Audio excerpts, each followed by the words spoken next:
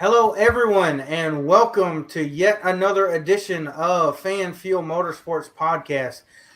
This is the ex-STREAM-aganza. This is 36 hours from now until 10 a.m. on Sunday as we get ready for the New Hampshire Cup Series race. We're going to be going live streaming, one of us and a bunch of guests all tonight. But first, we got to get started with what would have been our Wednesday show this week, but we obviously had bigger plans. And we'll call this first hour episode number 67. What do you guys think about that? Sound good? All right. Well, welcome. Go ahead, Colton. 2 away from greatness. 2 away from greatness. Yeah. You'll have to catch him for 2 weeks from now and see what that's like.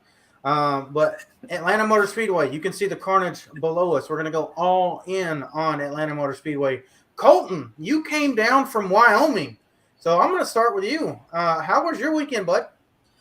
It was good. It was hot. There was a lot of fucking lightning, which I wasn't a fan of, to be honest. But, I mean, it was a lot of fun overall, getting to see my one race a year down there. All right. Well, we had a lot of fun that weekend. Jared, did you even watch the race, or were you just stuck at too many dirt tracks for that? I caught the unfortunately, I caught the last 20 laps of the race. But okay. That's about all I got to catch. All right. So what were you doing? I went to a race Saturday night, and then I went and hung out with my mom Sunday afternoon, and got home about, like I said, with about 20 laps left.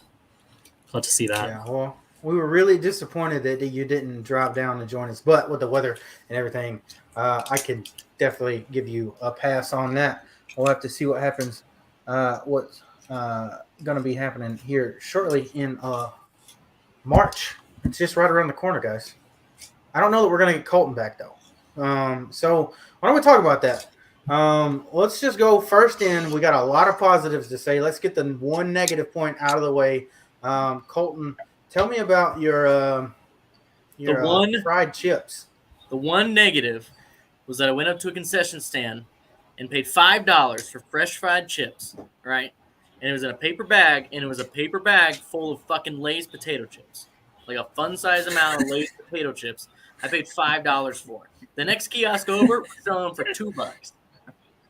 Right. I was hot. I was, didn't have enough water that day. I was angry. Said some things I probably shouldn't have, but that still irks me today. Yeah. I dumped $3 extra on a paper bag. Yeah, so the concessions were a bit iffy for probably the first time in my whole entire life at AMS, and I don't know if that was just where we went, Colton and I, but we had some pretty experiences on Sunday. Saturday was pretty good once Colton figured out who sold beer. Yeah, that was another fiasco. I didn't notice any beer stands were open on Saturday for the Xfinity race, which makes sense. But I didn't know that any of the burger shacks were selling beer. So I also had a little moment of thinking there was no beer at Atlanta Motor Speedway, but got that one sorted out real quick.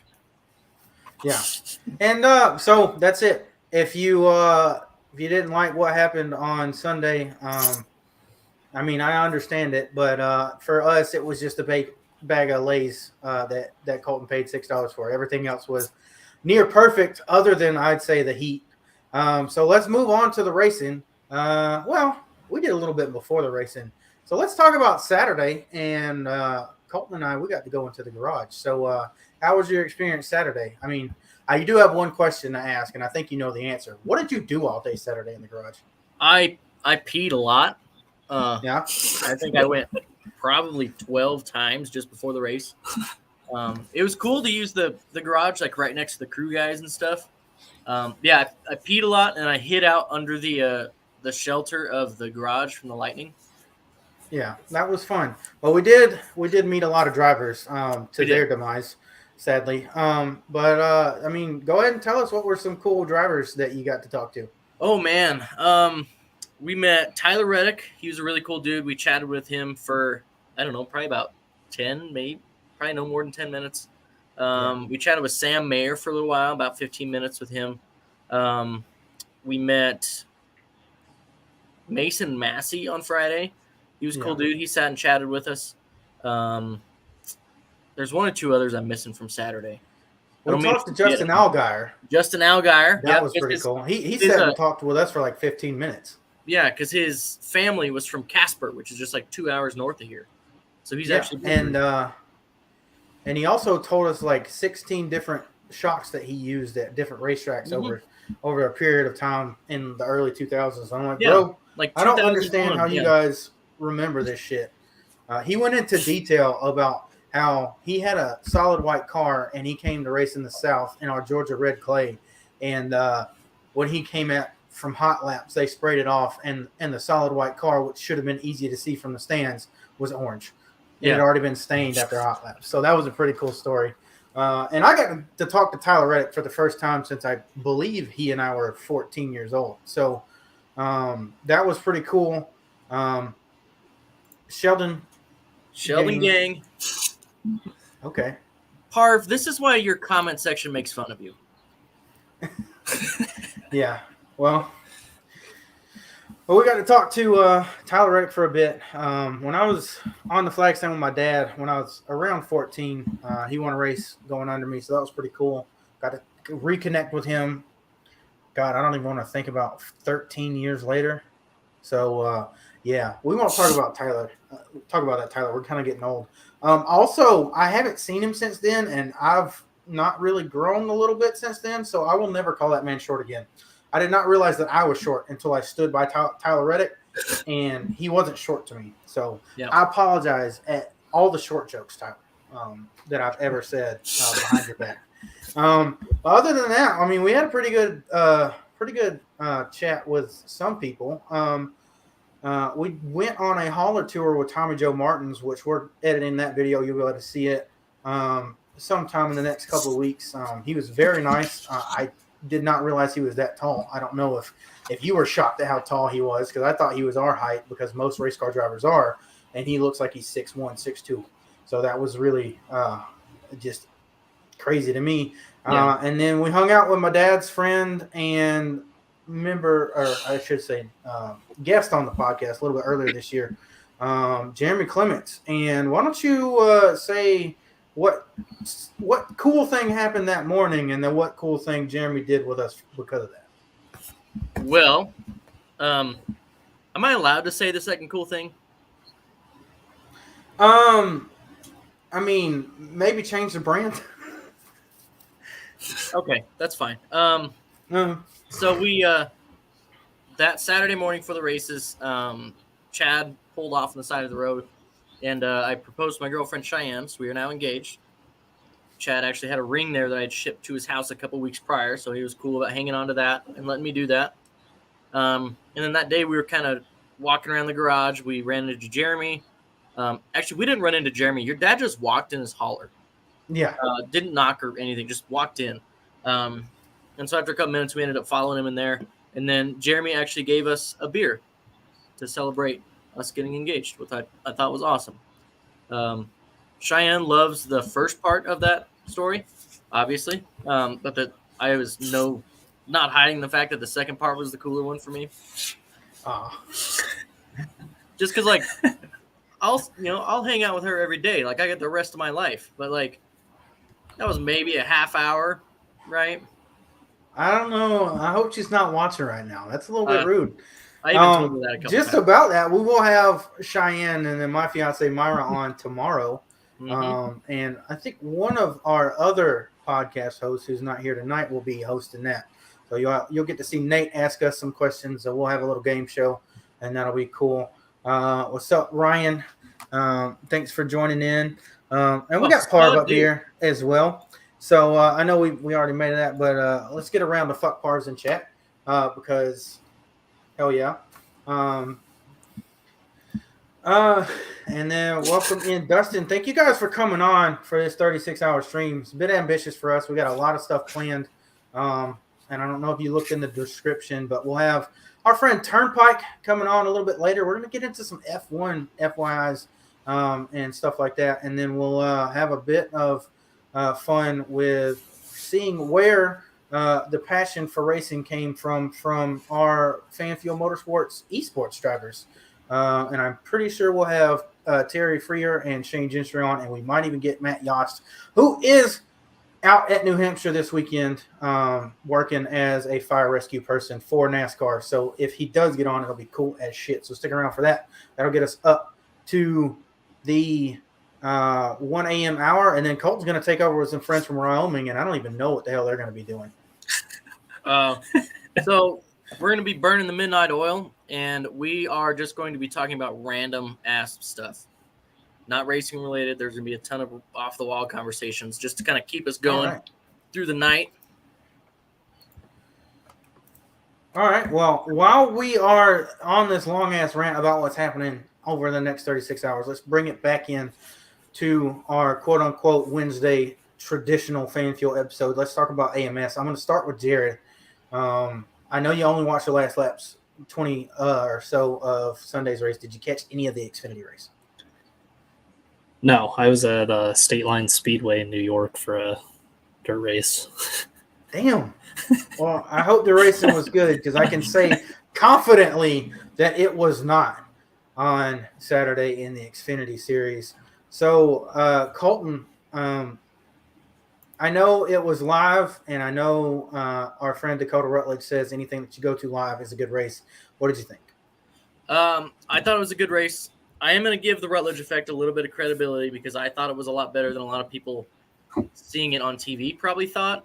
I didn't think it was an absolute banger race. I said last night on Chairgating, it's just above middle of the pack for me. Right. But it was still really cool to see the runs develop from back in the pack, to see guys like Denny hooking the bottom and passing 3 or 4 guys in one corner. We're talking about Saturday, bud. Oh, well then, sorry, I'm trying to send links out. But yeah, no, Saturday blue. Yeah, Saturday blue. No passing other than on restarts. It wasn't terrible, but it wasn't the best either. Okay. My For bad. me, it was eh. The first 2 stages were they were a solid okay, Jeff, I'll hit yes. And then the third stage was a definite no.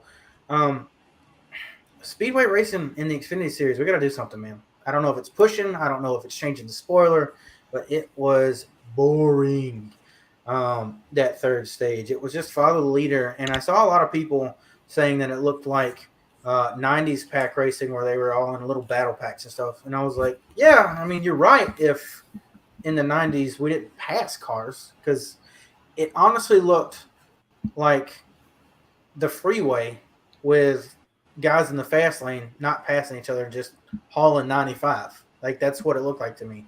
There was no passing. That was the biggest thing. But since Colton jumped the gun, let's get your fucking raw thoughts on Sunday, and then we'll move on to Jared. Well, I mean, you want me to repeat everything? I thought it was repeat it. I thought it was a good race live, probably a little bit better than what people saw on TV. It was really cool to see a lot of the runs develop from back in the pack and see guys like Denny and even Ross at a couple times would just hook that bottom and just roll around like 3 or 4 cars in one corner. That was cool. It was an outside dominant race. Once you got to the front of the pack, I noticed guys couldn't hold that line as much. They really had to move up, which is why we saw that bullshit block end. But overall, I thought it was a pretty damn good race. Not the best of the season, definitely not the worst either. Jared? Yeah, That last 20 laps, yeah. what you got? Yeah, That's about as long as your features yeah, from what I saw, you've been seeing all weekend. yeah. I was really disappointed with how it ended. I was really rooting for Corey LaJoie there at the end, but I mean, he had his chance leading in the last lap and definitely could have done the exact same thing Chase did, but didn't. So I think that just comes with the lack of experience running out front. Like, if you guys saw that video breakdown that he did, he definitely kind of agreed with that, saying that he's never really been in that situation before. So I guess if he's in that situation next time, I could definitely see him maybe doing something different. But overall, from what I saw, it looked pretty decent. I didn't get a chance yet to go back and rewatch the whole thing. But from what you guys were saying, how different was it from the first Atlanta race? I guess I'll ask that. Well, I thought the first Atlanta race was boring as hell when I was there. This race, it was, I don't know if it was the heat. I don't know if it was the UV on the track. I don't know if it was just because they'd had 500 miles of practice or if it was just because everybody showed up with what they had because NASCAR decided no practice. You could actually see moves happening. It didn't look like it was two lanes of traffic driving in circles, which is what we basically got accustomed to in March. And then, there was some single file time. Like all speedway races this time, but it wasn't nearly as much of a wreck fest, and you could see guys being able to make moves. And like Colton said, if you got to run down the straightaway, whether it's front or back straightaway, you could rip the bottom because everybody was staying middle and high, and you could pass 2 to 3 cars, bump in, and maybe you lose a spot on the exit by somebody coming back with momentum. But most of the time, you held it. So you could actually pass. And we saw people make passes on the outside a little bit too. He mentioned Ross, especially in the first stage. Ross was able to make some power moves. I think William Byron, before he got wrecked out, which you can see kind of in the middle of all three of us right there, before he got wrecked out, he was one of the cars that could make moves from the outside lane to pass guys. And then other than that, it was an outside dominant race, like Colton said. So on restarts and stuff, if you started on the inside, you're kind of screwed. Overall, much better experience than in March, racing-wise. So I don't know that I'm still on the train for this racetrack, but it's entertaining. Do you think moving forward, so now that they have basically 1,000 miles on that track, do you think the next race next year will be even better next time around, now that everyone will have the notes on how this track raced?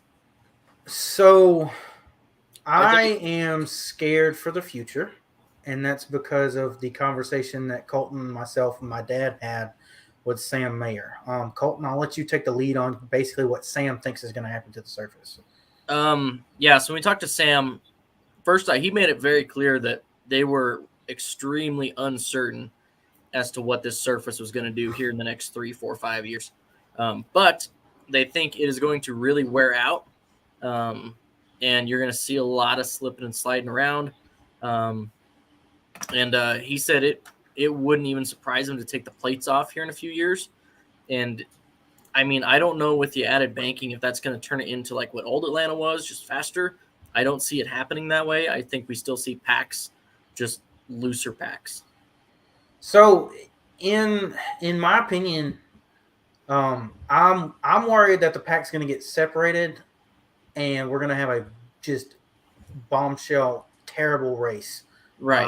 And NASCAR's that's going to be the point where NASCAR's like, okay, well, I guess we're slowing down enough that we need to put the regular engine package in. And I'm hoping at that point, maybe you're right, Colton, where it's not necessarily back to Atlanta.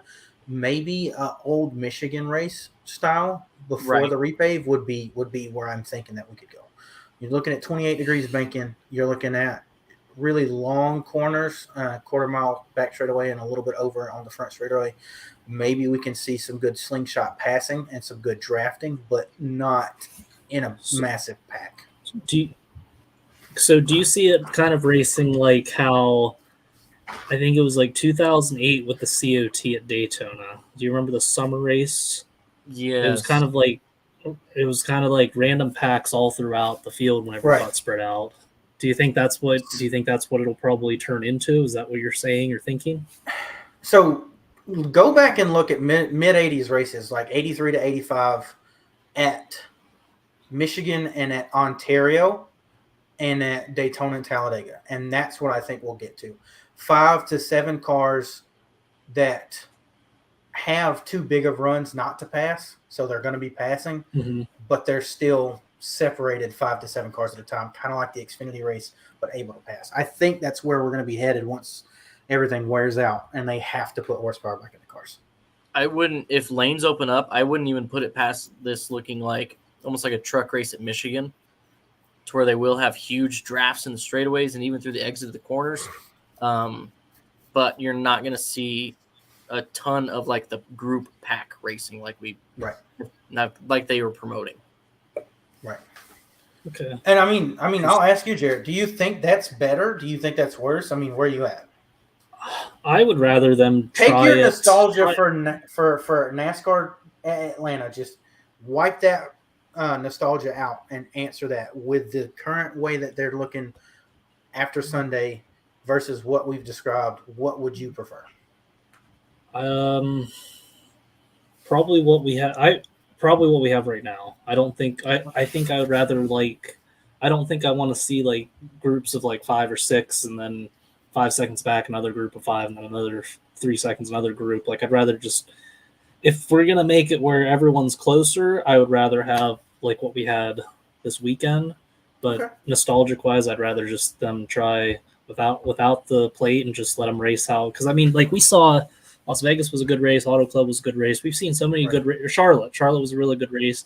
We've seen all these good races with that package. I feel like it would be it's worth a try. Whether you try it in practice on Saturday, just do a trial run with that, or I don't know, or even maybe explore that in the off season and try that.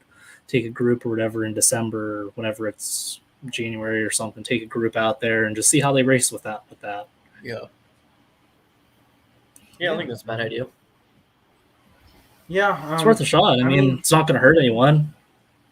No, not really, especially with as cheap as these cars are and as strong as these cars are.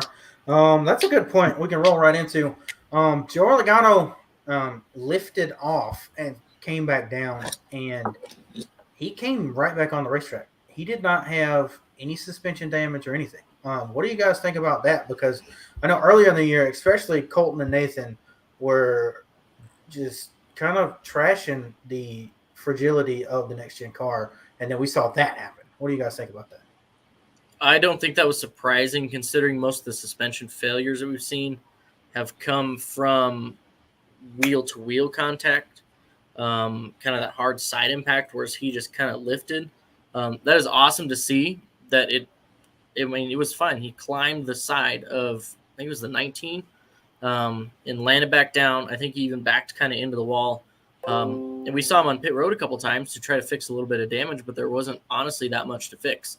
So that is, I mean, that's awesome. If those are the kind of impacts that this car can withstand, perfect. I'd like to see him fix the wheel-to-wheel thing, but we're definitely going in the right direction as far as the toughness of this car. It's being proved. Yeah, I'll agree with that. Okay. I mean, we're getting later in the season. Everyone's starting to figure some more things out, and the science and all that Right. stuff, that trial and error and stuff. So as we keep moving on through the season into next year, everyone's going to start to know what the car can handle and can't handle and withstand, and what kind of impacts they can take. So I think we're just starting to see now that we're almost halfway through the season now. So everyone has all their notes from all the tracks we've basically been to already, and I want to say that I am very much happy that he came back racing. Like, I thought that him and Martin Truex Jr. would have been done for. I think Truex eventually gave up about 15 laps later, but he still came out and went a little bit. I think Truex ran pretty late in the race. Oh, maybe it was the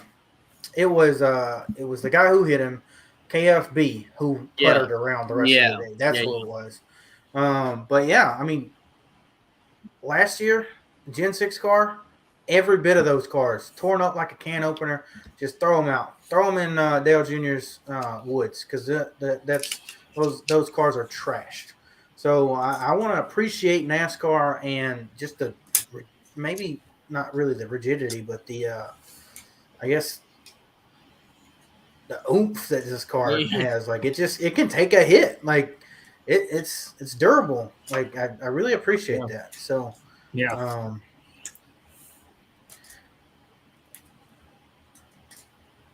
Yeah, well, he had a lot of late race cautions, which is actually going to send me into my next point.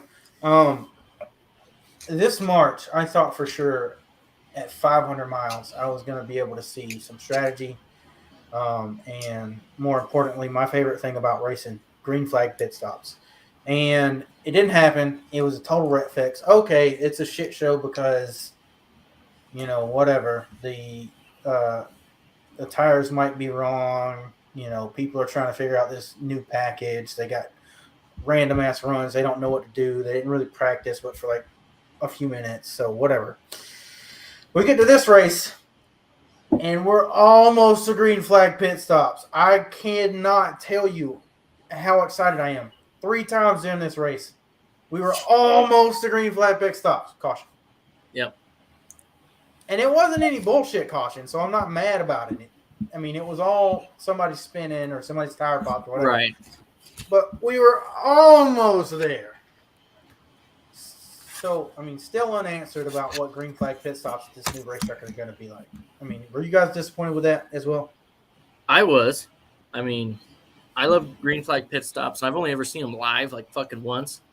So I was super stoked to be able to see them again. And, of course, it just – I mean, the track just nut-tapped me, I guess. Yeah. Which, I mean, that did suck. But I am more disappointed. I've been to 3 races in my life. I have never once seen a wreck in front of me. Never, not even a car like spinning through the grass. Never gotten to see one up close. It's always been like on the fucking backstretch. So I was disappointed that I didn't get to see like someone slide through the fucking grass at least. Yeah. Well, earlier this year, Corey LaJoy went through the grass. Yeah, and they had a big ass wreck in the front straightaway. Yeah. So, and that happened right in front of us, so I apologize.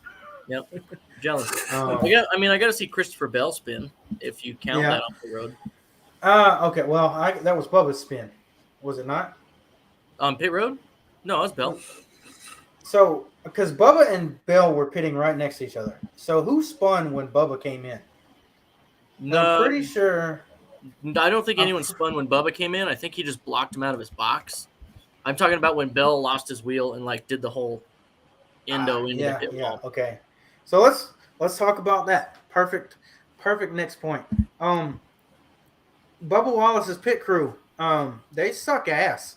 Even when they're not pitting for him. Jared, what did you think about the fact that they have such a big problem with loose wheels this year, and again, even on the new car? I don't even. Yeah, I don't even know how to describe how bad that. I feel bad for Christopher Bell because he kind of got the short end of the stick on that part. But what were you gonna say, Colton? I think it was only the front tire changer got swapped, or was it both changers? Whoever sure was the front because he lost the rear. Are you sure it wasn't the whole pit crew? I thought the whole thing was. I thought it might have been both. That's what we were talking. That was what we were talking about in the stand. So I don't know. Yeah, but I've actually I've got. If you guys can keep going, I'm going to do my best to get stuff uploaded because I got to show the fans some really interesting shit about loose wheels. So I'm gonna look this up real quick and see exactly what. I swear it was the whole crew that they swapped from what I saw. That's what I thought as well, and so that was interesting. Because it definitely showed that it was front tire changer and tire carrier got swapped. Okay. So the rear tire changer just sucks on both teams, honestly. Well, I mean, what can you do? Bubba got screwed again because he was told that the 20 car was going to let him out of his pit, and then he wasn't let into his pit because they didn't really want to have competition and whatnot. And then the 20 comes out as he's going into his pit. You can't catch a break. You cannot catch a break if you're Bubba Wallace. I do want to highlight this one here real quick too, because we were talking about it in the stands about the fuel mileage in Xfinity on Saturday. Towards the end, I was really hoping for a fuel mileage race, especially since Austin Hill was just kind of out front dusting everyone. I was hoping that he would run out, holding it wide open. We at least get to see some jockeying. Obviously, they saved enough that we didn't have to really worry about it, but it was a very big chatter that we could have seen a fuel mileage race at Atlanta in the Xfinity Series. Yeah, and that was due to what we heard from Chad, my dad, on the pit box of Jeremy Clements, and we were all like really gung ho for that, and then nothing happened. So yeah, it was pretty cool. I got to walk with Jeremy to driver intros on Saturday, and something really neat happened. These two kids were sitting there, and like, hey man, I saw you come up with this driver. I assume that means you know a lot about racing. And he was like, and I was like, yeah. And he was like, well, this is our first race, so I don't know what's going to happen. Are all these cars going to be on the track at the same time?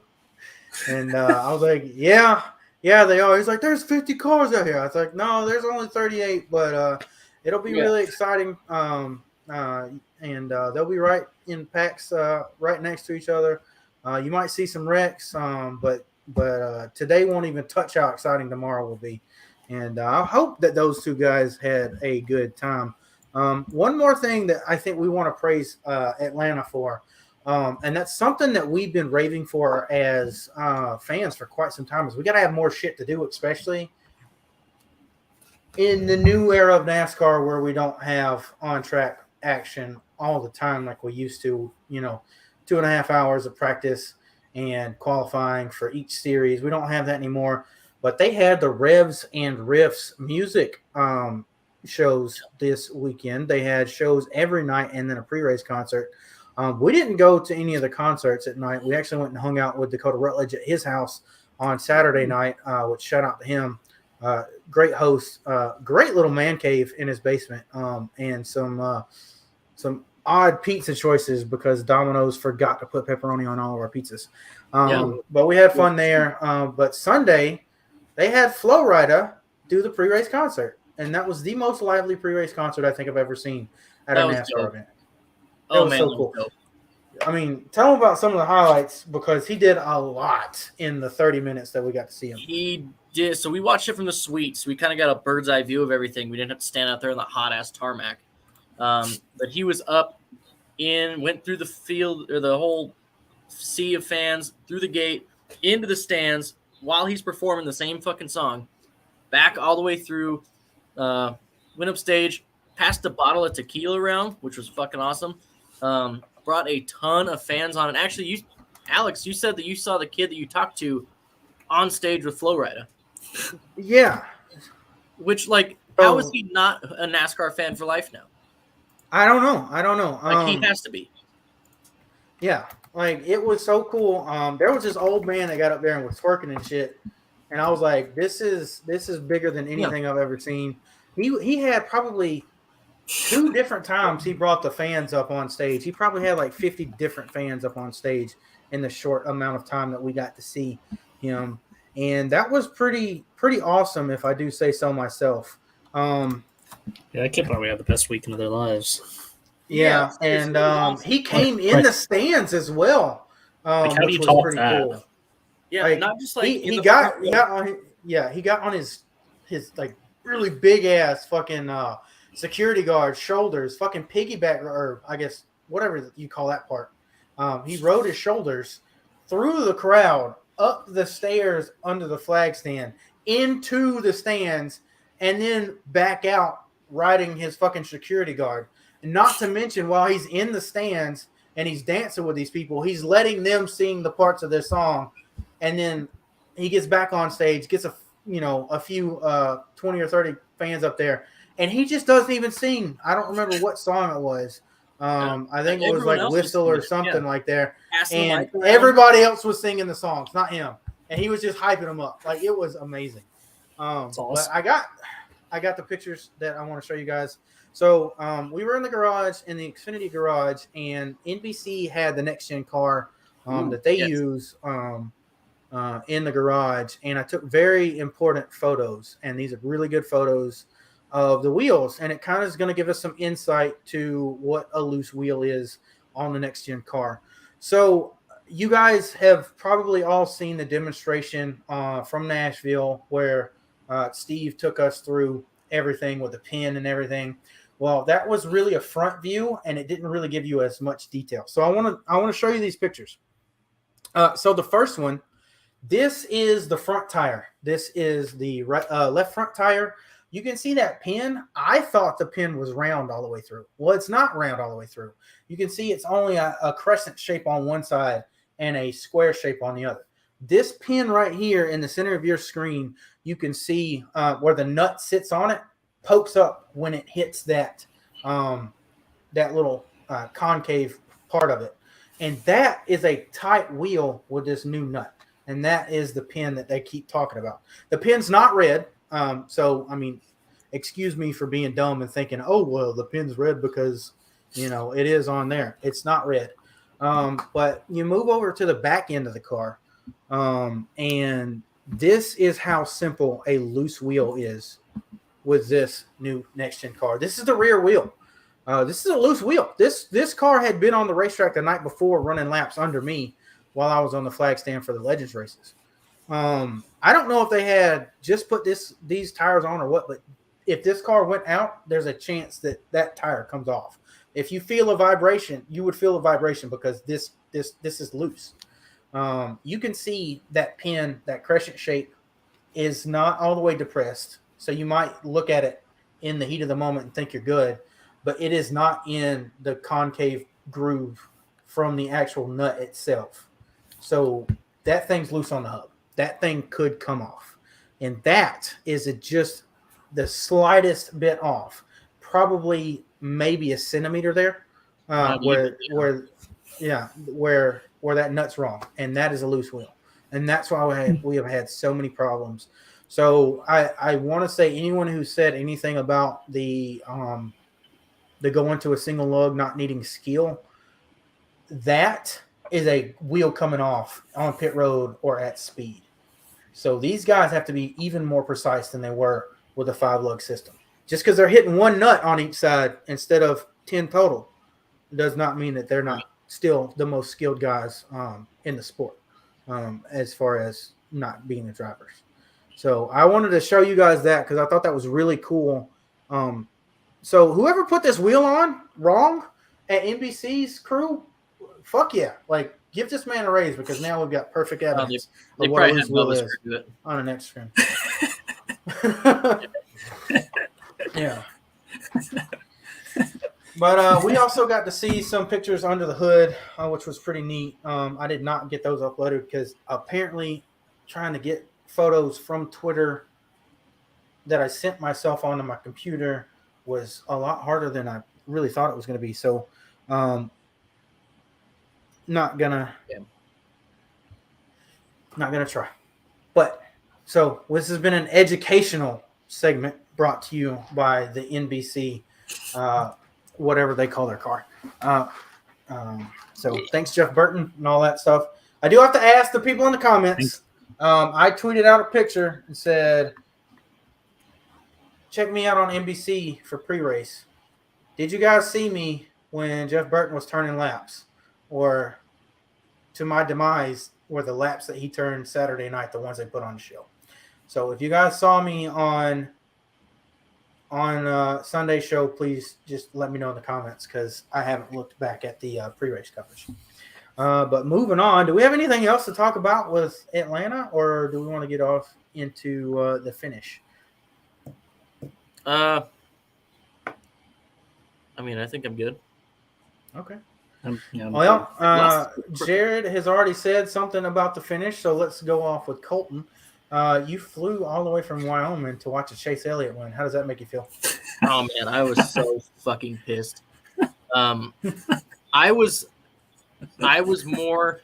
Oh, let me touch on this real quick. I as well got to climb in the flag stand with Alex. I got the okay from Chad, who was the race director of the Legends race, while Alex was flagging, to climb up there. And so I did record a little live video that we put on Facebook. That was fucking awesome. That was also sketchy. I do not like it. I did it once. That's enough for me. That's a well put together. That's one of the best flag stands on the planet. Yeah, so I'm not climbing in any other ones because that one was sketchy. But I would have been less upset at the winner. I was less upset when I went to a Talladega race that Ryan Blaney won that got rained out, and I had to listen to Ryan Blaney win in Kansas City. I was not as upset then as I was seeing a fucking Chase Elliott win, and I flew goddamn 1,500 miles to go see. Right. And it wasn't even Chase. It was the fact that he won in Atlanta, and all the Dawsonville crowd, whatever, was there. And, man, that fucking sucked. Yeah. So I think we talked about this Sunday with Cody and Dakota and Jacob and Nathan and all those guys. We used to support Chase a lot, especially Dakota and I being Georgia boys. And we just hate the fucking Chase fans. Like, those stereotypical Chase fans have ruined Chase for us. We talked about this with Keith Merrick. We'll be on Sunday with Nate for, let's plug that in, from midnight to 3 a.m. talking about iconic paint schemes from all different motorsports. We talked to him on the way home on the phone, and he's the most level-headed Chase fan that you'll ever meet. And he basically said he hates being a Chase fan and seeing some shit like that, because if it was any other driver, he knows he'd be pissed with that move. He has to understand the move because he's a Chase Elliott fan, but he also understands why everyone would hate that move, and he hates the fact that the other Chase Elliott fans are going to praise him for it, despite being gung-ho against guys like Logano and Kevin Harvick, who had done nothing wrong to them at Bristol in 2 different races. You guys are lucky you didn't see the post-race show for NBC. I've heard a lot of horror stories about it. I didn't watch it, but I heard I didn't need to watch it to hear what happened. Yeah. Well, I heard that Rutledge was at the pool room every 5 minutes. So the whole NBC crew is basically at the So like, that's just weird. I won't comment on it because we were at the the track and we didn't see it, but it is what it is. I think half of Dawsonville, Georgia was at that fucking race. Yeah, probably. Everybody cheered. I mean, he is the second coming of Jesus. Obviously, Redneck Jesus. One was Dale Jr. He's got to be Redneck Jesus too. Yeah, he's he can do no wrong. He can do no wrong. So that is what it is. I was mad. I was cussing. I was fussing. I was trying to fight with Cody because Cody was happy. Yeah, Cody's happiness here's the thing. Pissed me off. Yeah. I wanted to lock fists with him and just beat the tar out of him. But I didn't, because I love Cody, because he's one of the happiest people I know. We love Cody, but fuck you right now. Yeah. So my biggest problem was not that Chase Elliott won, because I could deal with a Chase Elliott win. I'm not that much of a Chase Elliott hater. But this dude just made the most chicken shit move. The most chicken shit move I've ever seen him make behind the wheel of a race car. If he'd have done that in 3 and 4, I'm good. He did that in 1 and 2. He didn't even give the guy a chance to race him. Corey LaJoie was not going to win that race. He had a run in 1 and 2. He would have got passed in 3 and 4 or to the line. Whether or not Chase Elliott made it there is a different story. But Chase, you got 2 wins against a guy that's never won in pretty much any national series. I don't think. So why the hell did you throw that chicken shit block? Because you knew you did it, and that was my kind of admitted to it after the race. Yeah, it was option A. Option A, is just win the race by fucking trashing everyone behind you, which is bullshit. Granted, I was too busy yelling to listen to the post-race interview. But my biggest thing was, like Alex said, he's already got 2 wins. He's leading the regular season points. I get it. He wants to, bump up that buffer a little bit. But who's closest to him? Ryan Blaney, who's like 35 points back? Like, right. Chase, you fucking got this shit on lock. Like, take a 2nd place, take a 3rd place, let Corey go. Don't wreck a bunch of fucking race cars trying to pull some bullshit block. And the only argument I've heard about it was, oh, Corey hit the back bumper of Chase. It was still a block. It's still bullshit. Like, is that what we're determining now, is where he hit on the fucking car? Okay, so Eddie DeHaan is still Chase's spotter, correct? Mm-hmm. Either Eddie DeHaan is blind or Chase is just stupid. Because if you know that there's a car that's right here, Eddie DeHaan is either going to say clear and he's blind and just wrecked the field basically, or he's going to say he's at your bumper, or you got one high or whatever, one word that Chase wants to hear. He is not clear. We know that. We could see that from the stands. They had a better view up top. One of the best spotter stands in the whole circuit is at Atlanta Motor Speedway. They even got a bar now called the Spotters Bar. So, like, there's no excuse that you can't see right there. There's no blind spots on that track. You can see the whole track from 3 rows off the bottom. There's no excuse for that. That was, in my opinion, a purposeful move to win the race because Chase knows he can get away with literally anything because he is even more of a golden child than Dale Jr. was. Yeah. Rules are for thee, but not for me. Yeah. Bingo, exactly. I mean, and we're talking about half a second later, and Chase gets turned into the wall. That's how fucking close it was. Right. I don't think Corey lifted. He said he didn't lift. But, I mean, either it was shit timing. You don't lift right there. Right. You don't lift. And that's why he just, like, punted the back of Chase and dumped himself into the wall. Right. It was shit timing combined with just poor decision-making. And then getting out and saying, giving this aw shucks. I would respect Chase a fuck ton more if he would hop out of the car and just flip everyone the bird and do like Logano does and say, fuck you, that's racing. But he doesn't. He just, shucks, man. I hate to do that to these guys while he does it like every other fucking week. Right. Even if he got out and said he was sorry and he said he did something wrong, that's one thing. I would have respected him if he said, oh, man, I hate it for those guys, man. Corey was having a good race with us there, and I just misjudged it. But he didn't. He said, you go for the win. He said, you got to take option A. He knew what he was doing. So that's why it's a chicken shit move, and that's why I hate him for it. You know what bothers me, too, is now let's say rules were reversed, all right, and that happened, and Corey LaJoie said that was option A or whatever. How do you think Chase would have reacted to that? I know that Corey would have to get escorted out of the fucking stadium. Yeah, Corey would have death threats. Like, yeah. I mean, you remember, and Chase would have done his same thing. He did, shucks, wish we could have had a chance at it, but Corey ruined that for us, kind of shit. And did like what he did with Harvick at Bristol, except he wouldn't have had a chance to sit and wait on him for 20 laps. Right.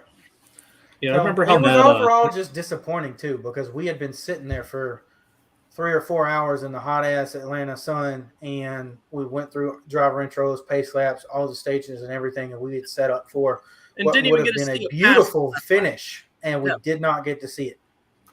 So Chase ruined everything. Fuck Chase. This is what I was doing from the stands. I did see something like Chase has. I don't know how many career wins Chase has. I'll have to go back and find this tweet. But whatever his win total was, I think like over a third or close to half of his career wins have come by the race ending under caution. Let me see here.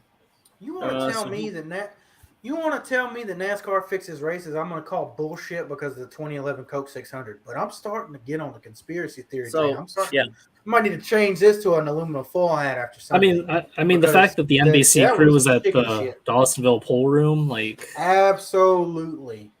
You know what I mean? 16 of his career wins, 8 of them have come on a last lap caution to end the race, and just call it right there. By the way, that didn't need to be a fucking caution. Right. One of them wrecked cars was in turn 2 when they started to hit and swept off onto the backstretch. There was plenty of fucking time. Well, I will say this. NASCAR,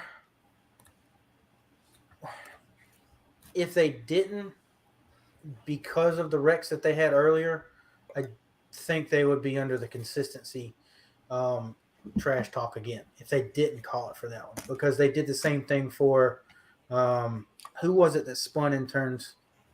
It was not the Bowman spin because he was in front of the pack, but there was somebody else that spun off of turn 4 in stage 2. I can't remember the car, but someone spun off in stage 2 and they threw a caution. He was in the back of the pack.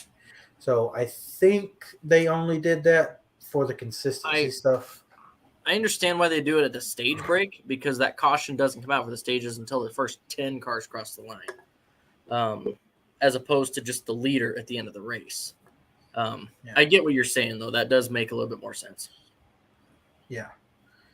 But hell, we're already almost done with hour 1, and we'll have 35 hours to go. To preview what's coming up, so we're going to get our boy Turnpike on here. And I don't know if Jared's going to stick around and learn some stuff about Formula One, but we're going to learn all we need to know about Formula One. And Colton's going to take a rain check for a few hours.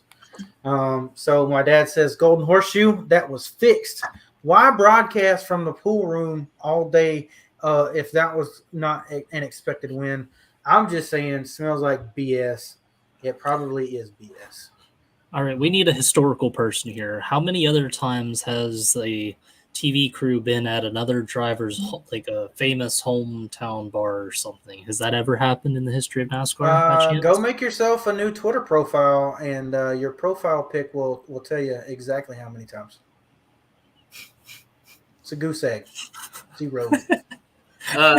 So I'll have to go back and watch because I think at 2018, at his first win at the Watkins Glen, I'm pretty sure they had a camera in the pool room too. Probably. Interesting. I think they You just know did what? that because Chase had gotten second so many times, though. So I think they just had one there permanently. They also had one the year that he was racing for the championship the first time in 2020, the one that he won. Because I remember seeing Randy the Plumber on the NBC broadcast from the pool room. And see, And that everybody was going crazy because Randy the Plumber was done with NASCAR. That one at least kind of makes sense. However, when you factor in the fact that Chase failed tech like fucking 7 times beforehand and just had to start in 38th, and that was it. And like that was the most fucking illegal car I've seen in a long ass time. Chase. Conspiracy. Right. Like all they had for Daniel was cameras on the fans that were in the stands. Like, and it was just a massive group of fans. Yeah. Well, I mean, that's Daniel's Amigos. They have the red shirts everywhere. That's kind of like the Max fans in but like they find them Austria at the race, with the you know. They don't find them. They don't just fly down to fucking Monterey. Yeah, I doubt they would. But then again, though, you're looking at 2 different caliber drivers. So, like, you could expect Chase to win at any given week. You can't really expect that until this season with Daniel Suarez. Right. Like, I don't know. Maybe they'll be at a watermelon patch whenever we go to Watkins Glen or Daytona because, they won't. Ross. So whatever, maybe they'll just be zooming in on some watermelons, like, hey, look at all these fans, and we're just smashing fucking watermelons or something. Right. I don't know. I want a camera in Tampa for when they go to Daytona next time for Eric Almirola. Yeah, let's do it. Yep, it won't. Yeah, and Ross should have fucking won that race. Ross had the absolute momentum on that bottom side. I think had Chase not pulled that bullshit block, he would have gone down the backstretch and pushed Chase on the bottom, shoved Chase up the track, and we would have seen a side-by-side finish. And I think Ross would have cleared him, honestly. Yeah. Ross had that fucking win. Ross, do you think would that have happened had, if they would have stayed green, do you think? Yes. Yeah. With everything that happened? I totally agree with that. Block. Yeah, I totally agree with gets that. Steam on the head of steam on the outside. I think Ross pushes Chase in the bottom, and Ross gets around him. Because Ross was honestly one of, if not the fastest fucking car all day. He had the best car all day. I mean, hands down. Once William Byron got wrecked out, he had definitely the best one, because Ross may be a rolling wrecking ball, but Trackhouse is bringing some pieces, and they're giving them to Ross and Daniel. I think Ross has more raw talent, and Mr. Consistency is his teammate. You rarely see Daniel Suarez put himself in the situations that Ross does, but that's also probably why Daniel only has 1 checkered flag compared to Ross's 2. And I'll say that as a diehard Daniel Suarez fan. Ross pushed through the field on Sunday. He moved everything. He had tape on the front of his car too. He had damage, and he was still the fastest car at the end there. I'll ask this to Jared though. Did Ross get tight, or did he just turn Denny? Oh man, I don't know, because I can't make a comment. Ross Chastain this year, like with how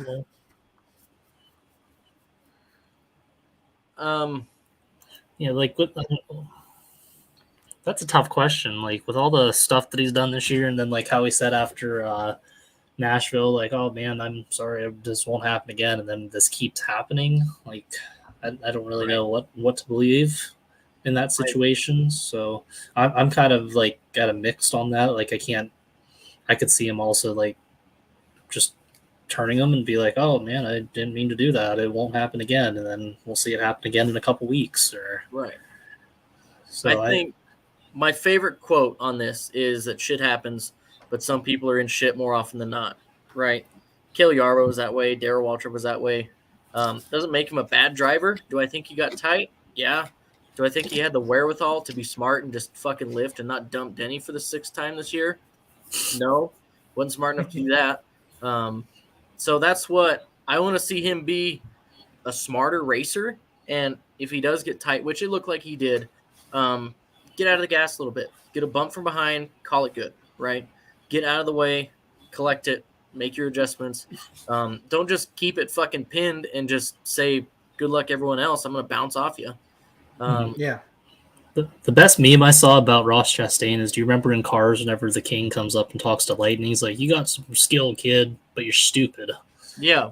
Same thing. Yeah. That's kind of how Ross Chastain is right now. So I think he cleans up a few little things, whatever, and he's going to be untouchable. I think, like Alex said, like Trackhouse has been bringing like absolute rockets every single week, and it seems like he's fast at any track that you go to. So I think if he doesn't continue to create rivals every single week or piss off the wrong people, even so, like you're the gonna be push all right. that Ross is going to have is, even if they bring absolute piss missiles to the fucking track every week, he's not going to win a championship because they won't let him. There's no fucking way. Especially Denny now. And it's not NASCAR is not going to let him. We're not saying that. It's the other drivers on the track because they're tired of his bullshit. The best thing I can say is Ty Gibbs is doing the same thing that Ross is doing in the Xfinity Series. How we can tell Ty Gibbs has the raw talent, he has no control. And everybody shitting on Ty Gibbs who just hate Toyota is lapping it up when Ross does it in the Cup Series. But hey, all these drivers, they don't like that shit. That's for the kids. That's toughen up. I mean, look at Dale Earnhardt, look at Kyle Busch. You can be a veteran and have the finesse to move people without wrecking other cars. You can move people and still be a damn good driver. I'm not saying that Ross isn't, but there's a fine line here. There's a right way to go about it than the way he's doing it, I guess I'm trying to say. Well, overall, it looks like we've got about 2.5 minutes left in this hour in our substitute episode 67 around AMS. So I do want to thank everybody for coming out. 1 hour down, nearly 35 hours to go. So we're going to move on here shortly from some Atlanta Motor Speedway, or I should say Atlanta Super Speedway, Atlanta Dega, as people were saying on the Twitter. We're going to move on from that. We're going to go talk to one of our favorite new follows in the genre of NASCAR and racing podcasts in general, and that is Turnpike. So let's welcome him in right now. What's up, man? Howdy. Hope you can hear me all right. I think I got it. Oh, yeah, wow. You sound quality. perfect. Well, there we go. So, is that what you look like? Yes, that is an actual picture of me. I figured. Got taken on a vacation to Las Vegas in 2017. Hell yeah. I look exactly the same. Yep. I dig it. Yeah.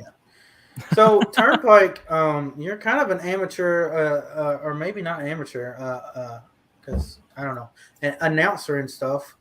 So you've been around the sport a long time as a fan, but I do want in some. How long do you consider a long time?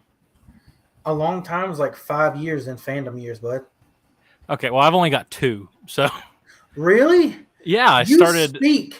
You speak as if you are a lifelong fan when I listen to your stuff. Nope. My first race was the 2020 Daytona 500. I'm shooketh right now. Race. I'm shooketh right now. Surprise! Oh my god. Well, you're a veteran. I guess. Whether you like it or not. I'll take the title. Based on how you talk about it. But you wanted to come on tonight and talk some shop about Formula One with some of our fans, and we do feel to talk about other motorsports than NASCAR. Colton will be here later. He just hopped off.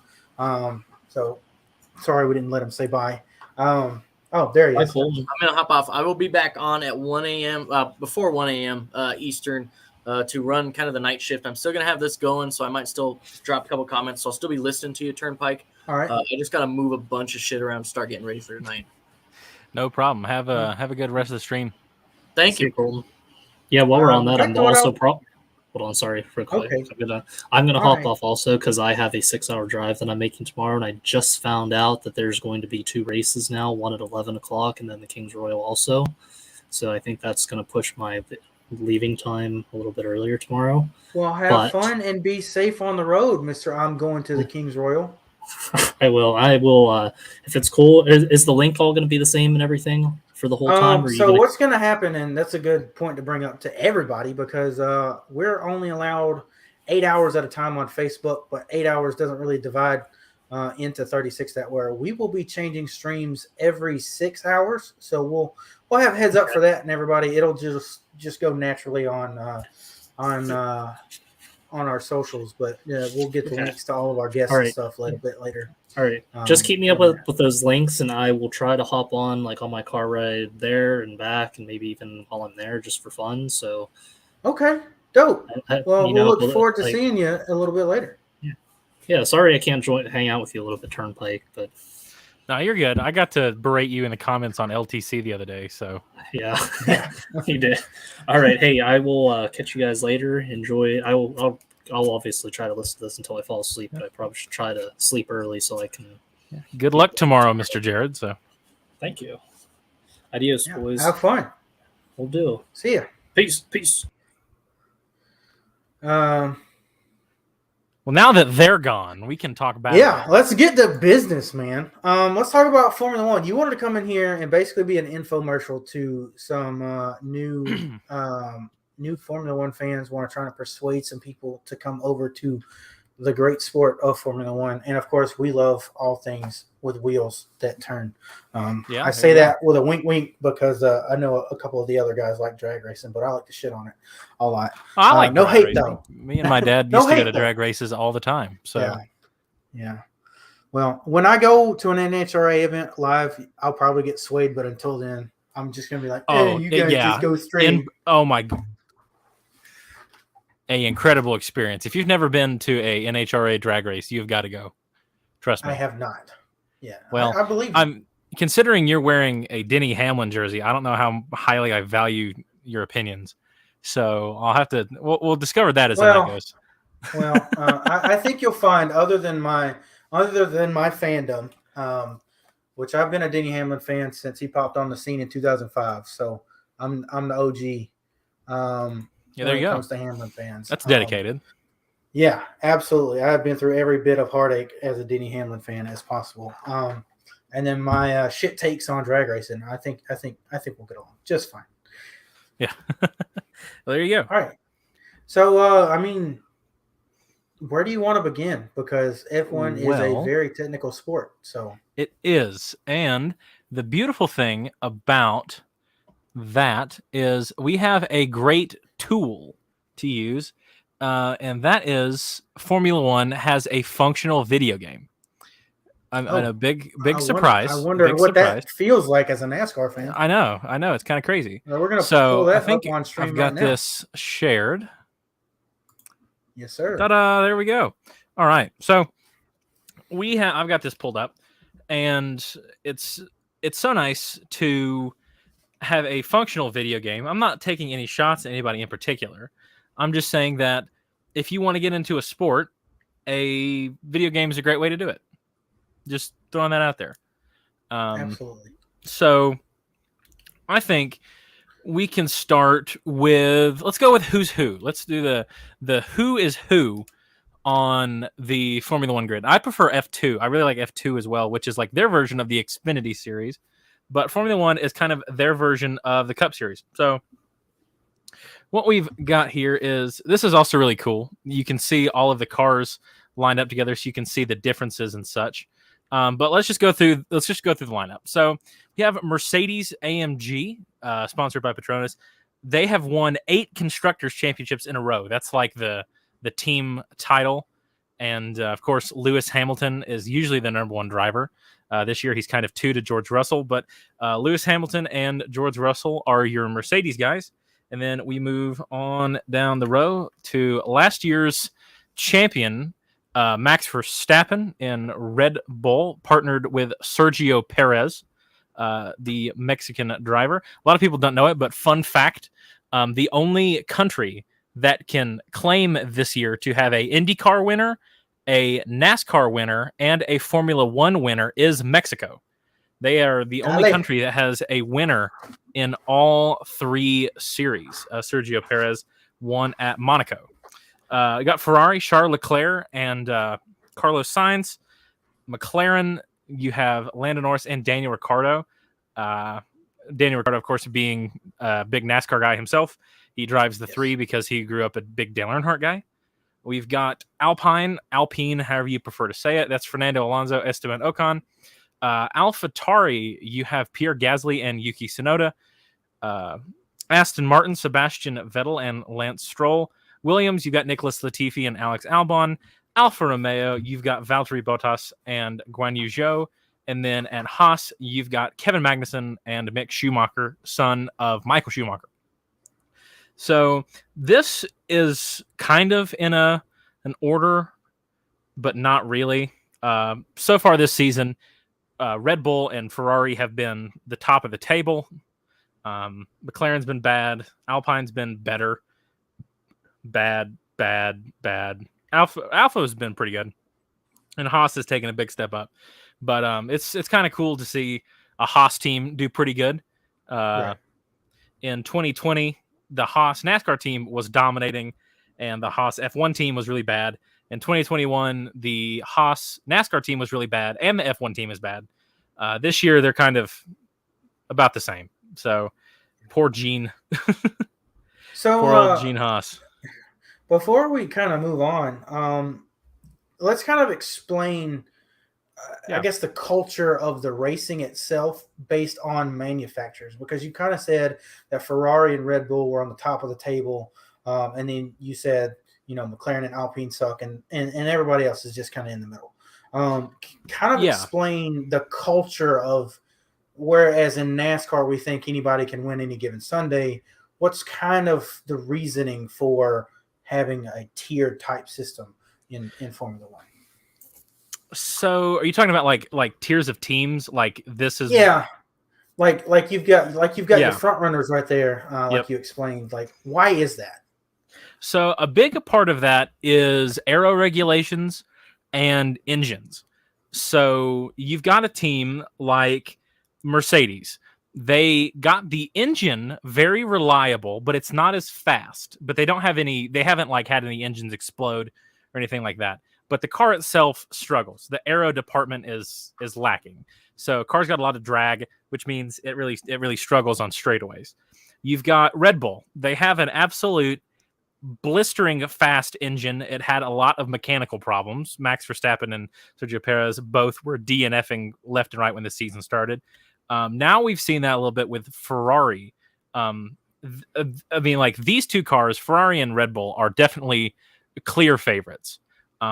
You've got people like Mercedes that's trying to get back in it, but right now it is the Ferrari and Red Bull show. To give you an idea, in the current construction standings, we have Red Bull number 1 with 359 points, and then you've got Ferrari with 303. So that is a pretty sizable gap. And then you've got Mercedes in third. They're less than 100 points behind. They're at 237. And then there's a massive drop off between them and McLaren. So those teams, this is like the equivalent of, I guess you could say your big three. So you've probably got, you could make the argument that it's Hendrick with the big motors. I don't know. I don't even know what you could say. Penske, maybe. Hendrick, Penske, and Joe Gibbs is kind of what I would. This is kind of the tier of these three. Gotcha. Then we can go on down.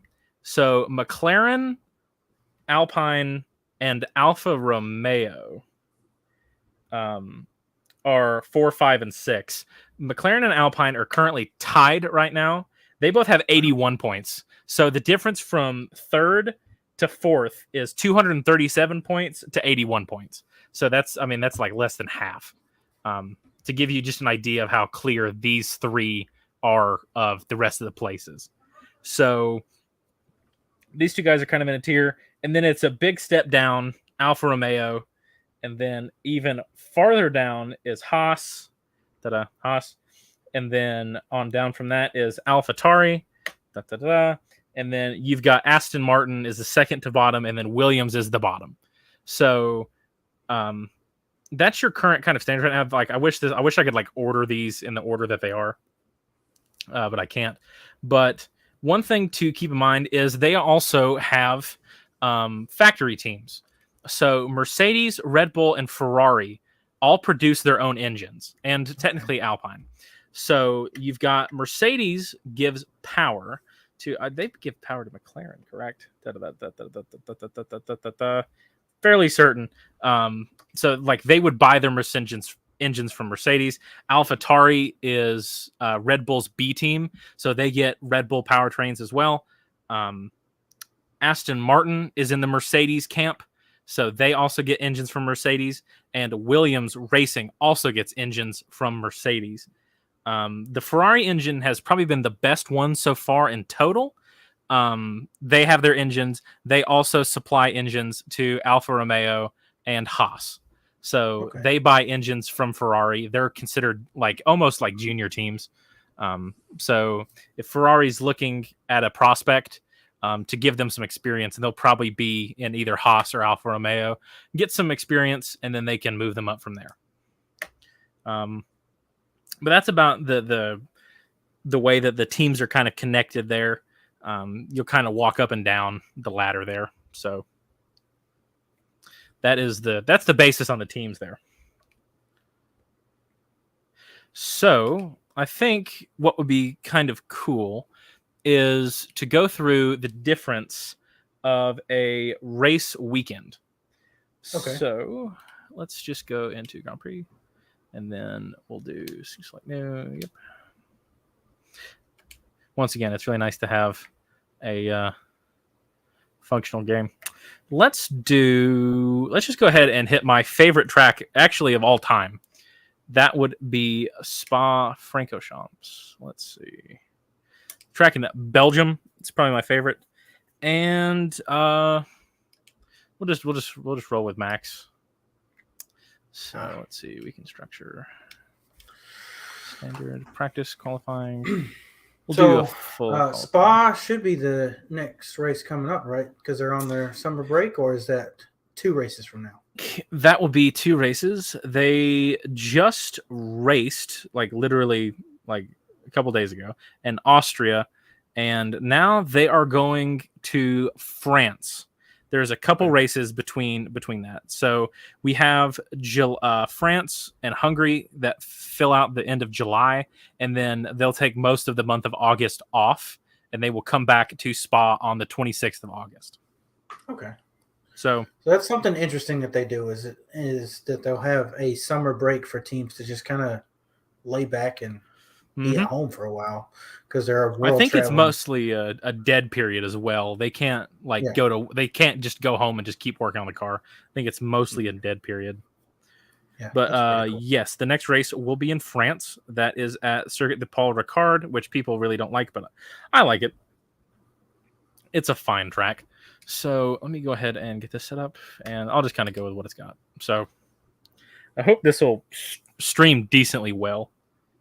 We'll see. I've never streamed a game before, so StreamYard can be a little bit interesting with well, when you have sucky internet as well, like I do. So right. It's just kind of how it goes. So Spa is also the longest circuit in Formula One, and they do 44 laps, which is the least number of laps in GPs. Yeah, so that brings us on to another thing, is they always run a lot less laps. It's of course, but their laps are like 3 or 4 times longer than a NASCAR lap. Right. So that brings into tire strategy. So in NASCAR, if I have 1 lap older tires, it really doesn't mean that much. But in Formula, if I have 1 lap older tires, that can mean a decent amount because that's at least 3 or 4 miles different. So this is, I think I've just got one practice session set up here. Yep. So I'll just do a single lap, and I can kind of use this to talk about tires. So in NASCAR, we kind of just have, the one main tire. In Formula One, they have in the main series formula, they have 3 different sets of tires. You've got a soft tire, a medium tire, and a hard tire. So the soft tire is the thinnest compound tire. Of course, it's going to have the most grip, and it's going to propel you the fastest, but it will wear out very quickly. I'm just going to go with the numbers they have here on the screen, and as a good example. So it's going to give us a lifespan of about 13 laps. That is what they would estimate that. The medium tire averages 6/10 of a second difference per lap, and the lifespan is about 24 laps. So you're going to go about 6/10 of a second slower per lap, but you're going to get more laps out of them. And then the hard tire is 33 laps, and compared to the soft tire, that's going to average you about a second. We'll just say a second and a third per lap. So of course that's that a big one difference. it's your biggest tire, it's your thickest tire, but it's going to wear out the least, so you can run longer on those. And in Formula, you have to run at least 2 different tire compounds. So we can explain that a little bit when I go into the race. But that's the basic of it. Short, thin tire, very fast, wears out quick.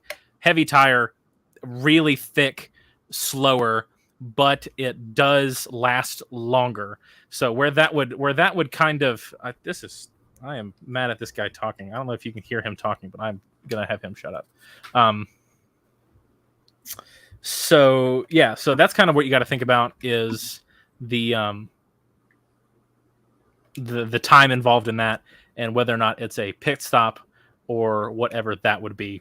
So if a pit stop's 20 seconds and you can save that time by going on hard tires, that's one thing. So I forget what I'm on. I'm on hards. Okay. So I'm going to go out for a lap. We'll see how this goes. Let me know how it streams, because I hope it streams decently well. It's also looks pretty clean right now. Okay. That is still super loud. I'm going to turn that down as well. It's not stuttering like it does when I try to stream my racing on really? stream mode. So that's Okay. really good. All right, going out here for a flying lap. Apparently I'm on the soft tires, so we'll see how this goes. This is where I'm going to goof and mess up and embarrass myself on a live stream. So this is my favorite. This is my favorite track. Here's the thing. We're teaching them about Formula One because we're assuming we're talking to new Formula One fans or trying to be getting people into Formula One. So we'll just say that you're a new Formula One driver. And yep. Hold on. My computer's be all right. being weird. There we go. So this is also kind of different for me. I've been working on perfecting it and getting better. So I've turned the forced feedback on my wheel up really heavily, so it turns a lot harder. So I'm still getting used to that. So if I goof, that might be a reason. And if you hear vibration in my mic, that is my wheel literally shuddering as it's sitting here. So, all right. So we're going on our first flying lap here through Redion. I'm going to shift down into fourth. Probably I can keep it through here. And now shift down. This part that I've kind of struggled with, but I've gotten better with it over time, is remembering to shift. Okay. This is I run it in manual on this game. That was a terrible corner. I run it in manual, and for a long time, it took me a long time to figure it out because I always drove automatic, even in my real car. But now that was a terrible corner. I've been really practicing manual, and now I have a manual car too. So shifting gears is something I'm trying to get to be second nature on myself now. A Mercedes trying to wreck a Red Bull. What's new? Yeah. So interesting tidbit.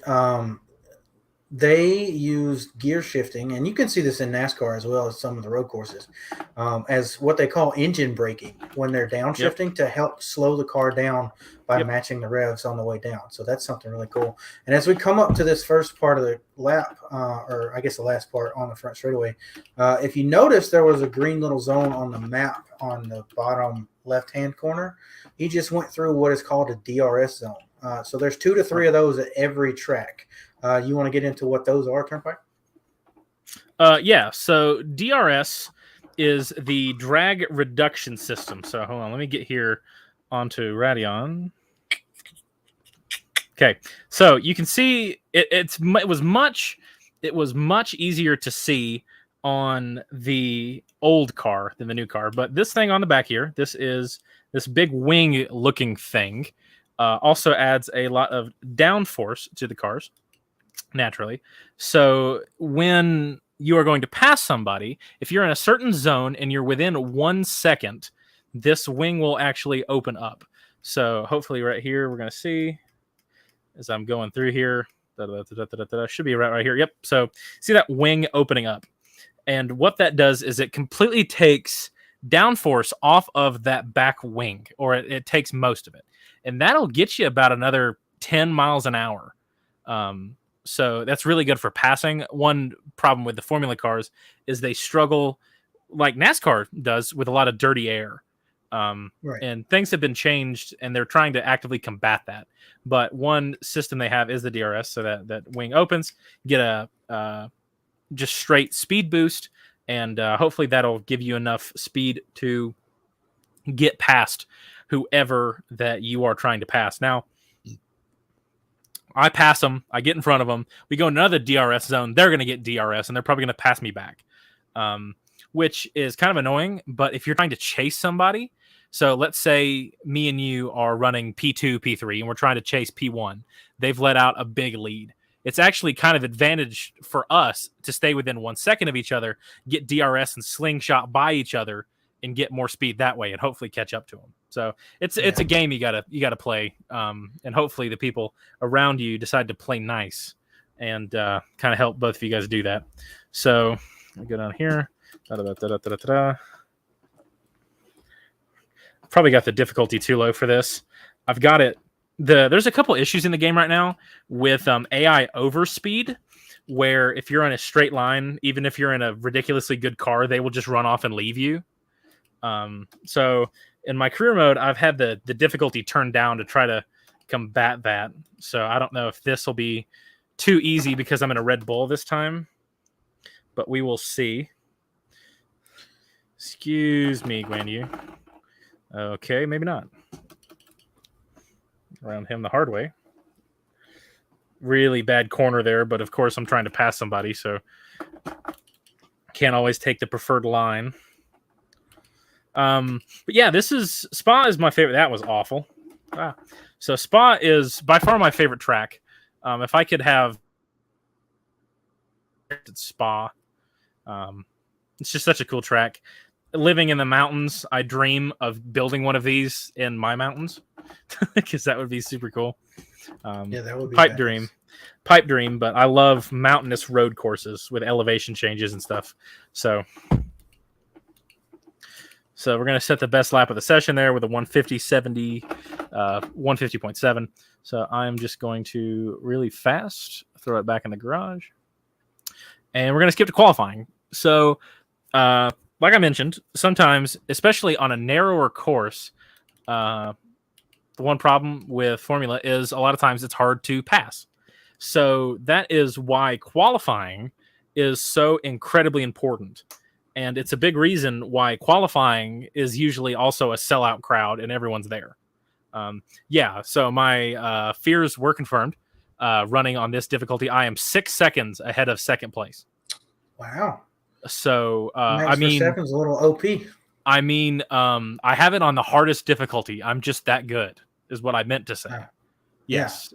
Oh, I believe it. I have it on the hardest difficulty, and I'm still 6 seconds.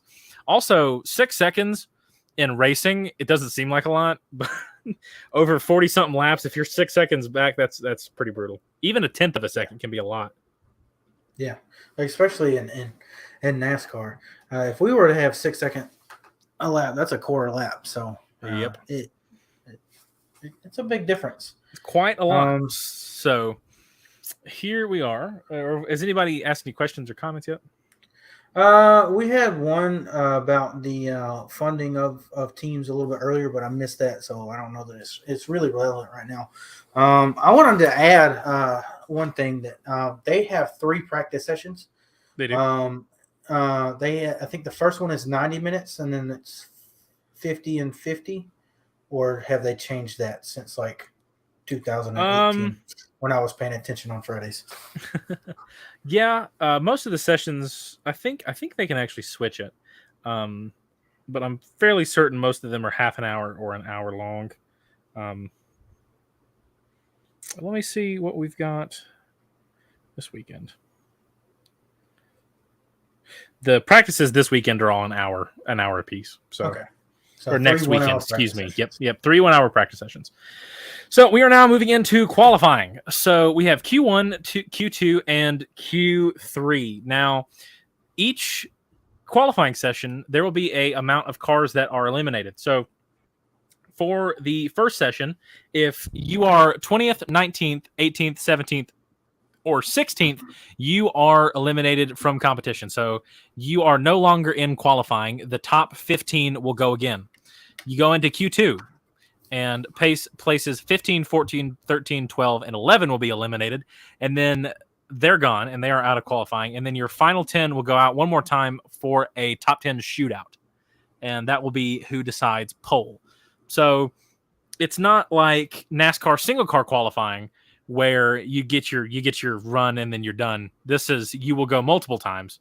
So you actually, if you, I don't know, let's say if I'm Max Verstappen and we miss the setup in the first practice, but we still go to, or we miss the setup in the first qualifying, still make it to Q2, we can go in there, mess and, get it straightened out. Of course, there's certain things you cannot change, of course. But you can get in there and get it worked on for the second run. And usually for each qualifying section, they'll go twice anyway. So let's go ahead and go out to the track. Park from a... Yep. Let's go out here and, like I said, the difficulty is not correct. So maybe what I'll do, especially in the last one, is I will purposefully goof it so we can start in the pack. So Carlos Sainz with a 156.2 means it's only 6 seconds behind our practice time. All right. I'm only going to do one run for each of these, since that's all we really need to do, since we're 6 seconds ahead of second place. So yeah, and usually qualifying is pretty intense because it will be. Yep. Something interesting that happens if teams think that they can nail a setup, maybe not this year so much, but in previous years when they had to start qualifying on the Q2 tires, sometimes they would try and go out on the harder medium tire and outperform the 5 drivers that are getting eliminated in Q1 or Q2 to start on the harder tire to have a better tire strategy on Sunday. But sadly, F1 took that took that away with this season. Yep. So what I just did was illegal. So yeah, well, we're not going for realism tonight. We're not going for realism tonight. I drive like Dale Earnhardt anyway in this game. Since it's a video game, I kind of drive like it's a video game and there's no repercussions. So a lot of dirty moves I like to pull. You'd have a bunch of those penalty points on your license, huh? Oh, I wouldn't be in the sport anymore. I'd be permanently banned. Like I thought I was in the Daytona 500. I swear, I just doored him. Yeah, it's not really possible. So we were talking about the next gen cars earlier being not an aluminum can like the Gen 6 were, but these cars somewhat durable with the carbon monocoque and everything, but all the little flappy bits, all the little Yep. special things that are giving you arrow and stuff, they'll just shave right off. Yep. You can't go around being Dale Earnhardt on these tracks. The cars will more or less kind of explode and crumple.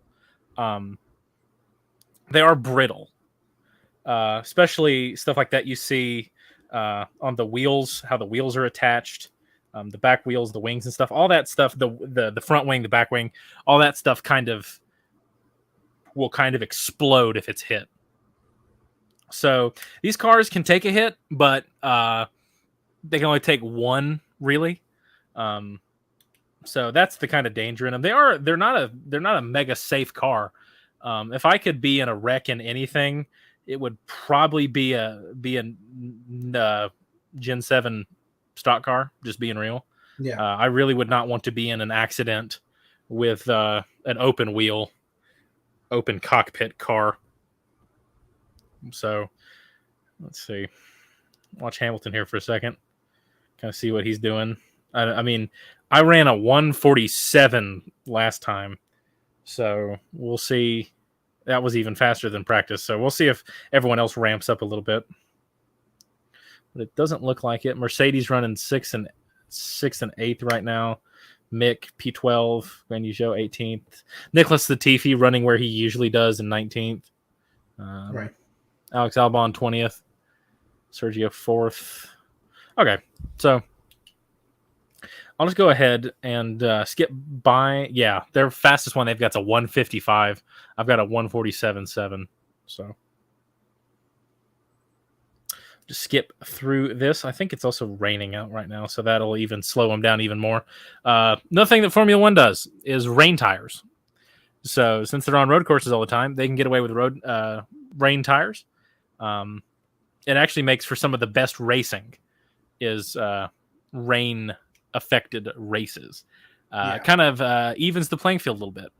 So it makes you see some of the back marker teams be a little more competitive on rain days, because it really takes a lot of the pure engine pace away from it.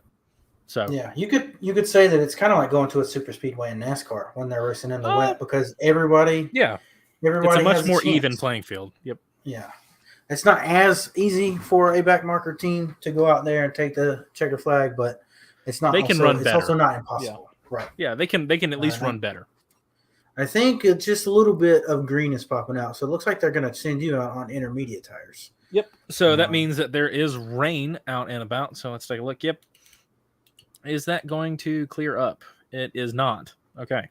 So we're going to go out on intermediates. Just go ahead and get this done with here. Max Verstappen and Lewis Hamilton, and on the wet tires, are both is a very dangerous duo. Two of the best wet track drivers probably ever at this point. Lewis Hamilton definitely, but Max can definitely hold his own there. So on a wet track. So of course I am not Max Verstappen. I'm just driving as Max Verstappen. So braking is a lot more important on wet track. You're going to have to get off the accelerator and get on the brake pretty decent bit earlier. Of course, more than you'd think. So don't think we're going to get a tow off Perez here, and I don't think we're going fast enough anyway. As we go into Eau Rouge, oh yeah, look at this. That's a big lift off there. Probably could have downshifted there, but just leaving 8th for now. Yeah, that's one of the bravest turns in motorsports, trying to keep it flat through there. Trying to keep it You flat don't do through that in most Eau cars. Rouge. Nope. Sergio, you're holding up my lap. Get out of the way. Yeah, I'll get him right here. All right. So, after being held up by my teammate,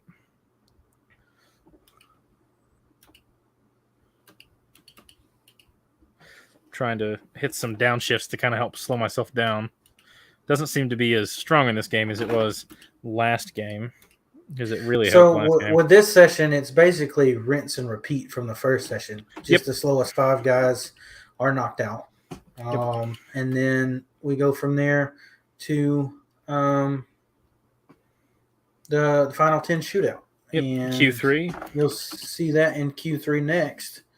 And something interesting about that is in IndyCar or V8 supercars who have a fast 6 and a top 10 shootout, they all go out once at a time, but you can make multiple runs in Formula One qualifying in session. Technically, you can go out there and run every lap. You can just run as many laps as you want. Of course, you're not going to do that, but you can theoretically run as many laps as you can during the time that you're allowed. Okay, so sorry, go ahead. No, you go ahead. Well, so I was saying that I made a lot of mistakes that lap, and we were also on rain tires. I'm just making though I made mistakes, we're still about 10 seconds, actually about 12 or 13 seconds slower that lap. So big difference between the rain there. And then they do also have 2 rain tires, the intermediates that he was on, and if it's monsoon out there, they'll have a blue tire that's all wets, and they'll be going even slower. You can see the 2 seconds a lap slower delta there. But those, so basically, it's all about amount of water displacement. So the intermediate tires are treaded, but they are not a super deep tread. The wets are deep treaded tires. So that's something to keep in mind there. So, and if you are just getting into the sport of Formula One, I would say if you want to watch a rain race, see if you can find the 2011 or maybe it was 2010 Canadian GP, one of the best races in Formula One history that took place on an ever-changing wet to dry to wet track. My honest recommendation, if people want to watch a absolutely insane Formula One race, I will always recommend the 2019 German Grand Prix. Mercedes was celebrating their 150th year in motorsport, and that race was crazy. It was going from wet to dry to wet to dry. You had cars spinning off everywhere. Both of the Mercedes crashed. Max Verstappen won that race.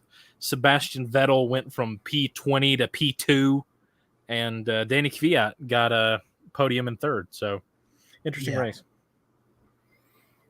Who might be looking into doing some oval racing soon. Yes, I saw that he was in a super late model testing with, was it Young Motorsports?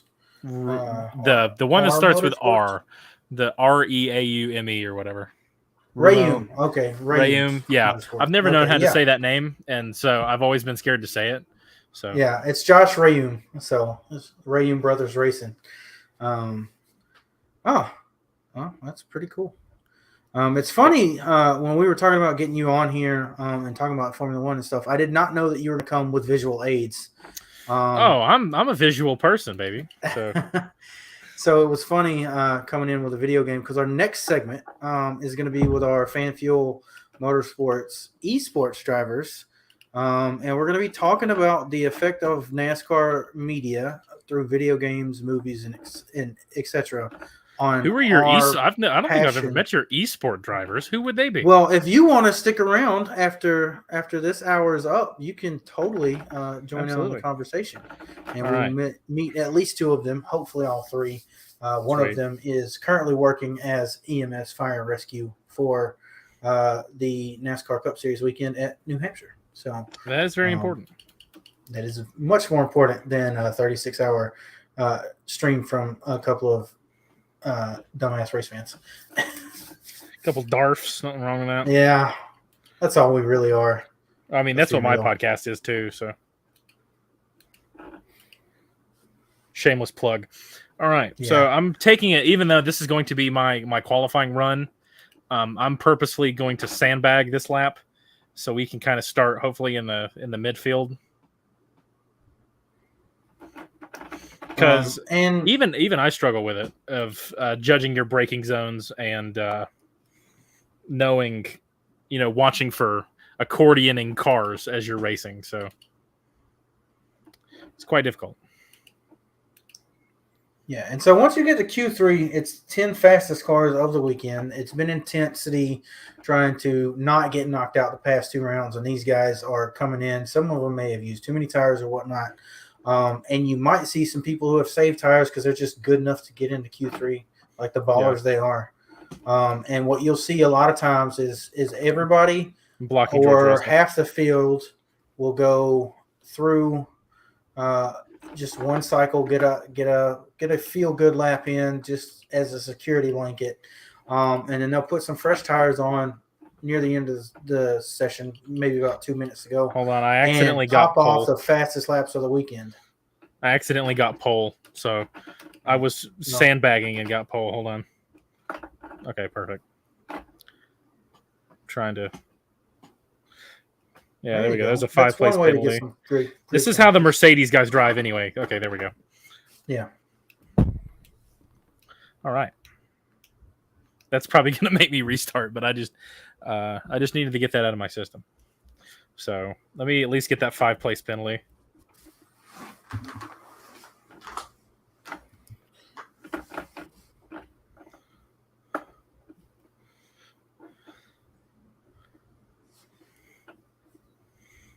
Maybe I got it. I don't know.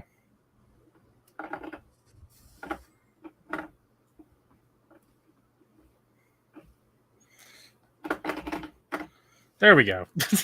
I'm just having too. I'm just. He is a weapon out there. This is what you get when you have me try to do something constructive at 11 o'clock in the afternoon, almost 12. So don't be scared. Go and pass me. He's doing the Ross Chastain impression this time in Formula 1. Actually, this is the Lewis Hamilton impression. Oh, sorry. My bad. Sorry, Fernando. Sorry. I didn't mean to do that. Sorry, my bad. Oh, I'm off the track. Better get back on the track. Better rejoin traffic.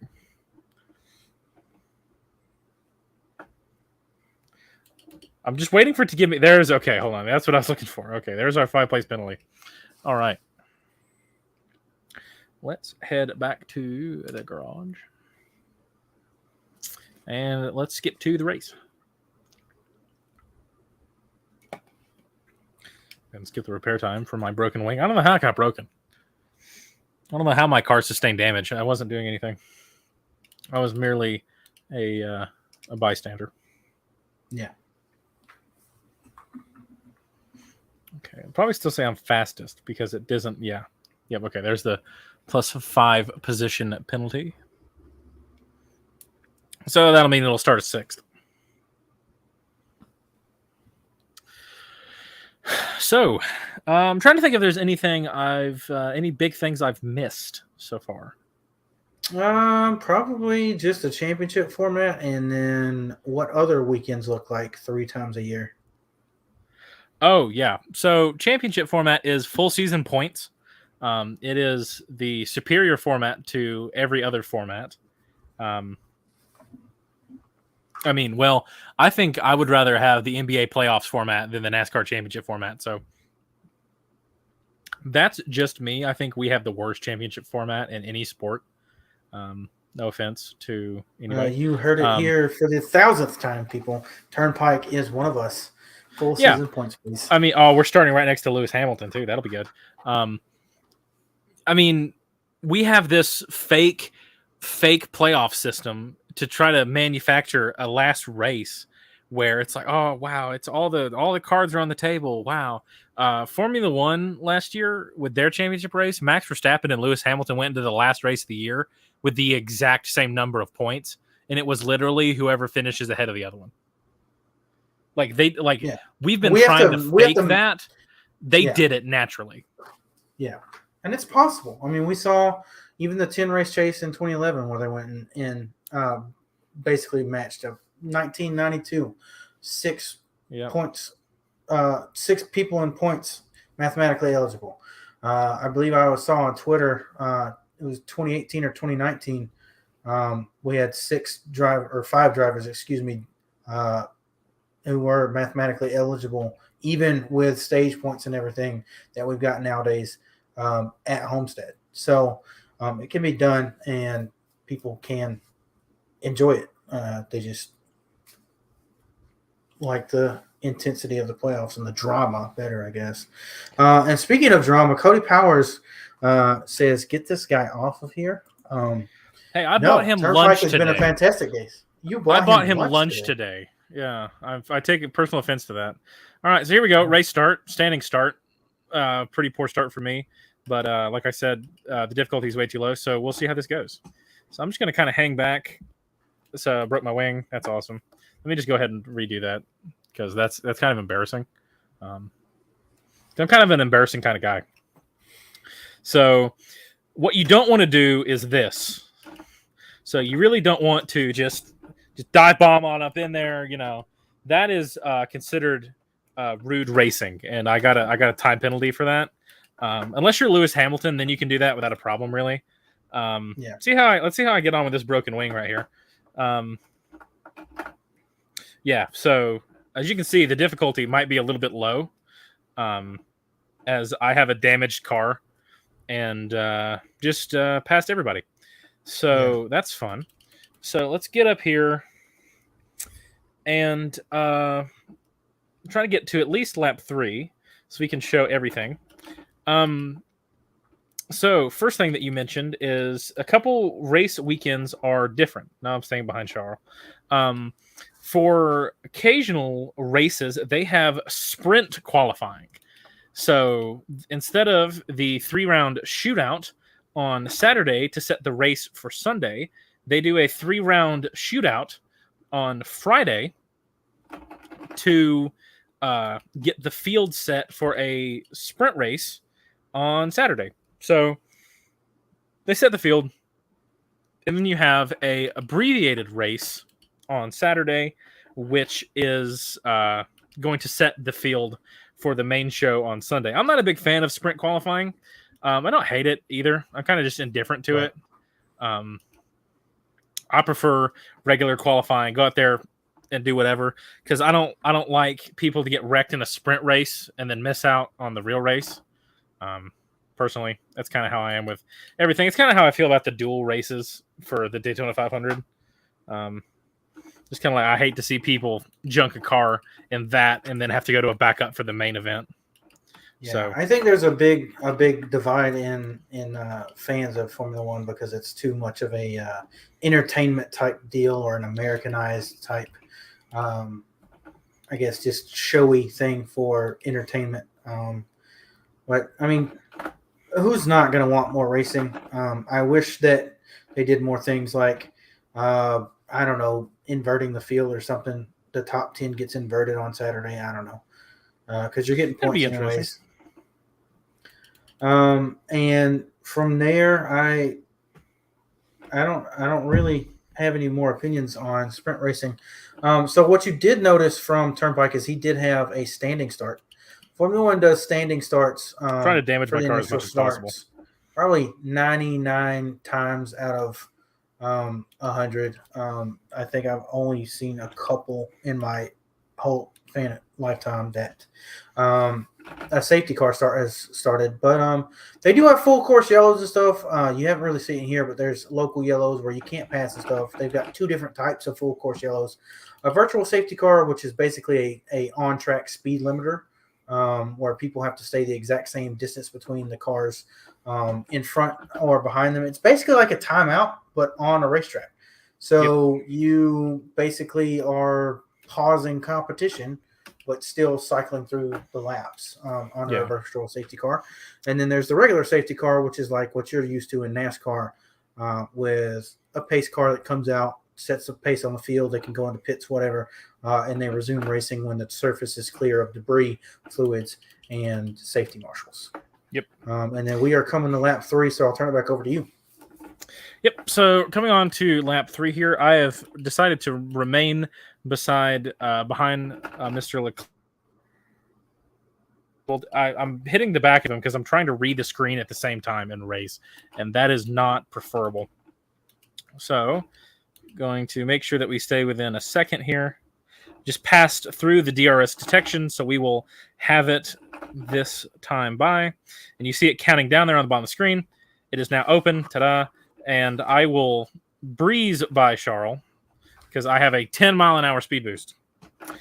And hopefully he's going to dive down. What you doing, buddy? No, this is a demonstration. You're supposed to stay behind me. Loser. Also, I've completely taken my front wing out. So maybe that'll make it a little bit more fair. But I'll just collide with him again. That's fine. I'm just messing around at this point. But that's kind of the basic of it. Of course, it's like anything else. It's like NASCAR or any other sport. There's a basic understanding of everything, and then there's stuff that we don't even have enough time to explain concepts and people. If you want to get into Formula racing and you like kind of the historical side of it, some guys that are my favorite. Jim Clark is my favorite Formula One driver of all time. Probably would have went down as statistically the greatest ever had he not be killed in a tragic accident in the prime of his career. He was incredible. Very loved and respected figure. You've got people like Juan Manuel Fangio, who was from Argentina, that only raced a couple races per season, but won the title almost every year that he ran a couple races, which is interesting. Kind of like back David in those days, they were Pearson only in that racing way. 6 to 8 GP, and they had drop races, which is something they do not do this. And I'm fairly certain when he retired, he had like a 35% win rate, which is absurd. And will never be beaten. No, that's just crazy numbers. Of course, in NASCAR kind of terms, I would make the comparison, of course, for good and bad reasons. Of if you're a big Earnhardt Sr. fan, then you'd probably like Mr. Ayrton Senna, who was, of course, one of the greatest, if not the greatest talent of all time. That was also killed in a tragic accident, much like Dale Sr. himself. They there's also some have resources to find stuff. Senna is a beautiful documentary on Ayrton Senna, taken kind of like a hour and a half long docu-movie, like a biopic, but it's actual documentary. Rush is a very good, almost 100% historically accurate film based around Niki Lauda and James Hunt, which are two heavy-hitting historical figures. And then check out Drive to Survive on Netflix. That is going to be the easiest way to get into modern F1. They have 4 seasons now, and they really make something that can be extremely boring at times come to light. You'll understand the technical side of it, stuff that we can't get into right now. Understand the just the intimacy of the drivers between themselves and the drama that's there, and even into their crews and team principles and everything. So I'd recommend all that stuff for newcomer fans. It's interesting to see the curse of the 7 championships exists in Formula as well. Michael Schumacher and Lewis Hamilton both tied with 7. Of course, in NASCAR, we have 3 with 7. So that record is still out there. The elusive 8th title. The only person that I can think, 2 people that I can think of that have done that are Sebastian Loeb with 10 and John Force with 16 national championships. Yep. So John is built different. So yeah. But other than that, those are the guys. Of course, if you want to get into it right now, a lot of NASCAR guys root for Daniel Ricciardo. He's a big NASCAR guy. If you guys remember at the COTA Grand Prix last year, Zach Brown, the CEO of McLaren Racing, he got to drive one of Dale Sr.'s cars, and because Zach Brown owns one, and Daniel won a race. He won at Monza, and when they ran at the COTA, they let him drive one of Dale Sr.'s cars. So fun little fact there. Also is when Daniel drove for Red Bull, he had permission to run the Dale Earnhardt 3, the exact font that Dale ran. So it's kind of cool to look at those pictures. And when Max got there, he took the 33 as his number, and it was 2 Dale Earnhardt 3s. So yeah, and of course, there's a lot of animosity. There's not a T in there, Alex. Between a lot of different motorsports fans, but I know we've said it on the show before. All motorsports are very unique, and they're all good, and they all benefit from the health of each other. Yeah, they're so all I very definitely would love for you guys to get into Formula One. Thanks, Turnpike, for bringing in the visual aid for today's lesson. I really do appreciate that. I do what I can. And It's nice to show NASCAR guys what an actual video game looks like. So yeah, we're not poking fun at anyone though. It's only been how many years since we've had a good one? A lot. But if you like video games and you want to stick around for the next hour, Turnpike, this is you included. 2 of our 4, myself included, FanFuel Motorsports eSports drivers are on deck and ready to get into video games and other types of media and how it shaped their passion for the sport. And then we'll get into how we all got connected together. And we'll do that next. Turnpike, is there anything that we need to go over before we transition into the next hour of this 36-hour podcast? Not that I can think of.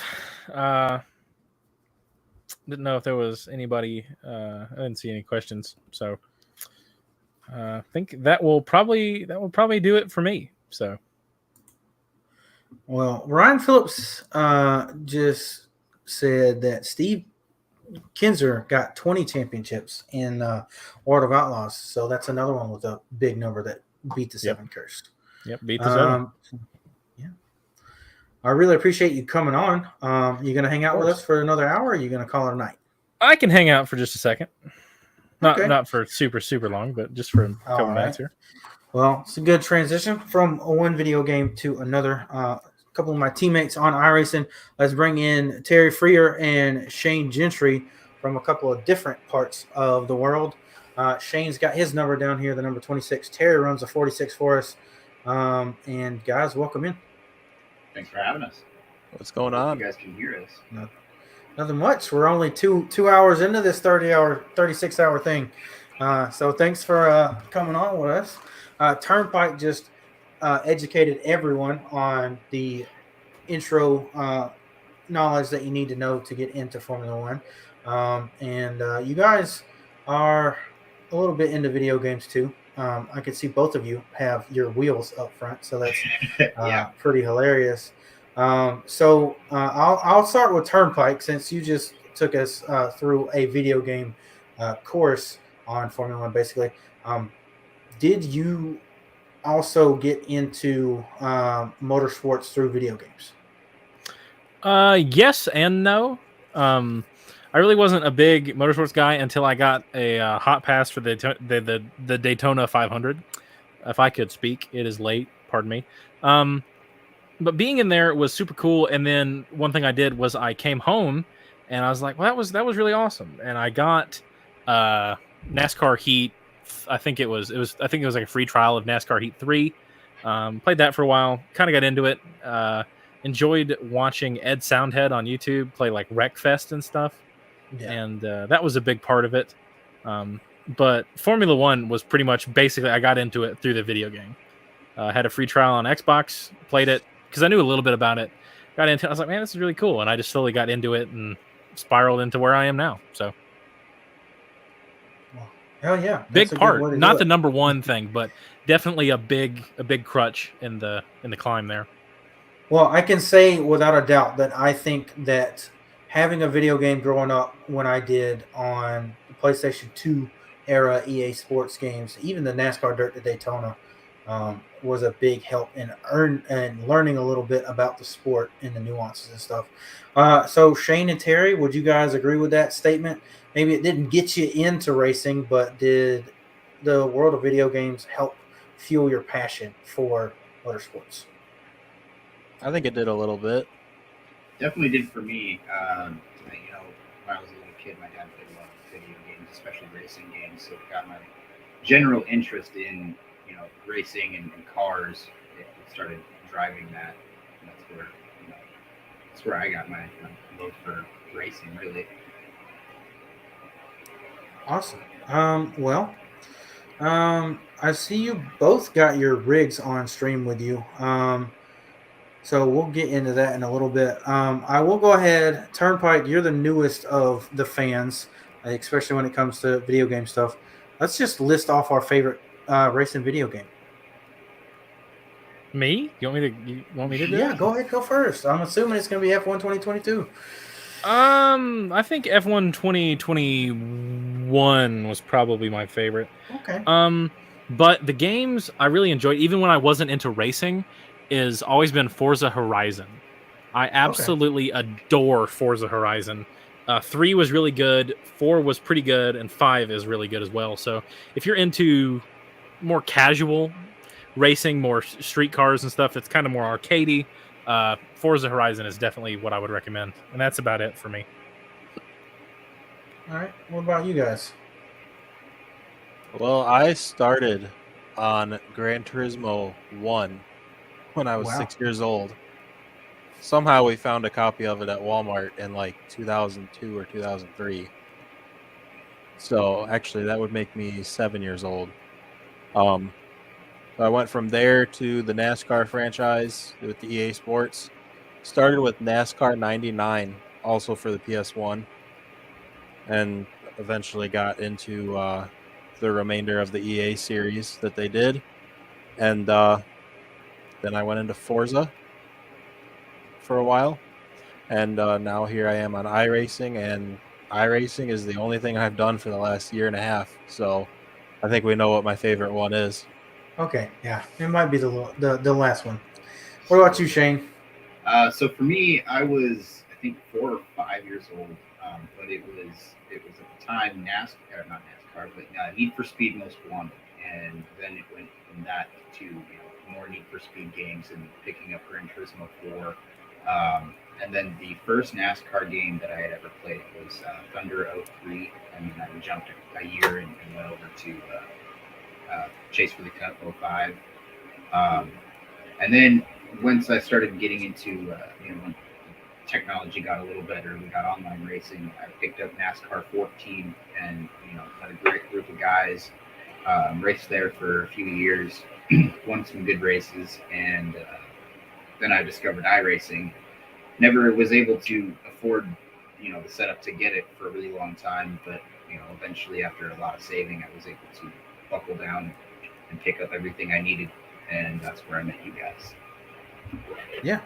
Well, we'll get on as into that in a little bit. I do want to shout out Matt Yost.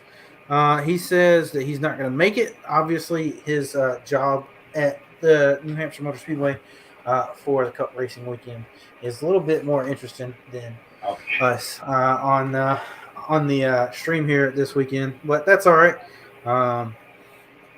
I'll answer the question myself with I think as a kid, the most I played was Flight to the Top on NASCAR 07. I had NASCAR 05 and Thunder 2003, I think.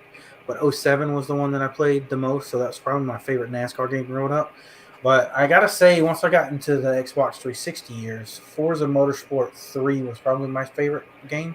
I never played online or anything. I never really had online, but I would go out and do laps of the Nordschleife in just every car, and I had a little spreadsheet and ranked cars based on their car class and how fast they went, and were they different when I souped them all the way up with all the upgrades on the game. And that's the one I have the most probably time into. But of course, I've meandered as these other two guys into iRacing, and Turnpike. I think you should too.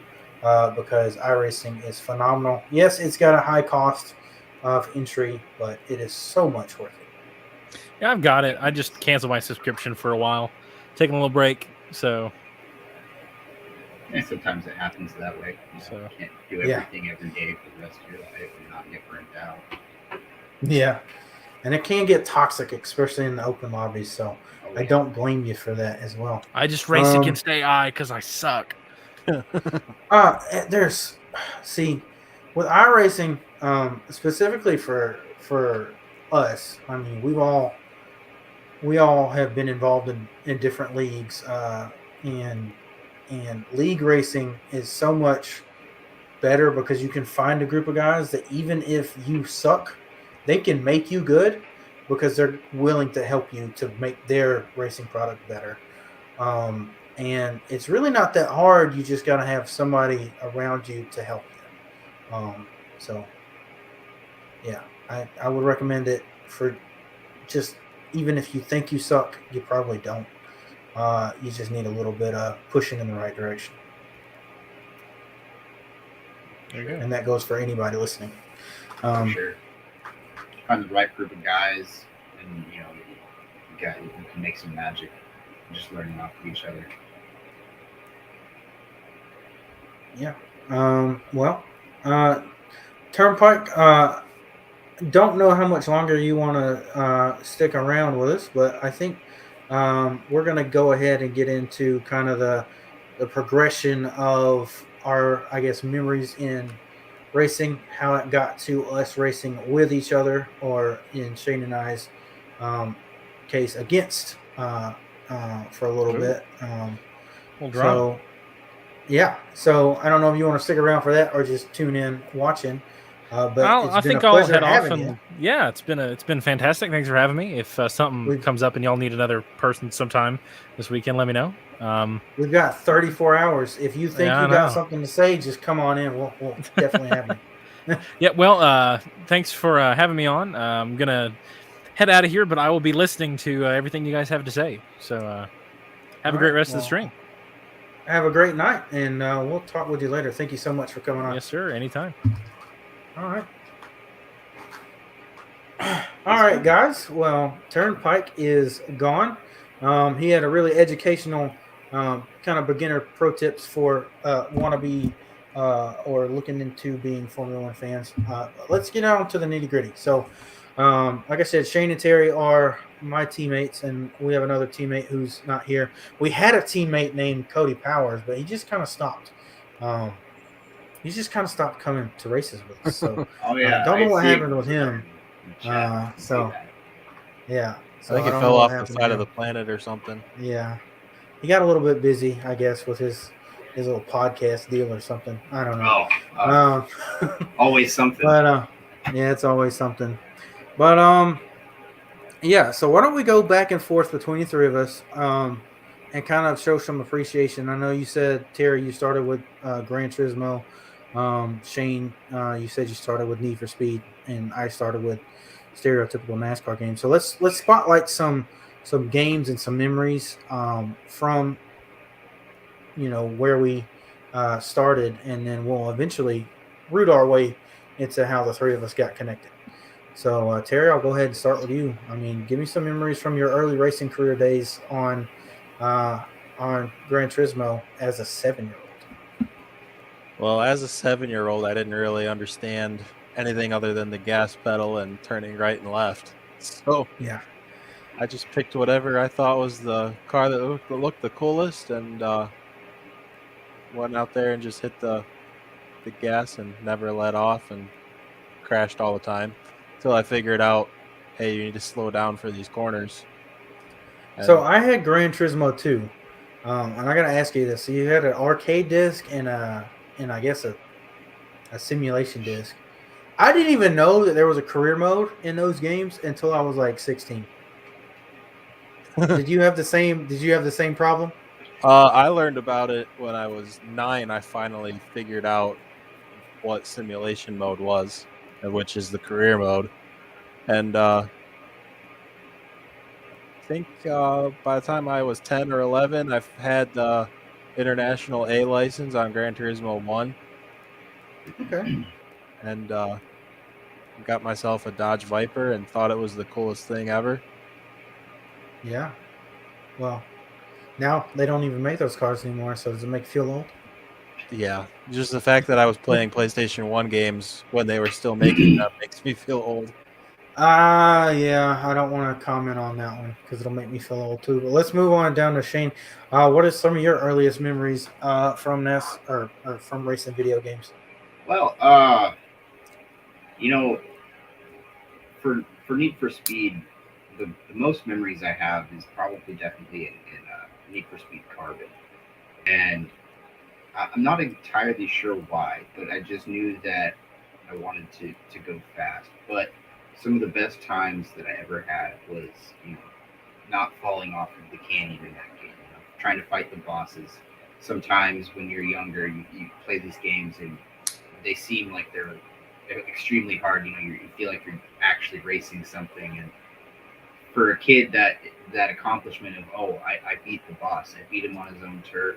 I took him over into the canyon where we could fly off the cliff, and I still won it. That accomplishment, it kept driving me further and further. And then it was, I started getting a little bit of, an interest in NASCAR. I was like, well, what happens if I try to race with a point system? And this was around, I want to say 7, somewhere in there. And so I tried out NASCAR Thunder 03, played that quite a bit. And you always remember that first ever race win in the video game. For me, it held a little more weight when it was NASCAR because it was like, oh, this is real stuff. This is where it matters. It's not just keep a heavy foot in it, make sure the cops don't catch it. This is make sure 42 other cars don't catch it. And so to get your first ever win in a video game, especially at a young age in a NASCAR game when you're supposed to be racing at cup level, that's pretty great. And it came at New Hampshire, of all places, one of the worst tracks. See, that is for me. Me and New Hampshire have never been really good friends, even though I dominated Martinsville, and it's basically just a bigger version of it. I guess for me, some of my earliest memories were not even of NASCAR games, kind of like you said with Need for Speed Carbon. Mine were with the ATV Off-Road Fury games. I'm pretty sure I had all 4 of those games. I think I had ATV Off-Road Fury 2 that came with the PlayStation 2. I eventually went back and got the first one. I borrowed the third one from my aunt, and then the fourth one came out. And I just remember playing those games all the time. And then they came out with MX Unleashed, and I played that game all the time. And I think I did more to complete the quote-unquote career modes in those games than I ever did in any NASCAR game until I got to like high school. And I think that was because you had to play the career mode to unlock the racetracks. And in NASCAR, you could just go out and do whatever the hell you wanted. So that's the earliest memory for me. Not even of a NASCAR game, just driving ATVs on Supercross tracks and MX Nationals tracks and doing freestyle stunts and stuff that I'll never do in real life or could even replicate nowadays because they don't make those kind of games anymore. Yeah. But I mean, I do want to ask because for me, like I said, it wasn't until high school when I started taking stuff seriously. When did you guys start actually doing career modes in the NASCAR games and trying on harder and harder difficulties? When did you move from just playing video games to having that be your hobby and passion? Probably 7th grade when I was 12.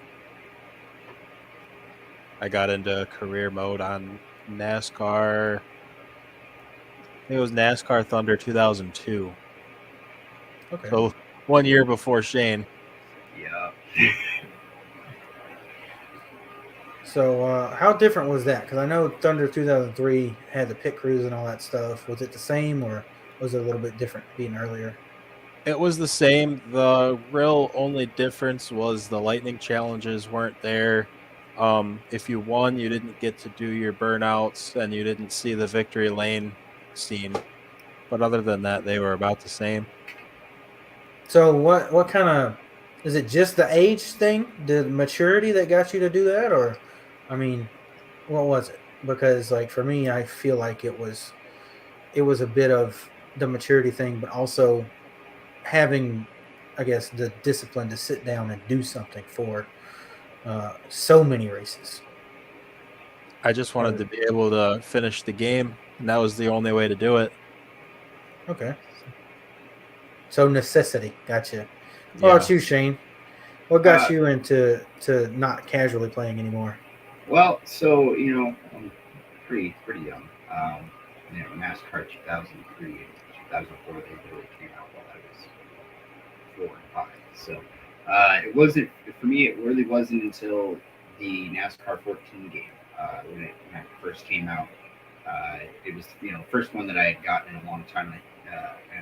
So when I picked it up and I saw they had a career mode run the team kind of stuff, I was like, oh, that's pretty cool. So I jumped into that, and oh man, trying to get those upgrades, just grinding for absolutely everything. And that's the same thing in the Thunder 2002, 3, and 4 games.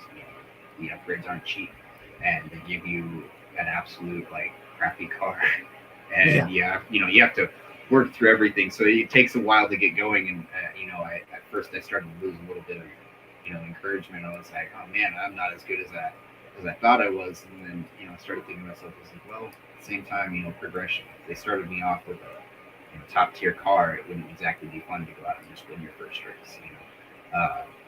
So then after that, it got into the online stuff with multiplayer on the same game, NASCAR 14.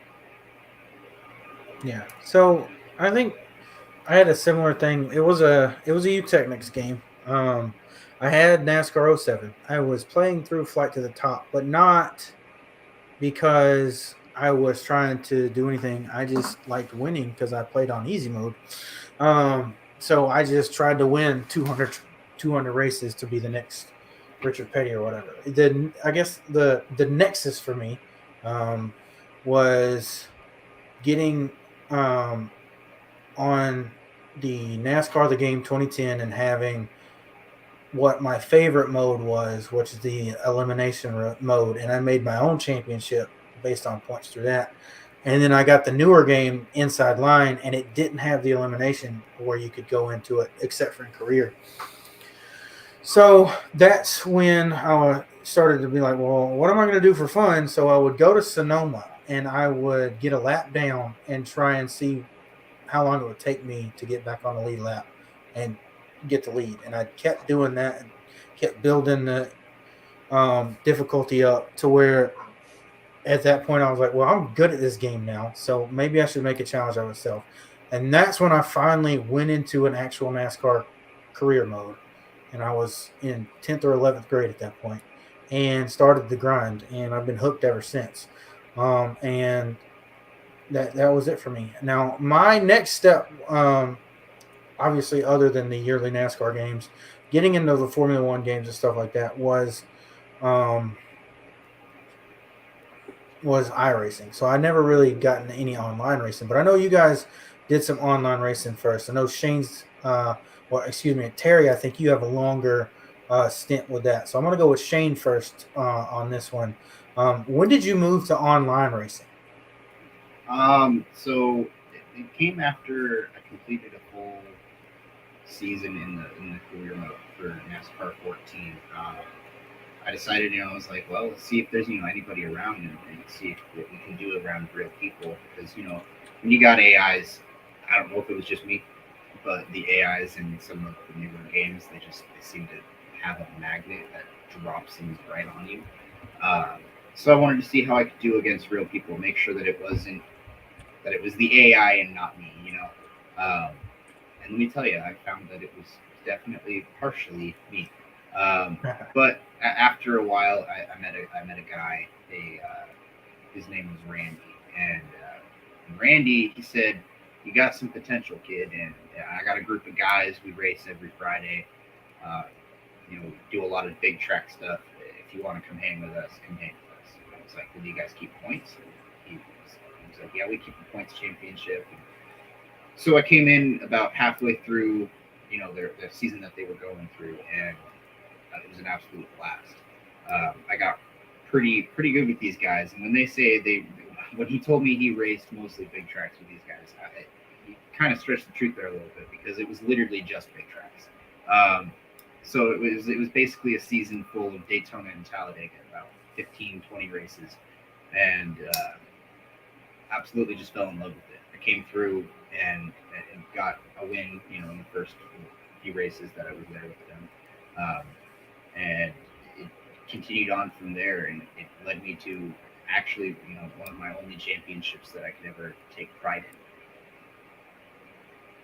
Cool. What game was that? That was NASCAR 14. NASCAR 14. Okay. See, I never did any online racing and stuff. But how many wins did you get in the championship? In the championship, I think it was like 6, maybe 7. But I would say most of the time that was just staying consistent, trying to stay with some of the fast guys.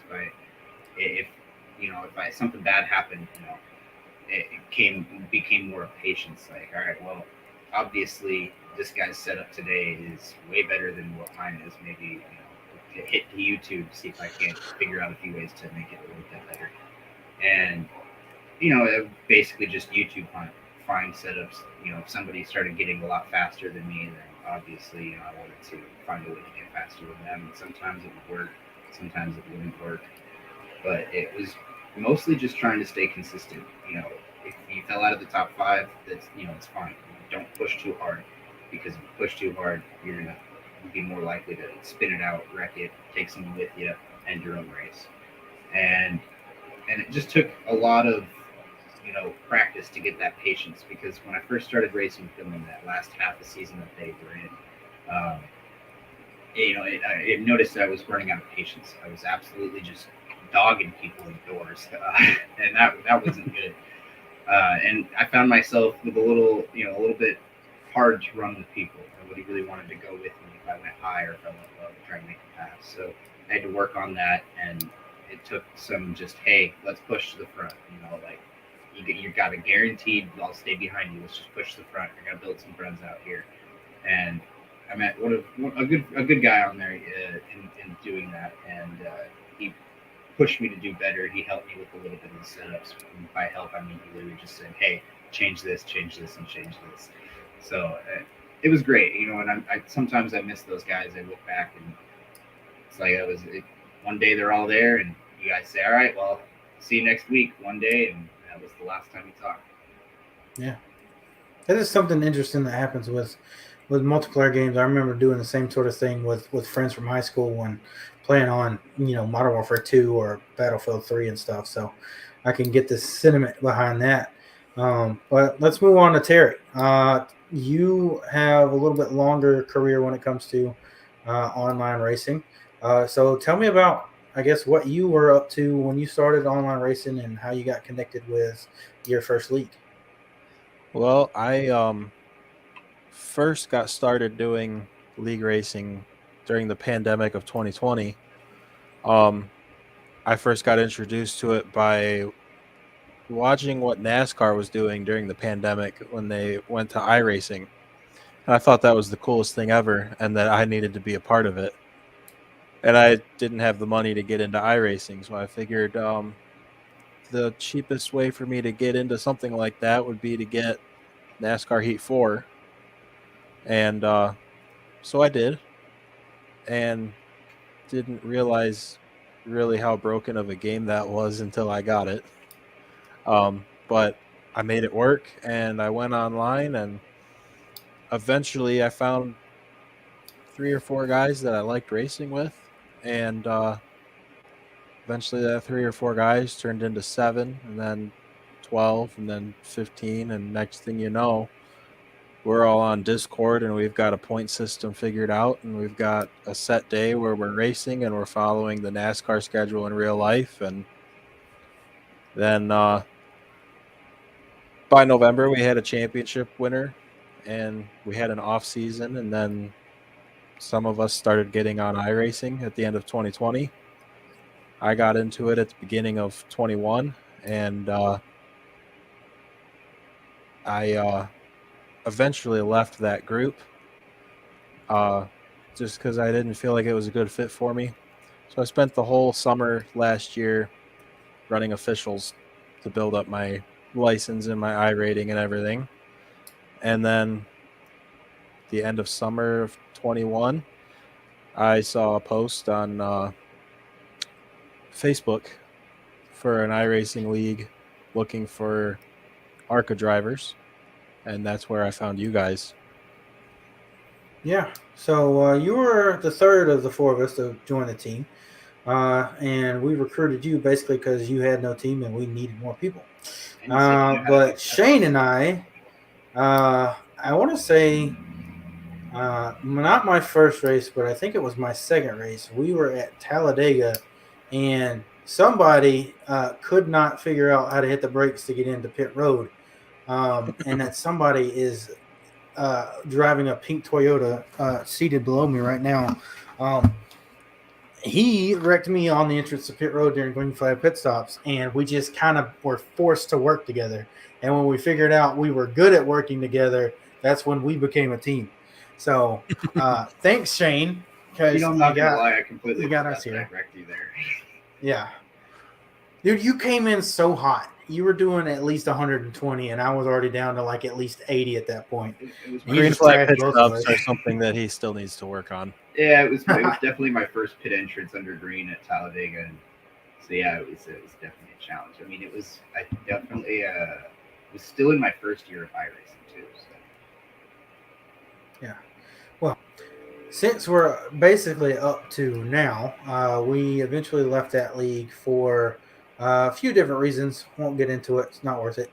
But we are together again in a new thing that we're trying to start up here in a couple of weeks with the NSR, the Nexus Sim Racing, recent rebranding, because we're kind of going in a different direction we thought we would.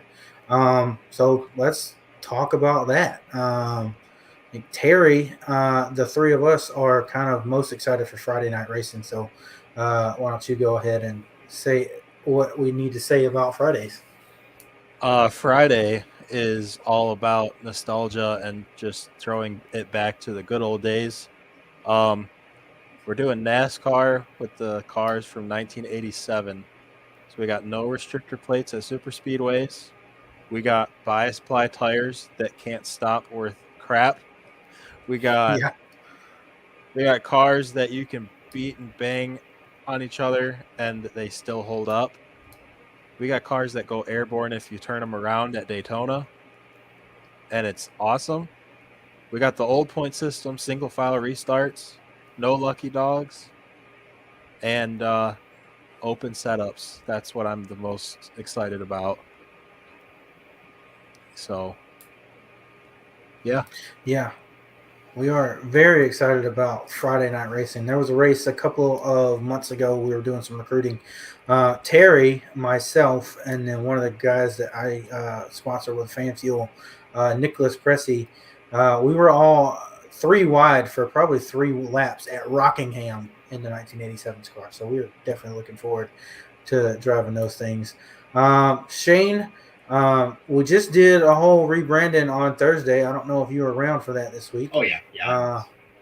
But you want to kind of tell them what we're doing Thursday nights? So it seems like I was there for part of it, and then some changes I'm sure I was probably not there for. But from what I remember hearing was that we are doing a Thursday series where it alternates between the open wheeled modifieds and the ARCA late models, I believe. The super late model. Super late model. Okay, yeah, that's okay. We're doing a lot of short tracks. I think he said like 12 short tracks and 5 intermediates and a couple of super speedways or something like that. I'm not quite sure. I don't have the schedule directly in front of me, but it was a came out of nowhere for me at least because it's been a pretty busy week, and I just out of nowhere I was sent a schedule and they said, "What do you think about this?" And I looked it over and I had to hop into a chat and talk to somebody. But yeah, it's going to be a lot of fun. A lot of short track racing. So that short tracks, there's a lot of bumping and banging. Hopefully, the guys can keep it straight, but it should be a lot of fun, especially with those super late models. It'll be something new that I've never driven before. And I'm sure that there's probably some guys in Nexus Sim Racing that also haven't driven it before. Same thing with those open wheel modifieds. It's going to be a lot of fun. You feel like you're going really fast, even though you're at a short track with these cars, and it's just because they have some get up. Will there be consistent action? Yeah, I would say so. Yeah, there's definitely gonna be some action, especially with some pushing some fenders. There's just from seeing some of these guys that we've got race on short tracks just in the Friday night series. There's a lot of guys that are really good at these tracks like Martinsville, and there's going to be some side by side racing probably most of the night, every single race. It's I think we said we were doing like 50 laps, maybe 100. I don't remember lap count on this, but Yeah. And that's going to be one of the fun nights. And then we'll also have a couple more series. Sunday nights, we'll have some Formula racing with Formula Renault 3.5, which will be broadcasted. And then we'll also have some other nights that we'll be racing the Lotus 79 on ovals as kind of a retro IndyCar series. And that's going to be alternating, I think, every few seasons with the Formula Renault 3.5 and a couple of other Formula things on Sundays. And then Monday nights, we're doing Gen 6 racing. Basically, that car is really popular on iRacing still because it is still a recent car and a lot of people want to race it. So they're just basically race Gen 6 cars at tracks that the Gen 6 raced at, and maybe a little bit more that we wish they would have. And it's should be better than the pretty next good. gen still too, so that's why it's popular. Yeah, well, that's debatable. The next gen is pretty awesome in my opinion. I hate the like Gen 6 car. Yeah, I don't like the Gen 6 car, especially at intermediate tracks. But that's a fight for another day. I'm Yeah. with you. I like the next gen better. It's just the popular opinion is the Gen 6 is better than the next gen right now. Yeah. Until they give us the patch that we need to make it like the real next gen car is this year, because it's still not right on iRacing in my opinion. Sometimes it feels a little bit slow. I don't know if anybody else gets that. Maybe it's slow. Well, I mean the guys in real life are going a little bit slow in NASCAR or the next gen car. But yeah, well, we spent about 30 minutes talking about us and stuff. With getting into iRacing and whatnot. Let's talk a little bit about our number selections. Mine is just kind of like an inside joke between myself and my fiance, Myra. It has nothing to do with NASCAR in media. But you guys are running the 26 and 46. Terry, you're a little bit more layman as far as realistic with everything, but the 46 does have significance in NASCAR media, so I'll let you go first. So I chose the 46 because back when I was on NASCAR Heat, I drove the 24 car because I grew up a big Jeff Gordon fan, and I think William Byron is a good choice to replace him in the 24 car, so I drove his cars on NASCAR Heat 5. But when I finally made the jump to iRacing, the 24 was taken in the league I was in. So I decided to use 46 because that actually was originally supposed to be Jeff Gordon's number. If the movie Days of Thunder would have never happened, that would have been his number. So that's why I drive the 46 now. Yeah. And it looks clean. You got the Jeff Gordon Hendrick style font on there with the fluorescent / Dayglow yellow on most of your paint schemes. Looking topsy-turvy out there. And then Shane, where does that 26 come from? So when I turned 18, I didn't have a license, but I dragged home a $400 Toyota Corolla from the junkyard, and I wanted to enter it in the local demo derby. So I got my license the day before my first event. I had my car built, and I took it to the track. It was number 62. I raced the whole year. I actually got my first, real life win in a race, and I think my trophy's right back there somewhere. But I took a season off because the very next race after we took the checkered flag and won, my co-driver was taking a lap. Well, not a lap, but taking a race. We'd swap out every other race. And I was in the grandstands with my family, with the trophy, all that, just talking to him. I turn around because I hear a big gasp right as the green flag drops. And the guy that started behind my car gave a bit of a push, and the bumpers locked together, and they went head on into a concrete barrier, and it just totaled the car. It still ran and drove, but there was just so much that we would have had to have done to get it back up and running, and it would have been cheaper to just get him on the car. So we took a year off, and by the time we came back, the 62 had been taken. And I didn't know. I was like, I don't want to change my number. What do I do? And I just thought to myself, wait, in Talladega Nights, Ricky Bobby, he started as 26 and swapped it to 62. Why don't I just do the same thing? And so I slapped a 26 on my car the next time around, and we went back out there and had a great time. We didn't win any races, unfortunately, but my grandmother then told me, stop changing your number, because if you keep changing it, I'm not gonna make any more fan merchandise clothing. And I'm like, why are you making fan merchandise clothing? For yourself, right? And she's like, yeah, I got a hat. And I was like, you got a hat? And so I told her, I promised her I would never change the 26 again unless I got into a real series where the 26 was taken. And now I've just decided what number I got a backup number planned now. So that's what we'll put. All right. Well, shake and bake. Shake and bake. Hell yeah. All right. Well, speaking of that, I'm sure both of you guys have seen most of the NASCAR movies. There's really only 4 that I can think of off the top of my head. Probably 5 or 6, actually. 7. Dang, I'm just getting more right in my head now.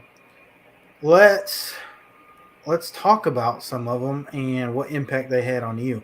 I'm going to go with some old ones real quick because I don't think that many of us have seen them. Because don't kill me if you're watching. I have not ever seen Six Pack, so don't kill me there.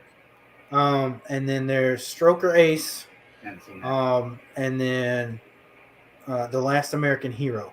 Have you guys seen any of those really old NASCAR movies? No. The only NASCAR movie that I have ever watched is 3. Really? Yeah. Really? You haven't watched Cars?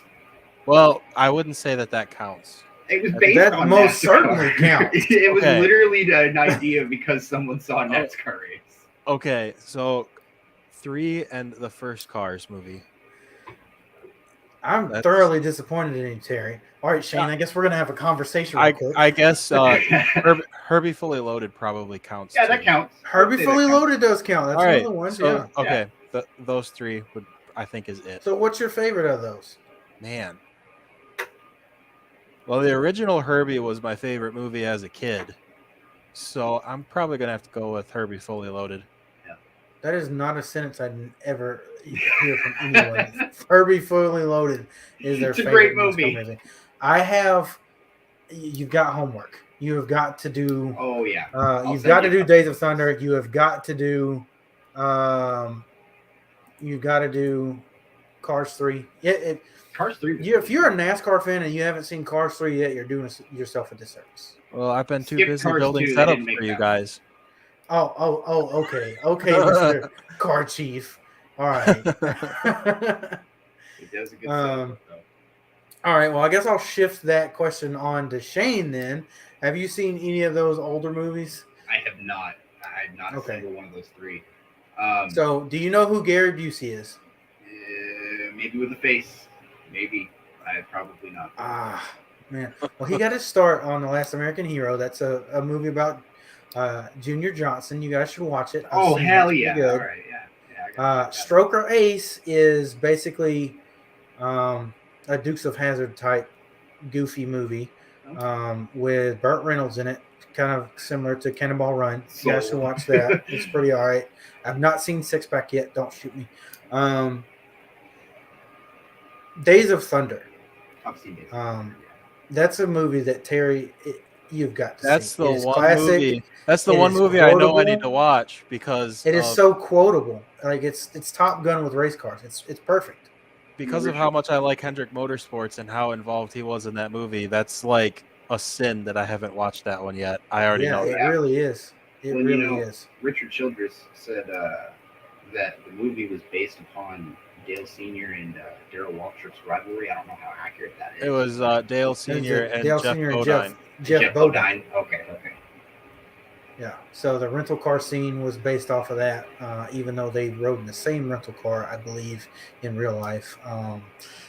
Basically, that's a pseudo Jeff Gordon story about the guy coming from open wheel just based on timing, but it's actually based off of Tim Richmond's story, which a lot of people get confused because Jeff Gordon kind of came about at the same time as Cole Trickle did.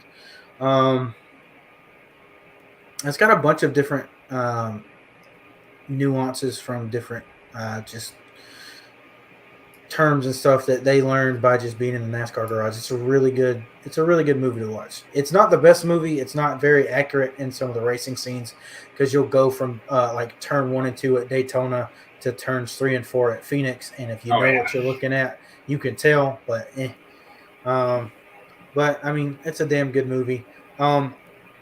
Cars. Where are you guys at on Cars? Love Cars. I love that they made both of those movies. I don't understand why they came out with Untitled Cars 3. It was the second movie in the franchise. You know what? I think it was Race Hell Praise Dale. Like I think. Yeah, I think so. Yeah. Cars and Cars 3 makes sense. It's like Goat Simulator. I don't know. I'm just gonna skip the second. I think they might have made Cars 3. I haven't seen it, so I don't know. But I'm gonna guess based on what I've heard of how Cars 2 was, they might have made Cars 3 to redeem Cars 2. I don't know what you're talking about. I didn't see. I don't know what you're talking Cars about. 2. Nothing about no Cars 2. That's weird. Exactly. Cars 3 did its job then, from what I understand. Yeah. So the basics of it is basically Lightning McQueen is getting taken over by next gen racers. Oh yeah, dude. It's just ironic. And it's just a story about revival and accepting defeat, basically. It's beautiful. And it's got so many nods to NASCAR in real life that you just have to watch it.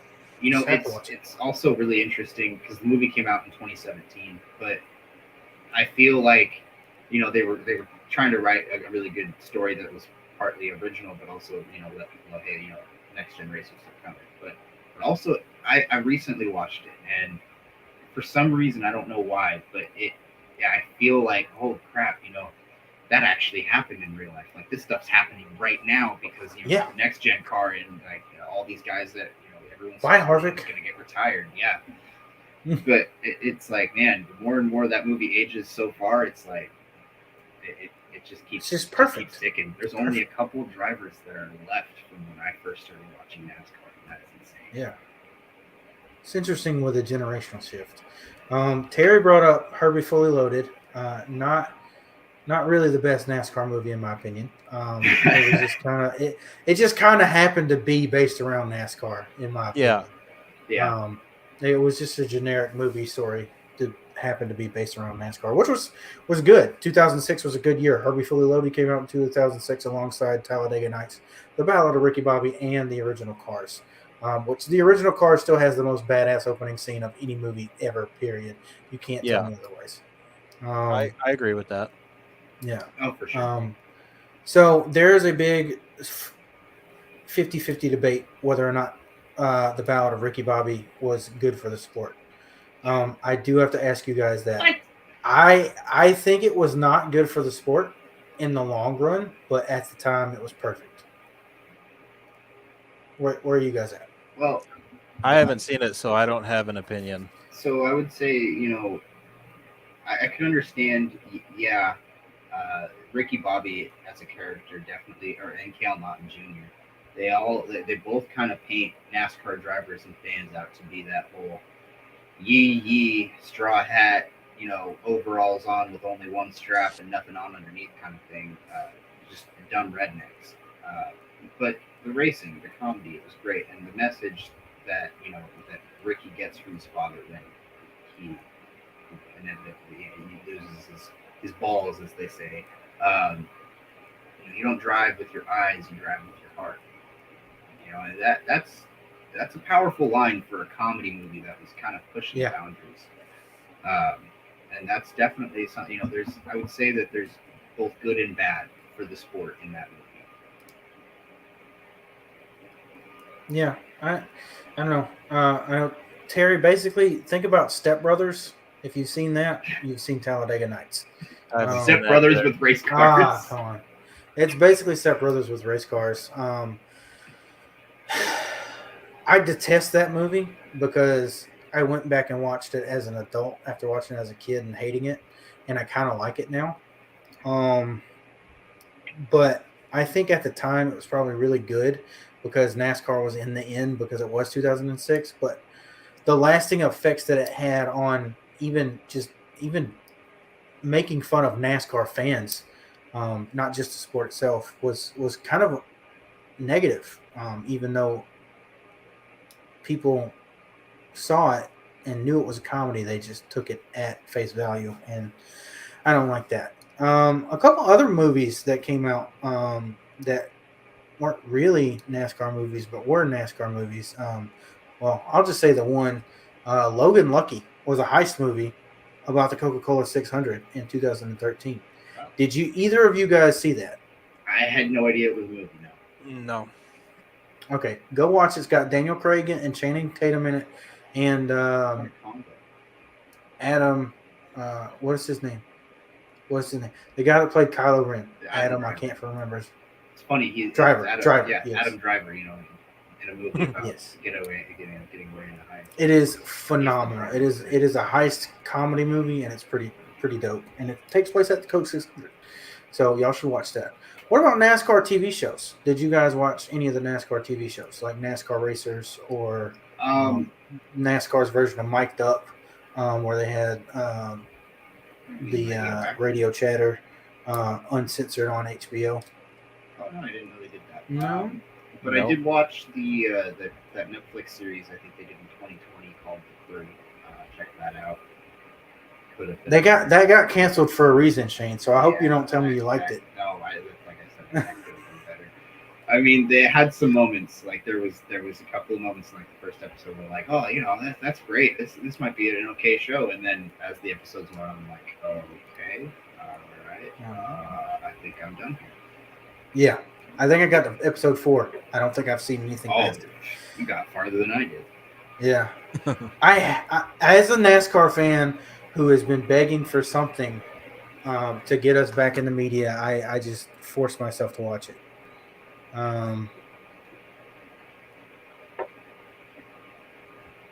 My dad says underrated movie filmed mostly at AMS. I don't know what you're talking about. I would assume Talladega Nights.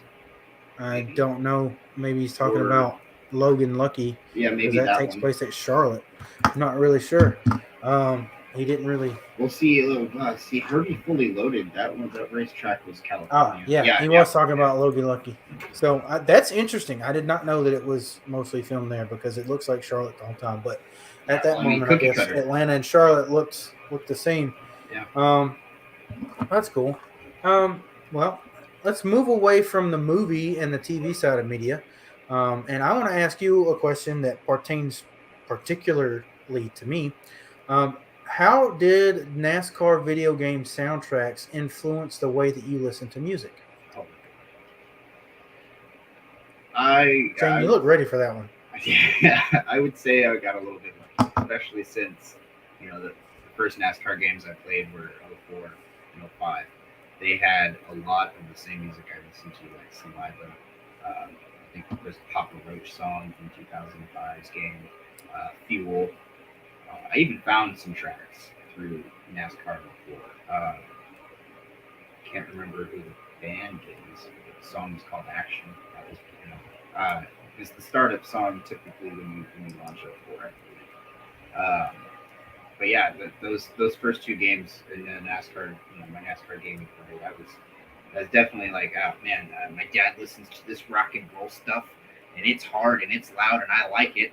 And then I load into my favorite racing game, and oh boy, there it is again. So I can rock out while I'm playing video games. There we go. Worked out perfect. Yeah. What about you, Terry? I mean, I know that NASCAR Thunder 2002 only had one song on its soundtrack, and that was "Sweet Home Alabama" by Leonard Skinner. But did you get persuaded? There was another song on there actually. Oh. If you go in the settings to change it, You said to turn it really? on. it's an instrumental track. I don't remember who did it, but you have "Sweet Home Alabama" and you have this instrumental track, and it actually rocks. I like it. I'll have to try and find it and send it to you guys later. But I'm a guitar player, so I like anything that's got loud guitar. So Okay. 90% of the soundtracks, at least for the older NASCAR games, was right up my alley. Some of the newer ones on the newer games I don't really care for, but the old ones, it would get me pumped up because it sounds a lot like the stuff that I play. Okay. Yeah. For me, I was actually having this conversation with our other host, Colton, this week. And this weekend while he was at Atlanta Motor Speedway, I was like, I blame NASCAR for making me a metalhead. So without a step into a little bit of that hard stuff in the early games, I don't think I'd have become a metalhead. I remember for the first time hearing Avenged Sevenfold on NASCAR Thunder 2004 with Chapter 4. And that became my favorite band through high school. We went, me and some friends went for my birthday. My dad took us to a festival to go see them. And that was really where my music picked up and went off. But before that, before I got to high school, NASCAR 09. I don't know what it is about NASCAR 09, but I feel like it's my favorite NASCAR soundtrack ever. I started listening to some country music that was on there that was kind of hard, which is, I'm not a country person if you know me, but there's a couple of songs on there that I'll go hard to. And then they had 3 tracks from an Australian band called Airborne, and Yes. that kind of kicked me off into looking for new bands because they were kind of my gateway drug into that. And from there, I have been into all kinds of shit. I started listening to, on the lighter side to Foo Fighters, and I started listening on the heavier side to Metallica, even heavier with Slipknot, and now I'm listening to bands like Ghosts. And my dad did chime in and say that we went to that show. It was called Carolina Rebellion. It was in the pit section, the outside of the track pit section of the Metrolina Speedway that Ralph and Dale Sr. raced back in the day. That was on the first season of Lost Speedways. So I can say I've been to Metrolina Speedway. Just never saw a race there. It was already overgrown by the time I got there. So that was pretty cool. Unfortunately, I didn't know this was coming. But yeah, so NASCAR and our love of video games and just other NASCAR media has pretty much shaped us into who we are today, which is a bunch of, I guess, dweebs out here racing sim racing stuff. A cool little story to get us together. That is actually what Shane looks like when he's trying to follow Terry at super speedways, because Terry is just lightning fast on the super speedways. But yeah, Shane's really actually getting really good at it. Yeah, I know. He's won 3 of the races that we were doing on Thursdays. We call crazy. Shane and I the 72 car when we get linked up, just like how Dale Jr. and Michael Waltrip, they called them the 23 car back in the DEI days. We are the 72 car. Oh yeah, that's my backup number. Well, I really appreciate you guys coming on. I think is it just Terry or are both of you guys going to try and come on tomorrow night at 7 for the trivia? I can come on tomorrow night at 7. Yeah, I'll definitely. Okay. So I'm going to try, but I can't promise anything. Okay. So we might have these 2 guys joining us for trivia. While I'm talking about it, let me run down tomorrow's schedule. Colton's about to take over from us and get us through the night. I'm going to start off at 6 a.m. in the morning with Eyes Wide Open Fan Fuel. That's basically going to be a breakfast version of Wide Open Fan Fuel. I'm going to get on here. I'm going to wait for somebody to say they want on, and we're going to talk about whatever we want to talk about. So if you're watching now and you'll be up at 6, or you know somebody who'll be up at 6 and want to be on the show, we'll have them on the show. From there, we'll go into some interviews around 9 a.m. that we got. My dad got from Speed Weeks down in Volusia and East Bay from some dirt late model drivers, and then we'll go into some Xfinity interviews that we've got some from some of our Xfinity Garage stuff. And then around 11 a.m. tomorrow, we will hit our diecast dash, which me and my dad set up today, and we'll be doing that 11 a.m. tomorrow. And that's going to be something interesting that if you guys are interested in, we will put a little bit more money into and roll with that. We're going to be rolling dice. It's basically a tabletop game. Kind of like Monopoly, but with NASCAR cars. Then we'll get into another Wide Open Fan Fuel for the Xfinity race tomorrow from whenever we end that race till about 6 p.m., where we do a Wiki for Dale. We'll join Colton and them for a little fun rabbit hole on Wikipedia. From 7 to 8, these guys will be back with us in our NASCAR trivia. I'll be hosting that because I have all the questions. And it's going to be a like 1995 trivia, so it's gonna be hard. So look for fun for that to happen. We'll have at 8 p.m. The SO Power Hour, which will be hosted by our other co-host Nathan, myself, and Colton. Will have our fiancés on, and we will do basically a game show on who knows their significant other best. After that, Colton's got some more games for us, and then we'll roll on into a fan spotlight at 11 p.m. And then we'll have Keith Merritt come back on with Nathan for 3 hours to talk about the best paint schemes and paint scheme icons of any series, not just NASCAR, any series. And then we'll roll into some other stuff, some more Eyes Wide Open, and we'll get right out of you. And that's our 36 hours on this thing. Colton looks like he's ready and geared up, and he is on the show. Welcome back, Colton. So these are guys you have not met yet. These are guys that we sponsor and are teammates with, Shane and Terry, on our iRacing deal. So, guys, meet Terry. And then there's some dude that just disappeared on our iRacing team, but he's trying to dodge the shade by throwing his shades on. We're in the Colties. It's your host with the most, Cody Powers. What's good, fellas? What's good? What's up? Where have you been? You got some questions that you need to answer. Oh, yeah, I'm sure I do. I totally left the team, like, just high and dry. I pulled a junior at DEI. I got out. It's been literally 4 months since we've seen you on the iRacing service. I haven't even seen so much as a peep in the chat from you in the last few months. We created a whole new chat. Sounds about right. Yeah. Yeah. This is where I announced I actually started my own iRacing team. We're just chopped liver. Oh. Yeah. And listen, I had to do what was best for my career. So if y'all want to fight, I can dip out real quick. No, it's good. We leave the fighting to the track. We take our fighting to the track. So. Yeah, like real men. We just wreck each other at 200 miles per hour. I guess when you get your new team assembled, I guess we'll see you on the track. I think that'll be fair. Yeah, we'll handle it like they did in Grease, the movie. Oh yeah. Yes. So I can put spikes on my car and totally demolish. I was about to say like Grease, like Athens. That'd be a little bit too barbaric for me, I think. Yeah, I don't know. If we do it in the 87s, then we can be as barbaric as we want to be. That is fair. Yeah, we'll take you to New Atlanta since you like it so much. Yeah. It's beautiful.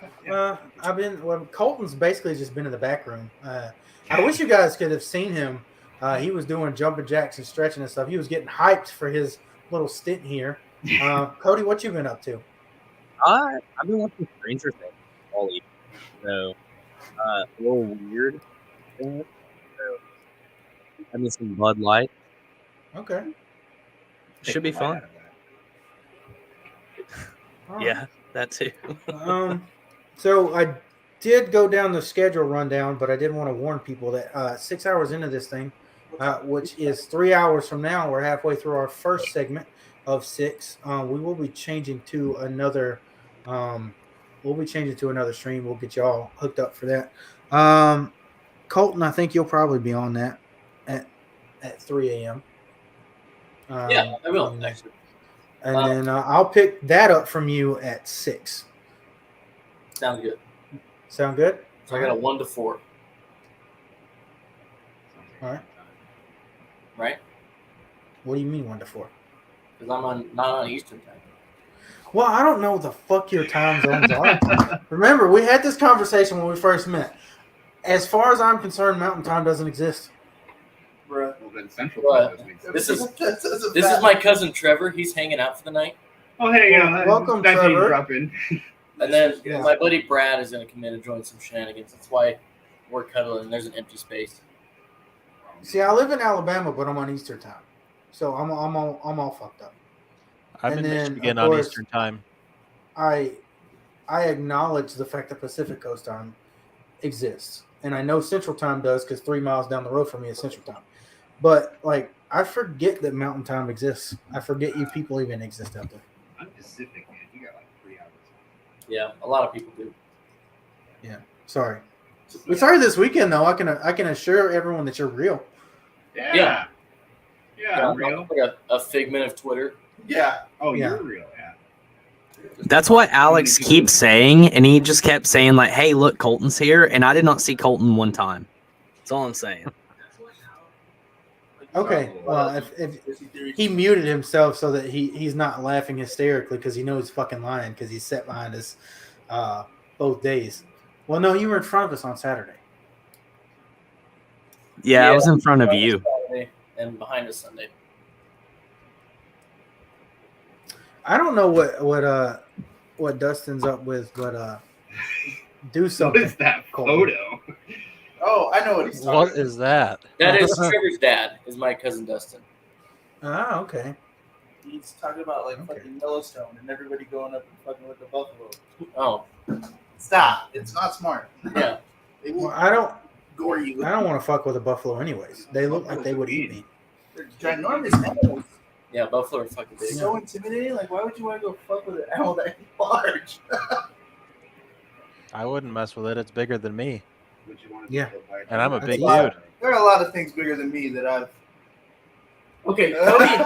See, so I think I've had this conversation with Cody. Like, what do you think the biggest animal that you could take in a fight is?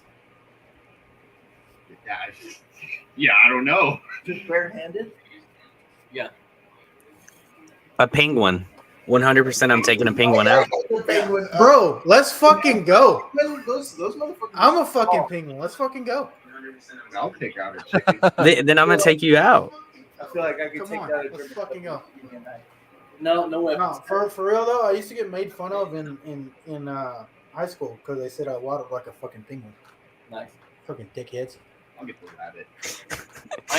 That's a like a wholesome roast though. Why is it a wholesome roast?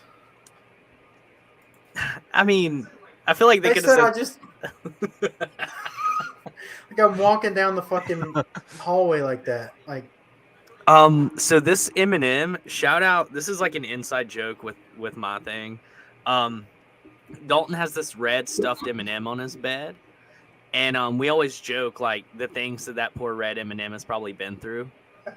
Yeah. Like it's what gets the lashings if Kyle Busch has a good day, but it's also what gets the lashings if Kyle Busch has had a bad day, if you know what I mean. Yeah. So I got this at Bonnaroo. The M&Ms, like they had an activation tent there, and I got this red pin, and I was like, this will look great on my microphone. Hell yeah. I dig. Fucking dig. so how much money is Dalton gonna have to spend next year on the new sponsors? It's gonna be rough on him Are we unless debating- Kyle Busch goes like straight to Rowdy. Dalton's gonna have to spend like a significant amount of money to recreate the M&M's magic. Are we taking an over under on him taking out a loan to do this? I'm under on the loan thing. Dalton's made of cash. He'll buy it all straight up. He doesn't need to finance anything. Yeah, Okay. I didn't Maybe know. I need to ask him for some money. Damn. Yeah, I think we all do. Dalton's like a multimillionaire. No, All right, he's then. not. Oh yeah, because he's so fucking famous on Twitter. You're right. Oh, Twitter celebrities are rich by default. He literally is the reason that LTC is carrying such a weight on Twitter, and you guys are the reason that we are. So it's like a whole roundabout thing. We're only famous because Dalton is. yeah. Hey, right. We're It's riding the his butterfly coattails. effect. That's the biggest thumbs up I've ever seen, Shane. I don't even know how See, I'm going over on the $5,000. Under on $5,000. Like, are we just I mean, talking like okay. room renovation, or are we talking like lifetime with the new sponsor? Okay, No, I'm so talking well, room renovation. and room change renovation. wardrobe. Like he's got to get new bed sheets. He's got to get Under new 5,000. plushies. He's got to get new pillows. He's got to get new posters, new flags, new curtains. You got to get all that shit. All the wall Dude, decor. hats, you gotta He's gonna have to get his tattoo fixed too, probably. Yeah, you got to. I mean, shirts alone, they're gonna be spendy when they come out. Oh, definitely. I feel my like- shirt's like a year old when I went to. I feel like everything combined is still over $5,000. I'm taking the under. I'm just taking the under. Ryan says his life savings Are we betting that's over under $5,000? over. So you agree that it's I over? don't know. Are you agreeing that? I don't know how deep those pockets are over there. He can fit a lot of M&Ms in at those the good pockets. family. That's all I'm Yeah, saying. I'm pretty sure. I don't know how long they stay there. Depends on the Long enough. temperature. Yeah. The shell's supposed to keep them good, right? Yeah. It's supposed to melt in your mouth, not in your hand. Yeah. But they don't say anything about your pockets. No. But I mean, it's Dalton's pockets. So they're probably shielded from his Twitter celebrity That's fair. status. Yeah. He's probably got cool pants. All right, so what do you guys got going on the next few hours? Am I gonna be leaving the stream with non-degenerates, or y'all just gonna go full? Oh, you're Yeah. 1,000,000% leaving this stream with nothing but degenerates. Okay. It's up in the air as far as what's going to go on. All right, this is why we're like the paid programming on like Spike TV. We're paid. So this is gonna be some too many cook shit. That's what you're telling me. I don't know. Yeah, It could be a deep conversation about the possibilities of extraterrestrial life, or we could make dick jokes with you guys. Why not both? We could probably split it up pretty easy. too. Probably think you could go All right. Well, I will Worst say case this. scenario is you just got to fire Colton. Well, I'll be asleep, so I mean, if it happens and I don't see it, it didn't happen. I've always lived life by that Amen. rule. Yeah. Yeah. So I mean, if he does something that's not going to get us, he does something that's not on the thing that automatically cancels There will this be- list. Like, Nothing We're good. illegal on stream. as long as he doesn't do anything that'll get us canceled, I'm good. Are my man boobs considered illegal or no? No, Okay. those are That's extra. depending on. They're actually welcome. Sweet. Yeah. It depends on if you're actually like sweating or not, because then it's too hot. It's too hot. Yeah. So no sweating. Yeah. Noted. Other than that, bring out the milkers. Like, fuck it.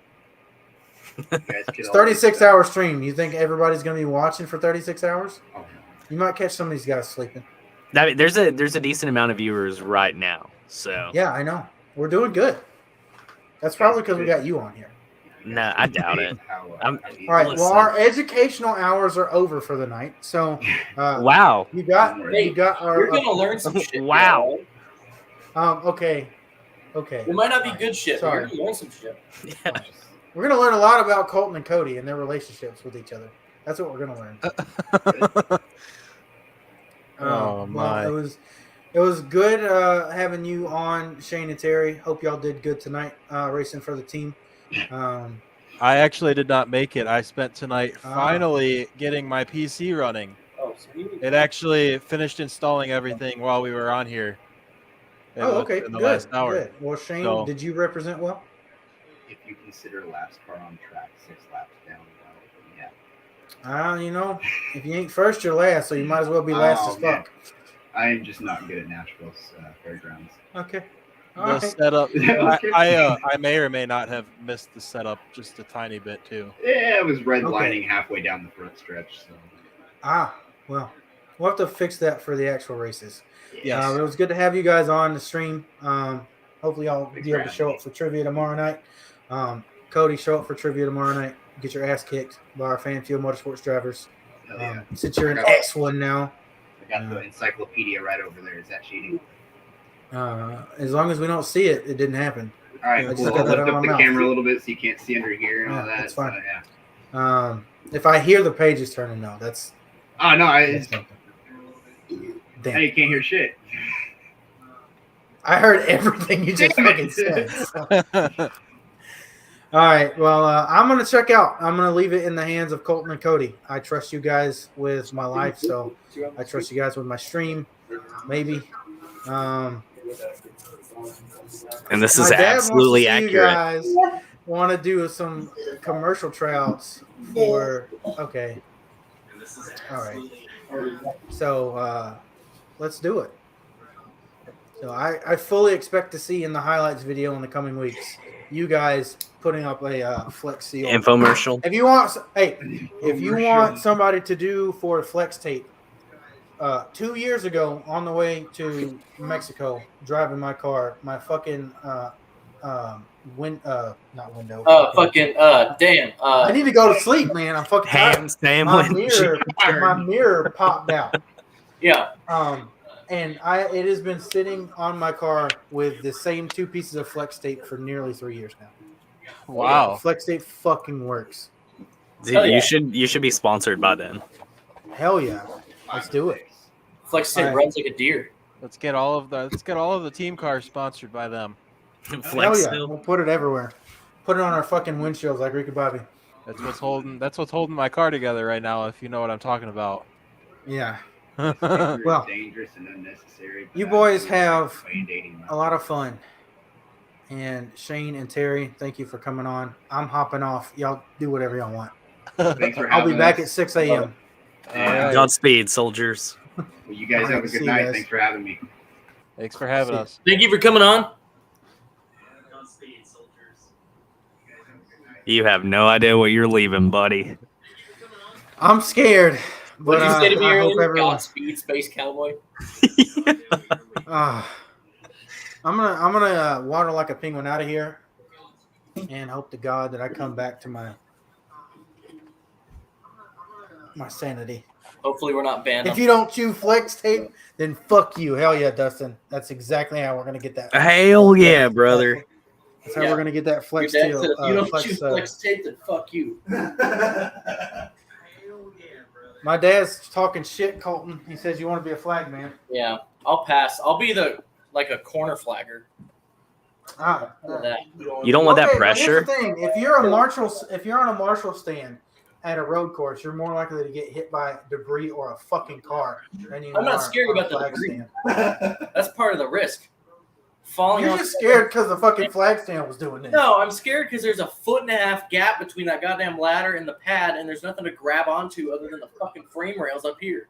What about like You the just fact don't that know you're how to like maneuver your public? body. You are like the number one object for people to like throw shit at if you mess up. They don't know what I'm doing. Yeah, Although I did have Myra snap at some people in the stands at Sonoma one night because they were making fun of me because I was so animated on the flag stand. So fuck them. God forbid you I have know. fun. Yeah. No, because like if you see videos of me, like Colton didn't experience it because the Atlanta Motor Speedway flag stand is ass backwards, and they have the lights on the wrong side of the flag stand. So I had a flag the wrong way, and I don't like it. But I'm usually very animated. I'll be on my tiptoe and hanging over the fucking side and shit. Like it's crazy.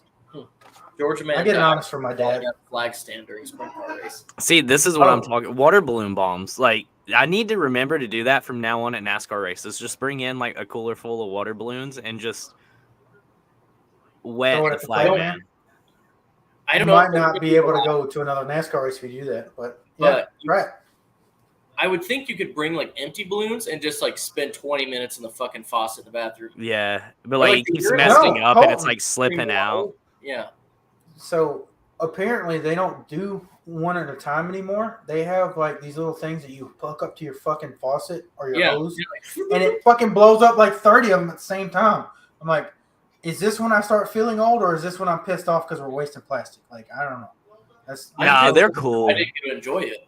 Yeah, the turtles are fine with those. Man, fuck you. I don't know, dude. You get 30 turtles stuck on one giant fucking water balloon straw. Yeah, Yeah. I don't know if that's happening though. Yeah. Well, anyways, I will say this. I told this story to Cody, and of course Colton was there. I thought I saved NASCAR weekend because when I was up on the flag stand Friday, the lights stopped working on me, so I couldn't turn them off. I could only turn them to green or yellow, and the off position was still green. And they fixed it on Saturday, and then on Sunday, they were fucking green or yellow all day. So sad days. I thought I'd save NASCAR weekend yet again, but obviously One of these days. They fixed it. Yeah. I mean, he contributed more to saving their weekend than I did. That's for damn sure. Yeah. I mean, same. I Like, in theory. saved Saturday in that shitty Xfinity race. But I will see you guys at 6 a.m. Maybe not Cody. I don't know how long he's going to last. I don't know if I'll be here at 6 a.m. to be honest with you, but I'll try. Okay. And then we'll take it over from there, and hopefully somebody will be up, and I won't be talking with myself for 3 hours. So good night, everyone. Bye, See buddy. y'all. See you, dude. Bye. Can we start this segment with just this? Skibbity whoop whoop whoop. That's Trevor. Yeah, Do my that's glasses incredible. look crooked? Because I feel like Mine feel crooked too. they look crooked, but maybe that's like just my hat. Maybe I'm just fucking stupid. Maybe your ears are like. Yeah, I know my Non-level. ears are off a little bit, but I didn't think it was that much. Jesus Christ. I'm so happy I'm not the only one who thinks that their ears are lopsided. Yeah. So what are we doing? What do you want to do? I don't know. I mean, we're just hanging out, right? Hey, comments. Do y'all have any specific topic that you would like for us to hit on a little bit? Get some Trevor's wandering around. engagement. I think Trevor's just like zoning right now because he's like wandering around in the kitchen. He'll like grab a bite to eat, and then he'll like wander back in, like wander back out. No, Yeah, I've not had enough beer yet. If I'm gonna make it this long, I can't start pounding him quite yet. How long are you going? You're on until just 6? I'm on until an hour into wide open FanFuel. Okay. So it is 11 my time. I will be off at 5 a.m. Bro, 7 a.m. good lord. Cheyenne and I, when we traveled down there, our shuttle picked us up at 1 a.m. on Thursday morning. And we traveled all the way down to DIA, then to fly to Atlanta, and Chad picked us up at 1 p.m. Georgia time. So from when I got up on Thursday or Wednesday morning to go to work until the night of Thursday, I was wide fucking awake the whole time. That's gnarly. Yeah. So I'm good for 7 hours. Gotcha. Best cartoon. Actively or of all time? Let's do this all time. Oh, movie. I feel like this is just by default a show. Yeah. Okay. I already have mine. You can pop a squat, dude. Fucking. It's making me nervous just walking around. Okay, so like you said, is this of all time or like All time. Yep, all time show. Man. That's tough. Okay. Are we doing best or favorite? Wouldn't that be the same thing? No. Because favorite is like objective to you. Yeah, I can back up that Family Guy is probably one of the best cartoons of all time. Right. No way. And Simpsons has to Dude, be that's. I'm gonna best. be honest. Like Family Guy's great, but that is a terrible opinion. That's not even an opinion. Like, I'm sure they're within the top 5 of animated shows of all time. I feel like everything along these lines though has to be like subjective. Okay. Like it's Ed, gotta be Ed- like your personal. Ed and Eddie? Yeah. Rugrats. Yeah, that's a good one. What you got? I'm thinking. Chad's gonna say something like Scooby Doo. He actually had the Flintstones. Flintstones. Yeah, the Tom Flintstones. and Jerry for sure. Hey, look at Cheyenne got Tom and Jerry. The Flintstones did have a racing episode. Scooby Doo also had the movie where they raced. What was that? The werewolf one, where Shaggy's a werewolf. I haven't seen that one. Oh, it is that's old. one of the old ones where he has the red shirt. Oh, Yep. really? Yeah. Yep. I think like, This man knows. I remember watching that I mean, on Cartoon Network. Ed and Trevor's cultured. So Ed and Eddie was incredible. good. I attribute Ed and Eddie to my love of selling things to people and semi-ripping them off. Just scams. Dragon Ball Z, listen, I know that this is Anime. like, right. Well, that's actually like that's kind of debated. Japanese cartoon. Yeah. But I always just put Dragon Ball into the anime category. I never compare like cartoons and anime. But a lot of people will argue that Dragon Ball Z is actually a cartoon and not an anime because I can it's so see that. mainstream. Yeah. But it's stupid. That's arguable as well. Some people will say because it's inspired by Eastern anime, but it's like westernized, so a lot of people just consider it a cartoon. Original Ben 10 is kind of like that. Yeah, I was never a Ben 10 kid. I didn't really care too much about Cartoon Network, honestly. Apart from like the Grimm Adventures, Codename Kids Next Door, Foster Home for Imaginary Friends. Yeah. Other than like a third of their lineup, I didn't really give a shit. I loved all 3 or all 4 of those, but other than that, I really didn't care too much. Well, like Courage the Cowardly Dog. Courage was great, but Courage, dude, I don't. Have you watched Courage like as an adult? No. Samurai Jack. It's absolutely terrifying. Samurai Jack was incredible too. Huh. It's like watching a Tarantino. Yeah, that's actually a really good like analogy for it. We have Voltron, Masters of the Universe. What the fuck is that? Voltron is like Voltron's an anime too, and Masters of the Universe is He-Man. Our favorite cartoons of all time. Sorry, Derek. Number 2 for me probably would be Cat Dog. What? Hello. I was a big Nickelodeon kid. What do you mean, what? No. Rocket Power was incredible. Okay, Rocket Power was fucking gas. I never watched Rocket Power. If we're going like old school Nickelodeon, like 90s shit, Rocko's Modern Life. Rocko's Modern Life was good. Real Monsters. Yeah. Invader Zim. Bro. Angry Beavers, Invader Zim. Yep. Invader Zim had like the weirdest life cycle of any show I've ever seen. Like it came out and it wasn't incredibly popular while we were young, but then like it got really popular and then they brought it back for a little while. Like all the scene emo kids loved what was it? Zerg? Was that his name? Zim. Please don't remind me. Who's the fucking Rick Astley, the Rickroll guy? Kind of like his career. Wasn't overly fucking popular in the 80s, but now he's a massive meme. Yeah. Arguably like the greatest. Oh, here's another one. What is the best like long-standing meme? That still is common. Trollface. Yeah. Trollface is up there. Trollface has got to be number 1, I swear. I feel like Pepe has to get some love. Yeah. Ooh. Because I was just like, Rage Comics was like so fantastic. Dude, yeah. Everything that they put out was great. The SpongeBob meme, like the mocking meme. Oh, yeah. That one's an all-time go. The Mr. Krabs where everything's like blurry around him and he's confused. I really like the Shrek when he's all fucking see that one? Oh, with the like goofy like smile. I know what you're talking about. Fucking. I know which one you're talking. Yeah. Yeah. I think one that's really came out, swinging recently is the No Bitches meme from Megamind. That one's really been Oh, prominent. I know what you're talking about. Yeah. Yeah, that's a good one.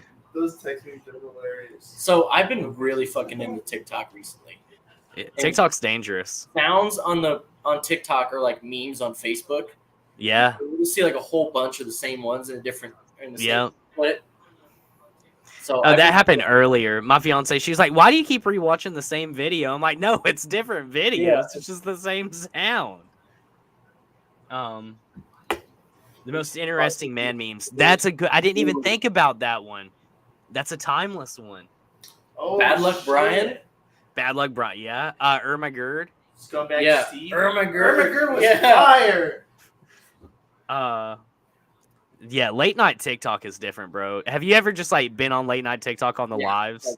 And yeah. you're just like, what have I done to my algorithm? So every morning I wake up at like 4:35 a.m. here, and I'll start scrolling through TikToks while I'm taking a shit. And there's always this dude from Miami playing like fucking dubstep, like sitting there mixing it. So I always like sit and like zen with him for a minute. Just like 5 in the morning, I'm like still asleep, sitting on the toilet, just like. I get the I don't know if you ever get him, but the guy with the glow tips on his fingers, and he's just like standing out in the woods, and he's just like this. Yeah. No, yeah, I don't. Dude, I get that guy all the time. Our FYPs are a little different. Mine's scary. Honestly, I need more crosses on my FYP. Yeah. That's a play I'm hanging up behind you. I see that. Yeah, but I like my. Bro, that's a nice cock you got on the wall. Yeah, I'm lighting off fucking taters in this couch right now. How about chilling, posted back? What's your shirt? Tool. No, not yours. I hate Tool. Oh, this is What? Chris Eggleston Racing. He races at fucking Colorado National Speedway.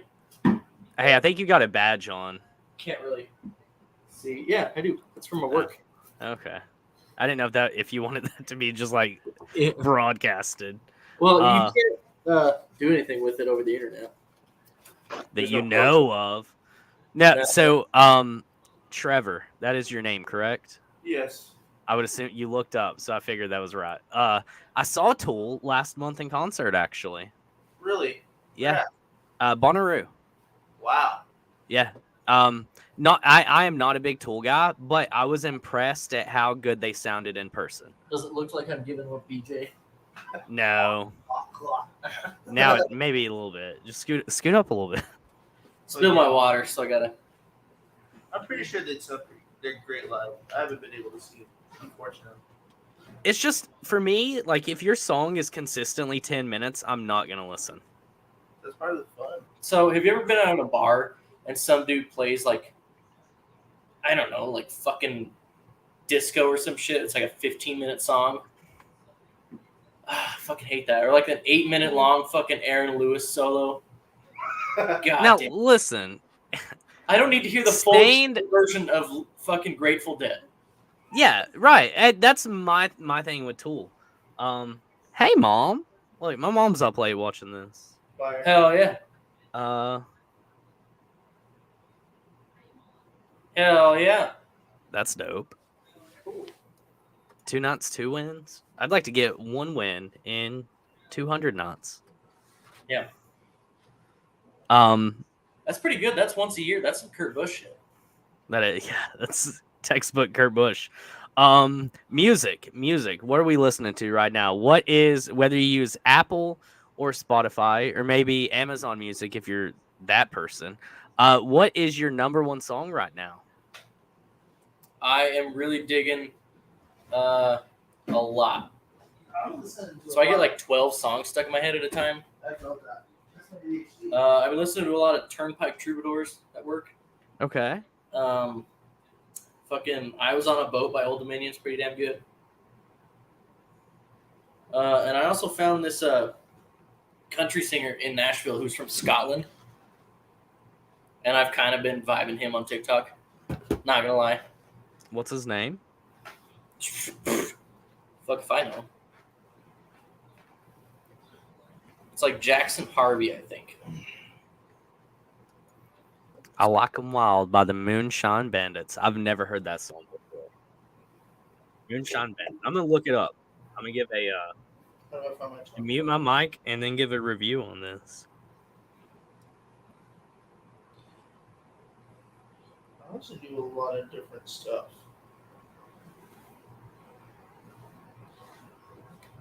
So for those of you watching, I have Cody running comments right now because I kind of got to be full screen to be able to see what's going on.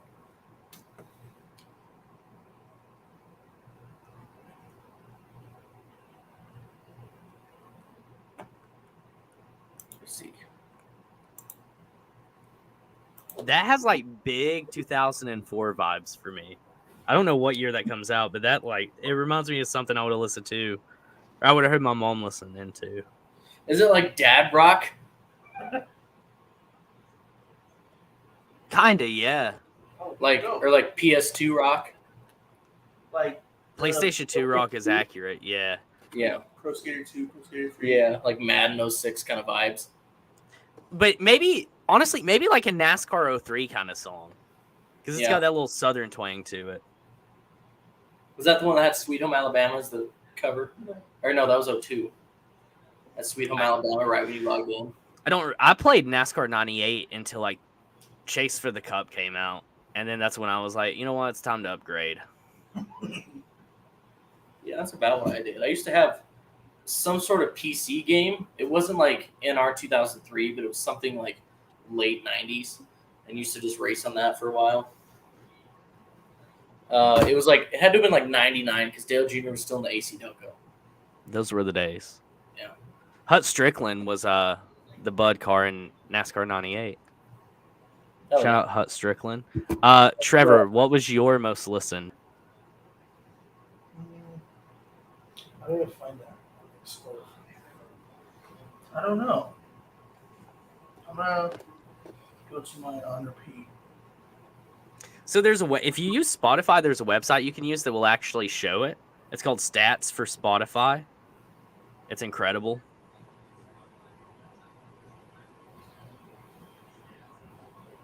So my top track of the last 4 weeks is Suicide Boys. And to those I love, thanks for sticking around. Super cliche mainstream song, but it's incredible. That's so funny to like say that they're like mainstream now. I know. I was late, like coming over to them, but I started listening to them in like 2018. As soon as they like dropped, like what was it? I Want to Die in New Orleans. yep. Just a little bit before that, I was like really starting to get into them. I won't lie. that was when like I first found out about them, and I listened, and I was like, "This is awful," and I never listened to it again for like 3 years. I was like that like 2016. Yeah, Yeah. yeah. It's like, what is this? And it's wild too because like that style of music is kind of like my go-to. Yeah. I'm a big Little Peep guy. Big Little Peep guy. I listened to some of his stuff. I didn't really get into him until after he died because I was like, damn, for real. Oh yeah, it was a sad time. That stretch for me and artists was awful because I was a big Peep fan. I loved X, loved Mac, loved Juice, and like they're just dropping like flies. I was so sad when X died. Oh, dude, I was devastated. Or was that a couple Yeah. years earlier? I was sad about that too. I was like, damn, for real? Like, why does everybody gotta be dying? Yeah, Mac died in 2018, like 2 months after X died.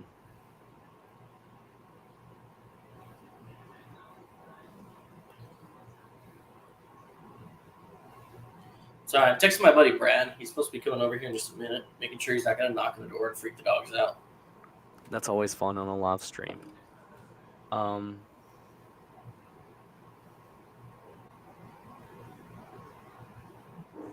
Greatest video game of all time. Every video game gets erased, but you get to keep one. Tony Hawk Pro Skater 3. Alan Wake. So we had a Pro Skater 2 in the comments. Pro Skater 3. Dad, you're a fucking goof. Pro Skater 3 all day. The best soundtrack.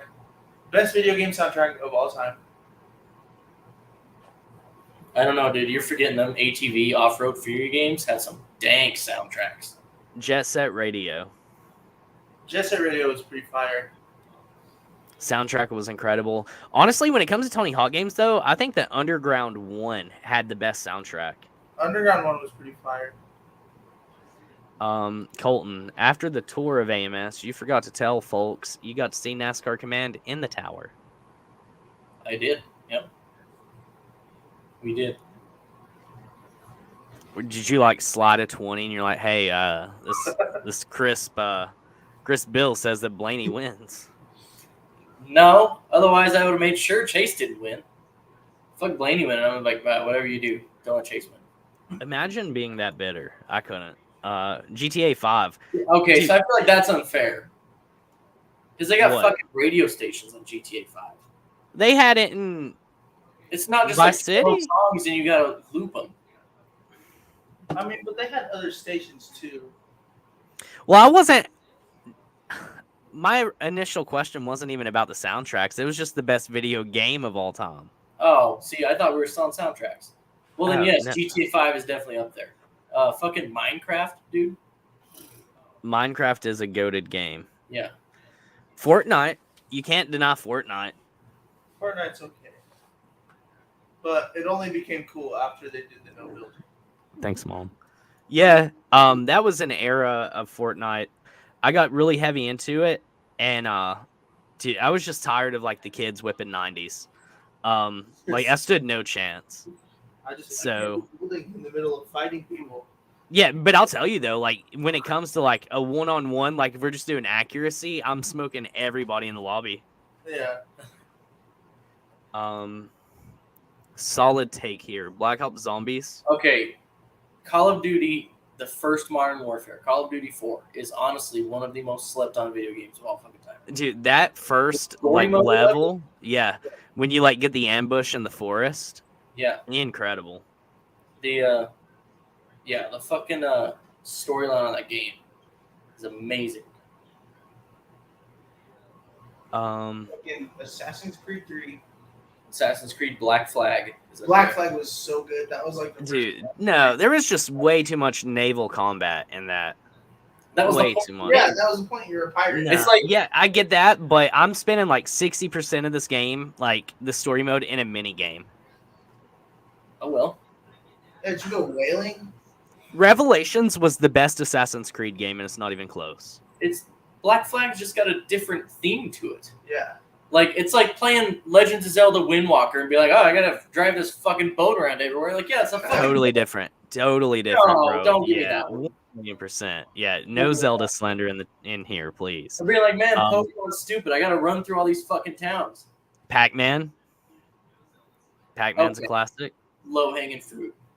I feel like any of them old arcade games are just like in a different zip code. Fucking Sonic. Yeah, like Dig Dug. Dig Dug's great. Pitfall. Mappy. Ooh yeah. You don't even play Skyrim anymore, Dad. Skyrim and Skyrim's GTA great. 5 are the exact same game. Changed my mind. Mario Kart. I think Mario Kart is the most overrated party game of all time. You are fucking high. No, I'm not. Have to be. No. Dude, Mario Kart's like it's fun, but you can't tell me it's not mid. Bro, Mario Kart is well above mid. It is the It's shit. like it's high tier. Yeah. It's top shelf. Like, you ever played Fibbage?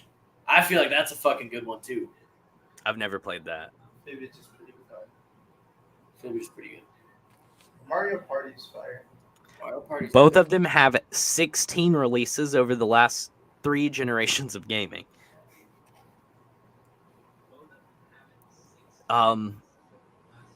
Okay, what is the greatest?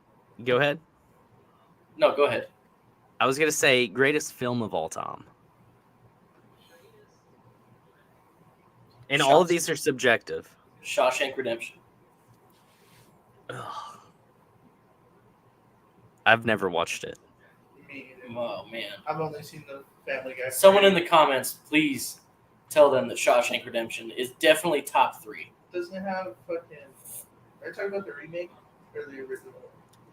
The OG one. Morgan Freeman. Okay. I'm always a big fan of Bull Durham too. It's another one of my GOAT movies. Napoleon Dynamite. Oof. Dude. Okay, I'm gonna make one last request. The Guardian. That's probably up there for me. Is that number one? I think that's probably my number one. What's that movie? The Guardian's got Ashton Kutcher and Kevin Costner in it, and he plays. He's trying to be a Coast Guard. Dude, that's honestly a great movie. I had forgotten It's- about that one. Man, it's fucking good. Like Lord of the Rings. Which one? That's one. The Rugrats movie. This fucking That's a good one. Wyatt That's a good one. SpongeBob movie.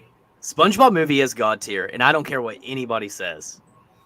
The Wyatt. Shining, hell of a movie. Never seen that one. What? Oh, dude, you're missing out. You're missing out on Shawshank. All right, you watch Shawshank. I'll watch The Shining. Okay, I think The Shining isn't too far away from you. The hotel. Oh, is that the one in the Stanley Hotel?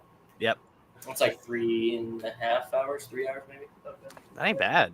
That's an Estes. I want The to see- Longest Yard is a good one, with Adam Sandler. 50 First Dates. You broke it in my nose. What's your favorite Adam Sandler movie? That was gonna be the next question I asked since we like veered off in this direction. This is a rough one, but I can lay it down immediately without thinking. It's 100% Waterboy. Little Nicky. Oh man, Lil Nicky's a fucking. Because when he's all That's a fucking good one. rewinding the Chicago record, he's like, I'm gonna say I go back Ridiculous to 6. spill blood. That one's underappreciated. It sure does feel better than a cantaloupe. Oh, that one is pretty funny. Um, Everybody my age pees their pants.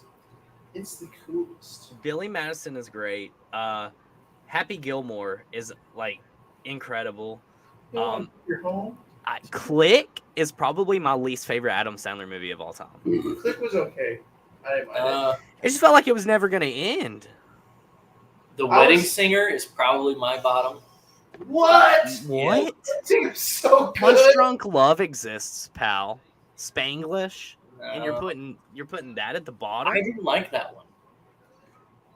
I thought it was mid. Lil Nicky was one of his best performances on screen. You know, honestly, that was a good impression. him sleeping on the radiator. No, Uncut Gems is like Ooh, overlooked. that's a good one. We were just talking Yeah. about that at work. I mean, I had to watch He's it. still coming out with really good movies. Honestly. I haven't watched Hustle yet. Hustle was fucking dank, dude. I haven't watched it. Great movies.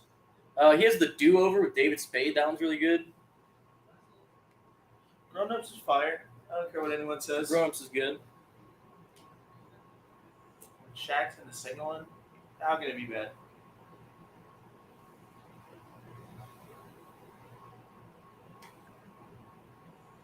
Let's see.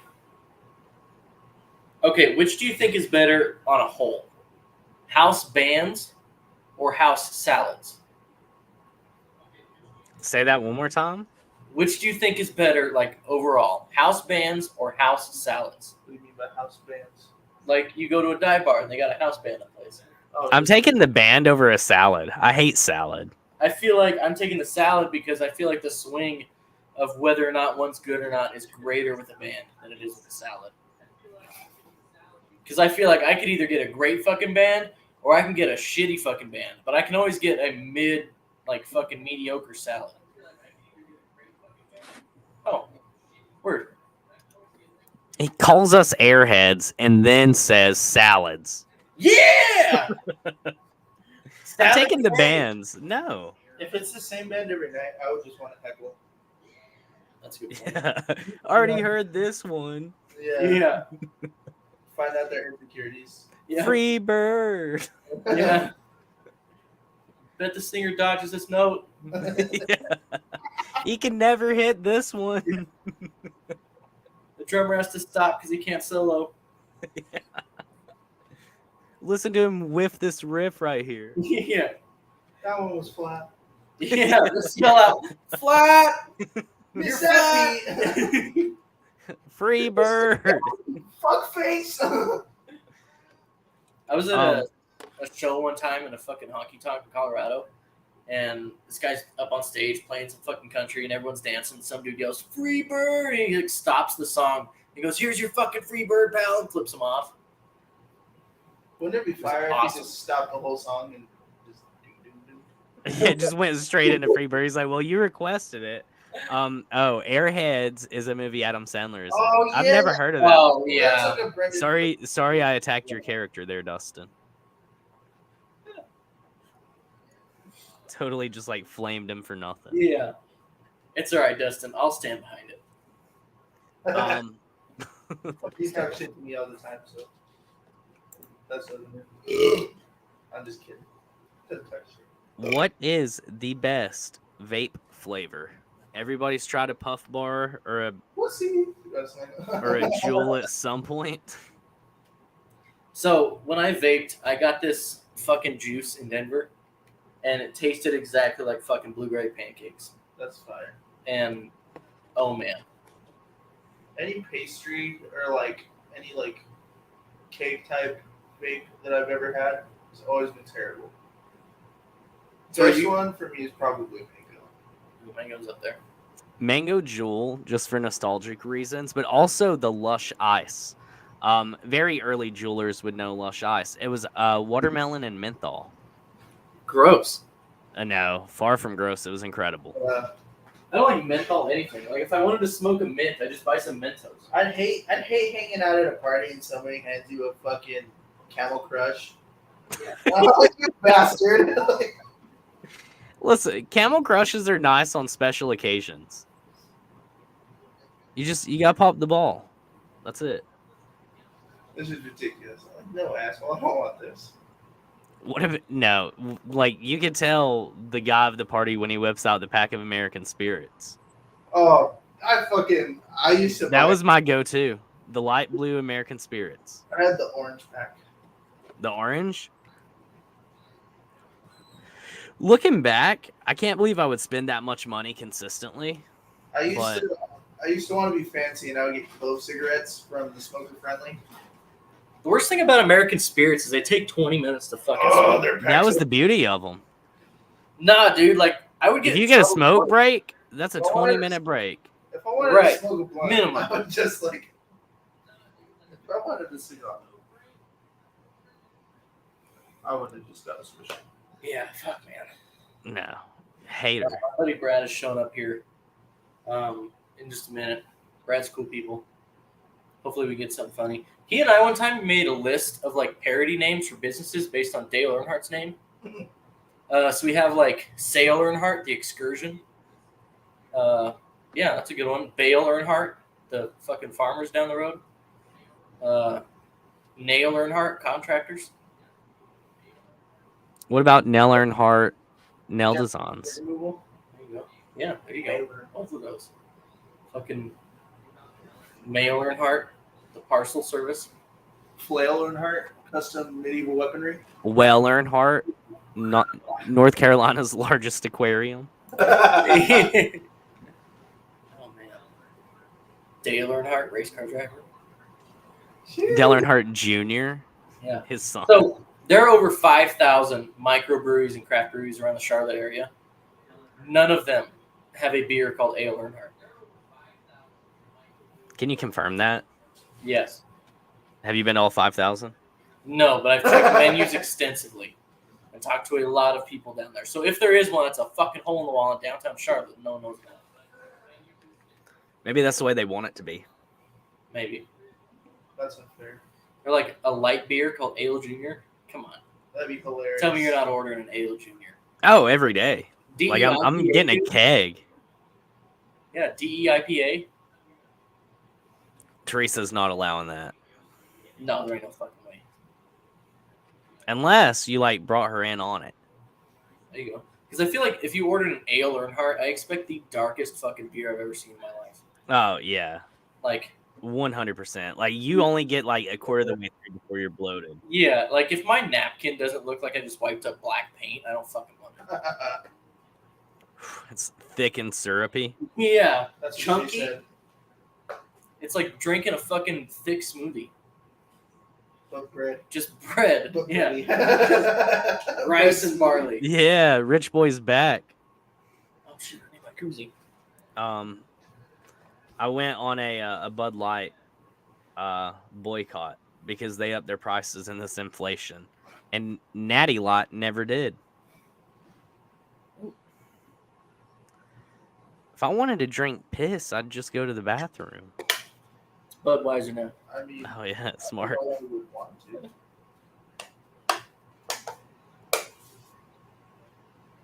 Chug it, son. No, I'm good. He said, I'm good. I got a ways yet. Got a logo facing out like a NASCAR driver. Yep. Yep. Give me all right. With everything that you have within your view right now, give me a driver interview post race. You came in What fifth. happened during the race? Did I get wrecked? Did I wreck someone else? Did I win? Did I finish second? It was a messy race all around you. You stayed clean. You did get caught up into something you would have won, but it caused a little bit too much aerodynamic problems. And you've got to at least shout out 3 items in your room. What is the where did I finish? Inside or outside top 10? Fifth? Yeah. Okay. But you had the car to beat. Yeah. Okay. Yeah, so I feel bad for all my guys out here today. We did come back after having a little bit of setback in the middle of the race. It's tough to get caught up in someone else's stuff like that. But we came back. We fought hard. I got to shout out Budweiser, Chase Authentics, and the Nintendo Wii. Not bad. Not bad. Not terrible. I've had better ones. You get me in the groove. If you would have stayed in the groove, you could have won the race probably. Yeah, but... shut the fuck up. Now I'm pissed the about problem? hypothetically losing this race. Yeah, you lost. Now you're gonna just be awake all night tonight thinking about. Yeah, like damn it, I should have gone low. Yeah. Why didn't I break sooner? Like I know when it happened. I know when I screwed up. I just got a little too aggressive into 3 and 4. Should have been poking my nose where it didn't No one to belong. blame but myself. Yeah. One of the best audio clips I've ever seen in my fucking life is Kurt Busch yelling "fuck" and like straining himself in the seatbelts. Dude, that is iconic. An absolutely iconic moment. I don't think Trevor's ever seen it. Or the Nashville prayer from the fucking Dude. pastor like 10 years ago. Share that every time I see it. Let me find this Kurt clip. I know I have it on my phone. I can send it to you.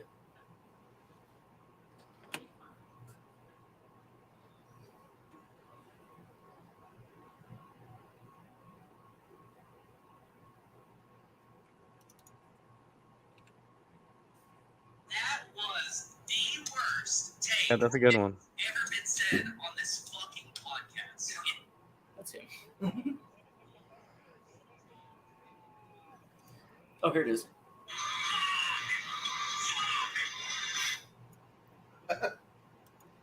It's iconic.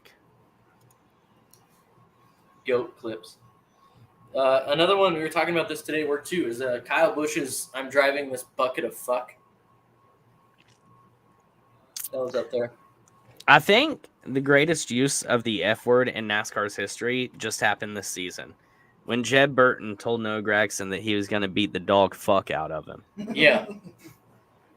that top 3 NASCAR moment all time. Another great moment was Kurt Busch telling Bob if he wasn't on probation, he would beat him up. Ooh, yeah, that's another good one. How about the fucking Carl Edwards threatening to punch Matt Kenseth? Oh, dude, I remember fucking bubbles. Like, you fucking want one? Yeah, and like with the limited amount of like information or access to information that we had then, it's like, what does this even mean? Like, was it a joke? Was it not? Like, do they hate each other? Yeah, that was the time right there. It was all speculation, no news. Honestly, I miss that era. Tony Stewart, I'll beat his ass. Dude, Tony Stewart. Tony Stewart has, Anytime he was ever on a mic, he's like, I guess we didn't wreck enough cars. yeah, I feel really bad about all these fans. What about when Tony had to poop so bad that he had to be golf carted to his bathroom? Oh yeah, dude. No, he shit his fire suit. It was never confirmed whether or not he fully shitted or not. I mean, if you look at Bill Weber when he's trying to give that interview from outside of his motor coach, he is trying so hard not to fucking laugh. He shit his pants. He comes out in like a change of clothes and everything. Here's the question. Do you shit on yourself for a win or no? Yes. Yeah. Really? Yeah.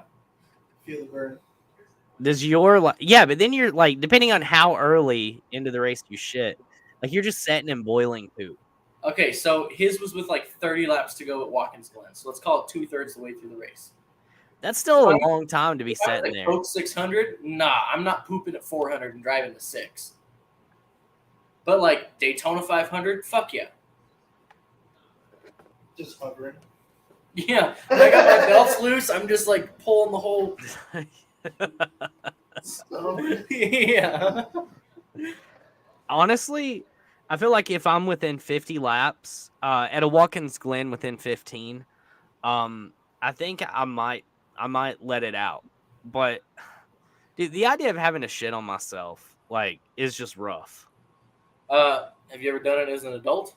I've never done it on purpose. No, you're right. Yeah, like we've all had those moments where like it wasn't a fart. It's gonna happen today. I'm gonna shit my pants. GG Allen. Yeah, but He died of heroin, so. no, I shit my pants twice last year. Twice? Yeah, I have a 2-a-year limit. That's all you can allow yourself. Yeah. Does it roll over like December 31st, or is it like? Yeah, January 1st to December 31st. I get twice within that calendar year. Money, money, money. Thanks, Mom. I just don't know that I'm pooping myself, to be honest. I definitely am. I think I would poop on myself before pee. I can sit and piss. Yeah, I can sit. That shit boils though. Like that actually boils. You're telling me that turd ain't gonna boil? I think it's gonna take the poop longer to boil based on like its consistency. That one's gonna itch when it dries. Oh, dude, that's gonna be rough cleaning. Like you're gonna have to soak in a bathtub. Just straight up. Yeah. Soak in tomato sauce. Yeah, fuck a washer. Give me a beach towel. I'm just If I'm because I'm going to a hotel. I'm getting a hotel with one of those jacuzzi tubs. And like I'm just like, I got one of those in the basement.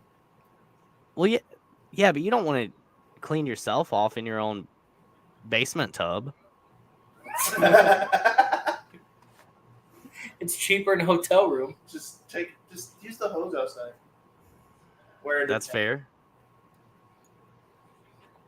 Just get me with the 10 spray. No, give me the sink sprayer. Yeah, just throw that bitch on full.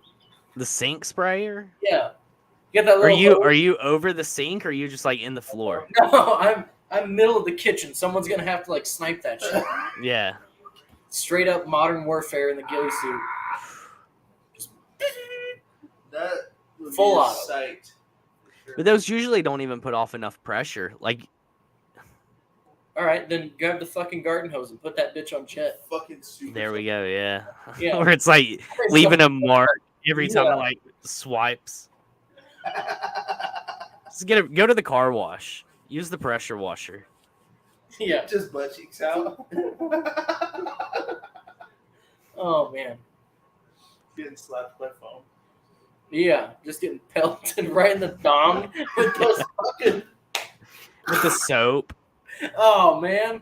On your bare ass cheeks. that are already like irritated from the boiling hot shit it's been sitting in for the last 4 hours. I feel like there's more effective ways to clean your ass than go into a car wash. Or you do a demonstration because you're also sponsored by Dude Wipes. Oh yeah, there you go. Hey, let's say you're in a lake, right? And it's not whether or not you did shit in the lake, all right? Would you rather it be a floater or a sinker? Like bunch of people swimming in the lake with you. Why But is that? it's like chest high water. Would you rather it be a floater or a sinker? A sinker. There's like not even a debate about it. Somebody's stepping in that. So, but like, okay, I'm on team sinker here too. But like, the best argument I've ever heard was like, if it's a floater, you can at least see it and stay away from it. You at least blame it on Like, somebody Dude, else. I do not want to be in a lake that's like short enough or like shallow enough for me to like stand in. Because there's no telling what I'm standing in anyway. Well, there's even more no telling what you're standing in if you take a turd in that lake. I guarantee you I would rather stand in my own fecal matter than like whatever the hell someone else has dropped in that lake. That's Like fair. my own poop is like the least of my concern, I think. Standing on a lake bed. I think you're fine. Like that broken beer bottle from Spring Break 67 just gashes me. Bacteria everywhere on that sumbitch. Aqua dump. Oh, I had one of those earlier. Where like you sit At the lake? No, at the fucking toilet. Poseidon's Kiss. Yeah. Yeah. Aqua dump is when you take a shit in any body of water. Oh, word.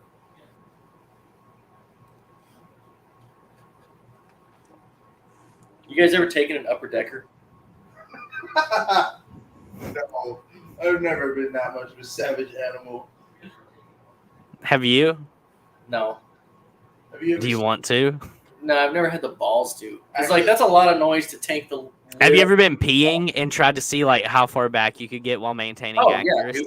So in high school, our urinal cakes had soccer goals on them fire? because we were pissing all over the floor. So there was like a little soccer goal and a ball hanging from a string. So when you pee, it'd like make a goal. Well, I was the motherfucker that would like back up like 6, 7, 8 feet and be like from midfield, like trying to hit the fucking Squeeze goal. it so hard to like Yeah. build up pressure. Now you gotta do that awkward waddle all the way back up. Yeah, especially like if it's one of those streams that just stop quick and you're like, oh god. Yeah. Oh, fuck. That's I never been an upper decker, but my friend did shit in the urinal one time. It was probably the largest shit I've ever seen in my entire life. Jesus. was it at school? No, it was at a Raising Cane's. Damn. There was only one stall, and I was Don't get Colton started on Canes, bro. He's about to just Oh, shit yeah. all over it. I'm like You don't just like shitting all the Cane's? urinals. They're all right. I mean, He said it was actually, let me quote him, Canes is mid and their sauce is mid. yes, yeah, Cane sauce is not it. yeah, definitely mid. I feel like that would I be can't less co-sign fucked up that. if you shit in the urinal in school, honestly. Because like a janitor at least expects to do that shit. Right, they're Poor high dealing with school that. kid Yeah. Raising Cane's had to go in there at the end of his shift to clean the bathroom. And I used to work at Krispy Kreme. It's like, And dude, I have some like wild bathroom stories. One time someone threw up in the sink, gross. and like where it was like throw up in the sink, obviously it was too thick to go down the drain. So like we just had a backed up sink full of vomit. Another time someone had shit like on the wall, and like there was just like the handprint where it was like down the wall. Shit. One time in the guys' bathroom, there was just a toilet. There were no urinals, but someone pissed on the opposite side of the toilet. Like Nice. if you were to turn around and face away from the toilet, they peed over in like that corner of the bathroom. Hell yeah.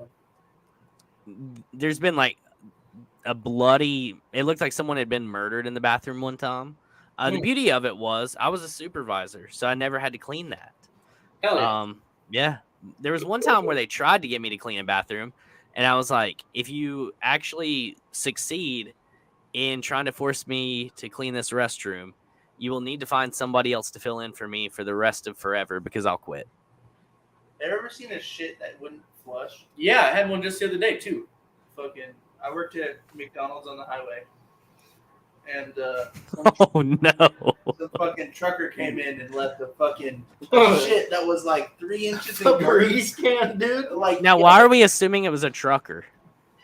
Because there's no fucking way, like a regular, like human is just gonna. Are we saying truckers are straight up? Yeah, whatever fucking. I'm telling you, it was like 9 inches long, and fucking like a 3-inch girth that came out of his ass, and like I tried flushing it like 5 times and it wouldn't move. Just spit it in the bowl. No, it was like fucking sitting there.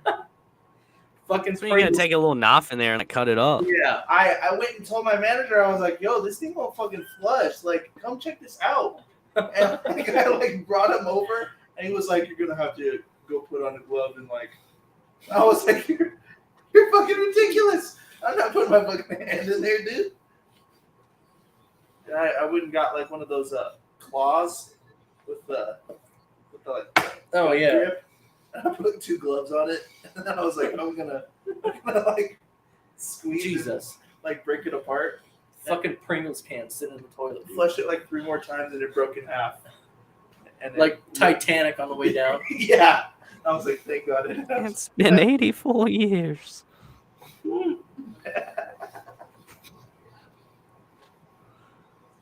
Did you back yourself a big enough jaw there, Bo?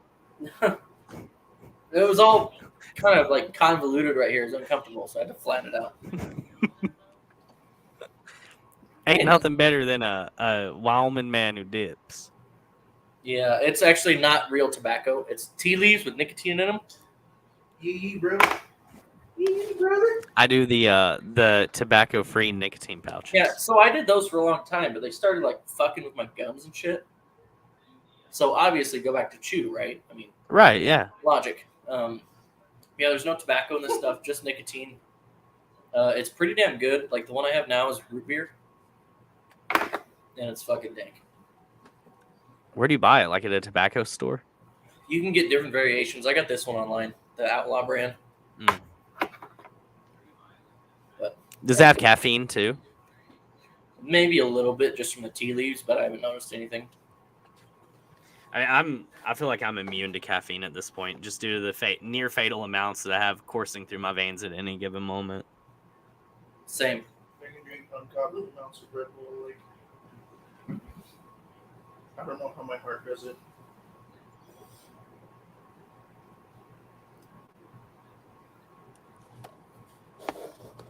Would you guys rather have office chair wheels for feet or chopsticks for hands? I'd say chopsticks for fingers. Do I have like locks on my wheels? Sure. Do they? Yeah, they Spin? they swivel. I'm taking the wheels. Is it like one individual per leg? No, it's like think of the bottom of an office chair with like the 6 fucking wheels. Oh, dude, That's the totally bottom. taking those. Yeah, 100%. So you can't go off road in that. Just letting you know, like cracks in the sidewalks, you're eating it. And No, I'm taking it. you're rolling your ankle. Like, Outlaw went no tobacco. Yeah. Yeah. He makes a killing, but he's got some good dips. know any good Chuck Norris facts? Yeah, did you know that Chuck Norris can unscramble an egg? So you know how Jesus walks on water? Can Chuck Norris swim through land? Yeah. I really like the Parv jokes that I was making a couple nights ago. I Like did Parv- it, except for a few of them. Parv is so old that he knew Burger King when he was a prince. That was a good one. Yeah.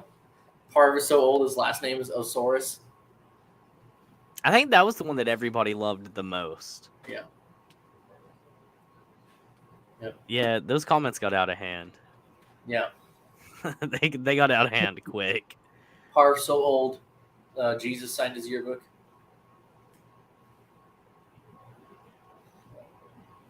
Got any more?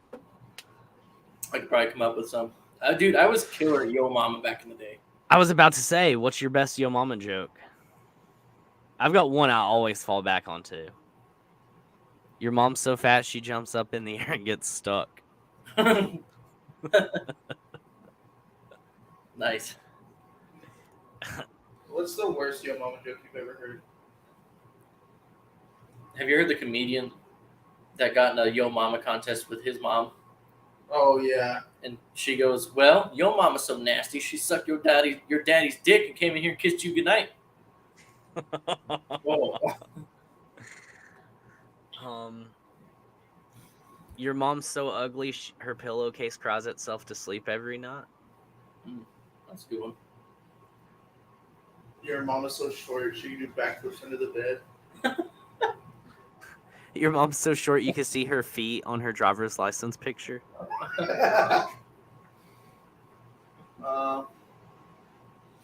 Your mom was so stupid. I said it was chilly outside. She wouldn't got a bowl.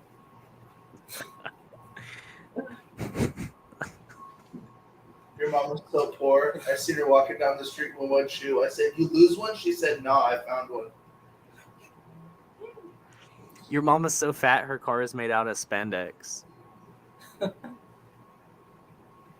fucking great. Your mom was so poor that her bathroom is a bucket.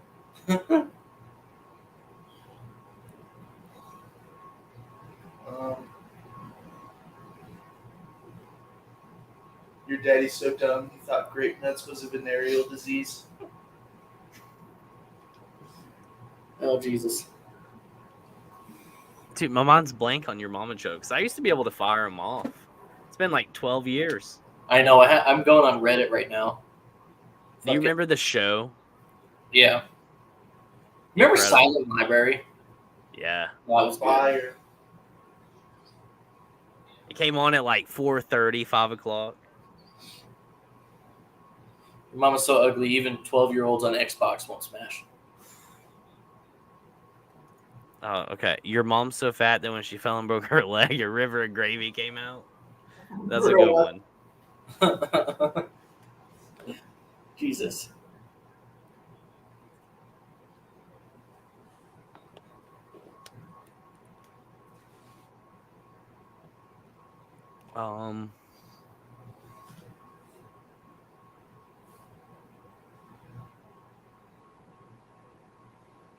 Mom was so ugly when she was born, the doctor slapped your mama. Yeah.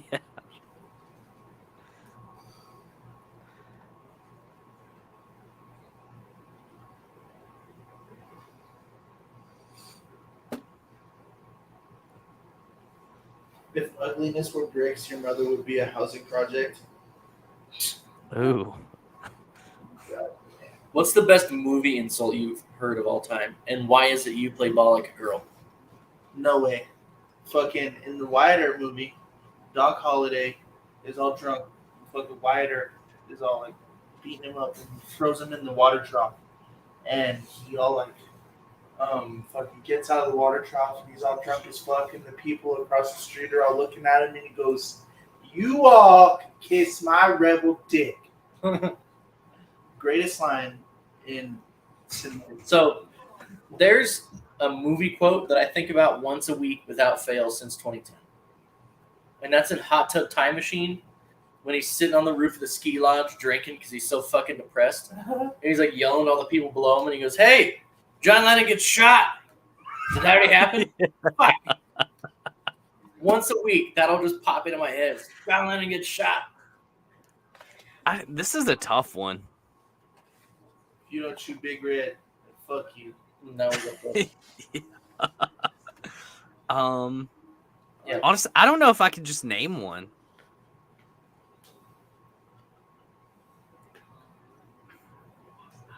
If peeing your pants makes you cool, then consider me Miles Davis.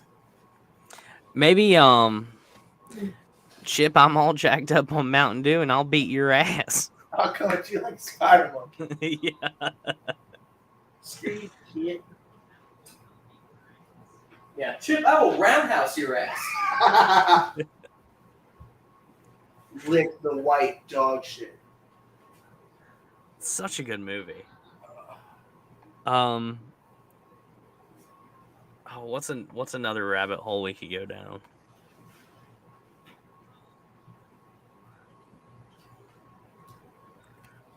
What's a medium level conspiracy theory that's not like delusional? William Byron is Rick Hendrick's son. We talked about that. Yep. I've actually been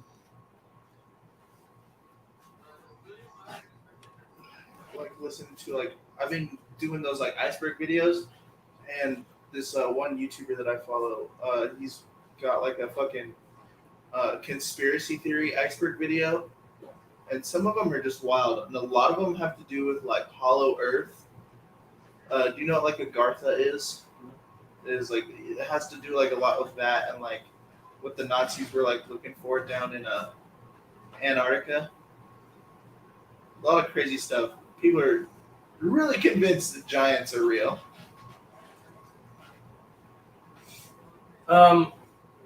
See, I was thinking more along the lines of just like birds not being real. I like the mattress firm laundering money conspiracy. That's a good one. That's It's a good like one. The Denmark isn't real. Denmark? Have you ever seen Denmark? No. Have you ever met someone from Denmark? Max Verstappen. Have you met him? No. So is Max Verstappen not real? Yes. He's a figment of Lewis Hamilton's imagination. He's a Fed. I hate Max, bro. You're right. Max is 12. I'm gonna put my balls on your drum set. Fire. The 2001 Firecracker 400 was a fixed race. Favorite non-pornographic magazine to masturbate to? Good housekeeping. Sounds like great. Chad met somebody from Denmark, so your conspiracy is foiled. They're a Chad Fed. isn't real. Yeah, he's a Fed. This is Brad. Chad. What's up, Brad? What's up, This is dude? Cody. This is Trevor. Nice to meet you. We are live right now and just having a fucking ball. Yeah, what? Yeehaw. I'm pretty alive. That was crazy. Oh shit. We just married. Woo! Where are we at on birds? Kind of birds. Fuck birds, dude. Okay, so could you imagine if you were an explorer, right? And you were like one of the first guys to visit South America from Europe, and you had to come back and tell your friends that, hey, these birds fucking talk, dude. That No one would honestly, believe you. yeah. And shit. Yeah. I mean, along those lines, though, like first Well, I discoveries. really Imagine still being the don't first know person to someone. discover cow milk is drinkable. Right? What if he That just wanted some? motherfucker's weird. What if he just wanted Right. some cow titties? Right. What if he wasn't even Weird. expecting anything? When you seen the video of the 3-year-old boy who's like, "That's a penis." Like if that little kid literally says 200 words in his entire vocabulary, he still knew that was inherently a penis. Yeah. Bro, like homie was motherfucking weird. Like the dude sucking on cow dicks to find out what that milk was weird. He may have been a fruit, but my God, was he a genius. Well, I mean, what else did he figure You a out? big milk guy? I love milk. Dude, I feel like once you're over like 18, you're not allowed to drink milk anymore. What? Yeah. Oh no, that's not a rule. I drink milk. Milk's too fire. I'm in my 30s, and heartburn just became a thing at one point. So like, milk ended up becoming my friend again. What are you gonna eat with your cereal? I mean, I do milk with cereal, yeah, but I actually prefer like almond milk. Well, yeah, but you have to pay like $12 a half gallon for that shit. I believe that adult asthma is a choice.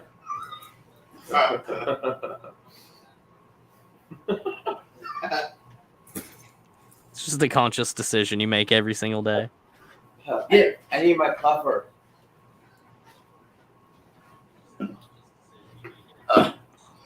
Oh, true. This is we're like the cow worked. Let's go over here to this other animal that just ate a tin can. Yeah. Let's grab that milk. Yeah. Fuck goats, dude. I was mauled by a goat as a child. I believe it. They're dickheads. Did you say Yeah. mall? Yeah. Mauled, yeah. Rammed in the penis. That's a mall. It ate my shirt off of my back. That sounds like some goats do. Yeah, it was. So now, like, I just got no goat trust. And if you've ever seen The Witch, No, then you would trust goats even less. have not. Oh, it's an incredible film. This man has never thought of playing Goat Simulator. Goat Simulator, classic. It's a good one. Is it though? Tell me about. It's a time consuming one. Tell me about the idea of locking a goat in your homie's closet, like the night of your. Oh yeah. So Brad and I used to come up with a bunch of skit ideas. Like we came up with one about like a dude who learns to run on crutches, and so like imagine a dude in crutches, right? He just like stepping that Full speed. no legs on the ground, just crutch, right? How is he gonna stop? Like like a jumping. You can just like plan it like a fucking long jumper. I feel like that's how he'd have to, right? Yeah, or just wipe out and It's break like how it. you stop after you like pass first base. You're just like, You're just like You don't get to overrun with crutches because you still have to stop the crutches. Like we were coming up with it, and we talked to Newton, and he was like, "Yeah, none of my walls are gonna allow that." yeah. I don't think that's legal. Yeah. But we came up with one, like, what if you just like chained up a goat in your buddy's closet? Like just like the weird noises you would hear. You would hear a couple like fighting upstairs, like, or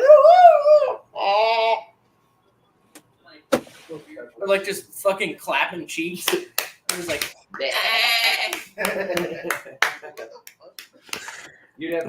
Where did this idea like? How was it conceived? What? we were not sober. Locking a goat up in your buddy's closet. Yeah, a bunch of different ones. Like Spider-Man, like grabbing a flower pot off the side of the building. It's like, thank God you got super strength. Shit! Like, yeah, or like miscalculating a street light and like wrapping his web around it. Getting caught up. Yeah. bro, watching Spider-Man fuck up would be the greatest film to watch ever. Just a klutz of a Spider-Man. Yeah, helicopter blade. Oh no! Yeah. Fan. Crashes the helicopter, throws it off balance. Dude, Who's the best Spider-Man? Yells Kobe on the way down. Who's the best Spider-Man? Miles Morales. No, I'm talking like What, Andrew you gotta- Garfield, Black. Toby. Tobey Maguire. Because that was my Spider-Man as a kid. So Tobey Maguire, strictly for nostalgic reasons. That's the only reason. I agree. I think Andrew Garfield is the superior Spider-Man. Up there. I think he's one. Holland would be like two, and then And all toads.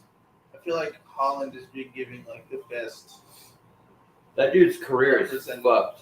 presentation. I'm sorry to interrupt you like that, but I bought the movie Uncharted, and I'm fucking livid because all the Spider-Mans were fucking awesome. Uncharted would have been great if they wouldn't have used Spider-Man in it. Like, dude, you can't unsee it. So, like, he's like about to die, fucking, falling from the fucking rafters of goddamn God's warehouse. So it's like 7,000 feet to the ground. Like flip it, Spidey. Like You know what I mean? And it's like, come on, dude, you'll be fine. Like in the other guys, he's like, there wasn't even an awning in that direction. Like, nah, dude, like you're gonna hit the fucking ground. like a human's about to bounce, dog, and then there's not like a second recovery of her. It was awful. It was just Tom Holland, aka fucking Peter Parker. Like that dude's got a. He's not a good Nathan Drake. I want a Spider-Man that shoots webs out of his ass. What about? Wow. Like, imagine having a superpower. Any superpower you want it. Go. Just say it out loud.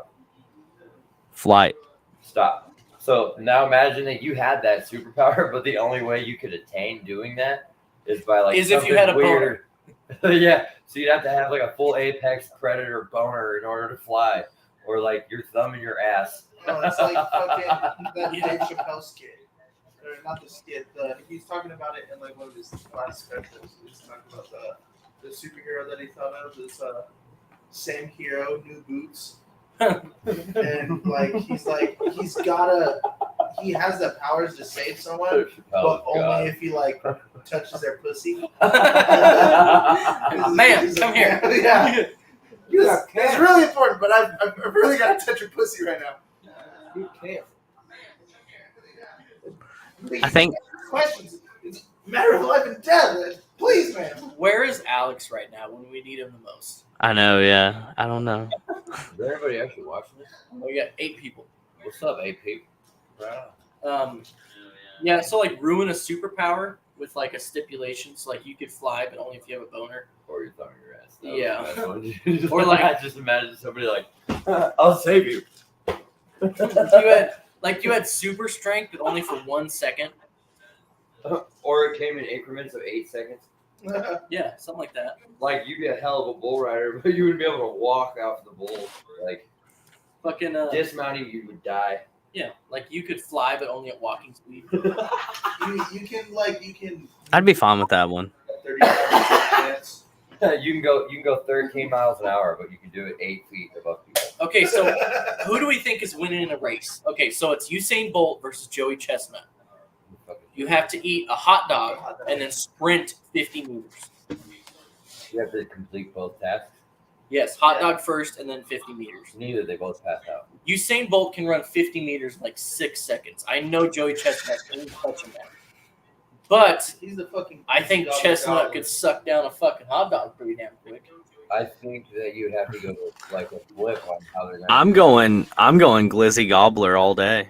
Yeah, I'm going Joey Chestnut. Chestnut's. Because I think he's eating the hot dog quick enough to where like 8 seconds. Is it Yeah. like just the dog or is it bun too? that's bun too. Oh yeah, and you haven't seen that shit?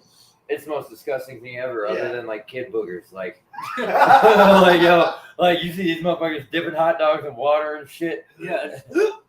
Like I want to go get something out to just start beating the shit out of these skinny motherfuckers that put 200 hot dogs down. Fucking Matt Stoney. And then you got people like me who, if I order what I want from any fast food joint, it's about $40 worth of shit. I think the stipulation is you have to finish the hot dog before you can take off running.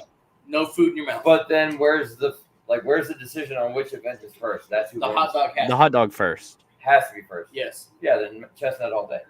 Now, honestly, I think that Joey could beat him even with the run first. Nah. Joey's not going to be 30 seconds behind him running, not 50 meters. Like No, Joey, hot dog, I feel like Usain could still get down fairly quick. I don't know. Speed is too relative for this. You can fly, but you have to fly backwards. I would be like car You're not allowed to sick. turn around and look where you're going. Like you have to go off of auditory signal only. So like somebody's screaming fucking 1,000 miles away and you hear it. Yeah. You just fly in that direction. Yeah, you gotta go that way. Your asshole will wind chapped. That's what I'm saying. There's so many things that can happen. I think that the hot dog sets Joey apart. Yeah. Oh, absolutely. 50 meters would be close though. It'd be fun to watch, at least. Yeah, fuck McGregor Mayweather. I want this shit. I want 5 rounds. Spread Can over you 3 days. can you get it together? Just make a few calls. I might. He knows I could that. at least do me and Darian from Black Flags Matter. Do you Like, think he you won't win? He won't do charity boxing with me, but I know I can beat him in the hot dog sprint. You guys should do a cheesecake eating contest. That's a good one. That's gonna be Ooh, I've seen sounds like awful. bro. like I've yeah, seen- you think like you guys think it'll sound good. Like that's a good idea for like 10 seconds. I've seen a dude hammer down like 4 fucking full on like cherry cheesecakes in a matter of minutes. And then I watched that same dude at the same carnival throw up for 5 hours. Dude, it was awesome. I sucked down a cigarette in 2 poles one time Oh, and immediately puked. You I can bet. smoke that fast in Wyoming in the wintertime. I don't care who the fuck you are. Yeah, like 4 poles max in the winter. But yeah, it's like 40 fucking seconds. Built different. Do that with an American spirit. It blows everybody's mind that I smoke like damn near a pack and a half a day and play hockey 4 hours a week. My money is on Connor with this one. No, okay. So have I ever told you about ESPN 8, the Ocho? I mean, I know about it. So that it comes on once every year or so. Yeah. And they have weird ass events. One of them is chess boxing. You do 1 round of chess, 1 round of boxing. 1 round of chess, 1 round of boxing. Whoever gets checkmate or a knockout first wins. Dude, so hold on. Let me answer Chad's question real quick. Or anything with knocking somebody out and McGregor being involved that's not also involved in knocking people out for a living is going to lose by knockout. Yeah, I'd take 100 McGregor. in that one. 100%, bro. It don't matter what food you throw on the way. That dude could swing at McGregor while he talks shit, then eats the hot dogs and still get knocked out in the worst way Yeah. possible. but like I'm taking imagine McGregor. Chestnut gets like the underdog, like mad underdog. He just story. butter beans his ass. Yeah.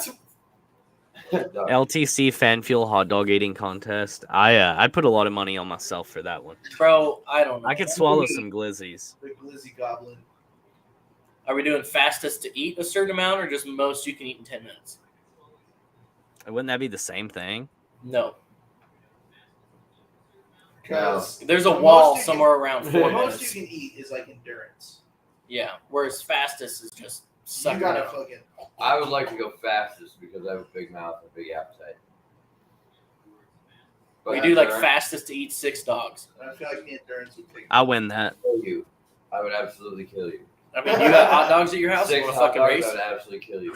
I don't know if I'm trying to do that tonight, but You could be real. You could be real. That's steel. great content, my guy. it is, yeah. I've been eating on these Parmesan bread bots throughout the night, so I just don't know if there's much room left in the tank. Excuses. Be like them Bavarian people. Dude, yeah, shout it. Listen, look at Oh, hell yeah. You guys do lava cakes or what? no Parmesan bread bots. Those are good. Fuck yeah. Hey, Domino's is definitely needing to throw a sponsorship some way, man. I'd staple their logo to my tits on live. I have. You want a Domino's topper? Yeah. All right, cool. You can leave. I'll give you one. Whatever. I mean, if you were to do that, I think all of us are willing to put in for you to get a free pizza if you staple the logo. Yeah, I'd at least buy you a free pizza. we were You stapling gotta get a face tattoo. It's right here. The domino. just for a fucking pizza, I don't even have a I job. mean, like homie. you gotta give me like a free pizza for life, or at least like. Yeah, No, that's I gotta was- be signed, notarized. I read by a want few Domino's At logo least- on at one least cheek 5 years. of your butt. I will put Bruh. here's the thing. I love Domino's. Whether change your name, fucking flip the domino over, whatever the fuck you could do to try and like push people away or bring in new customers. I don't know how they really do it. But my point is that I would tattoo their logo on my ass cheek for any kind of amount of pizza if they paid for it. Because I just support their brand. Domaho. You know what I'm saying? It's a What if domino. it's just one pizza? Just one?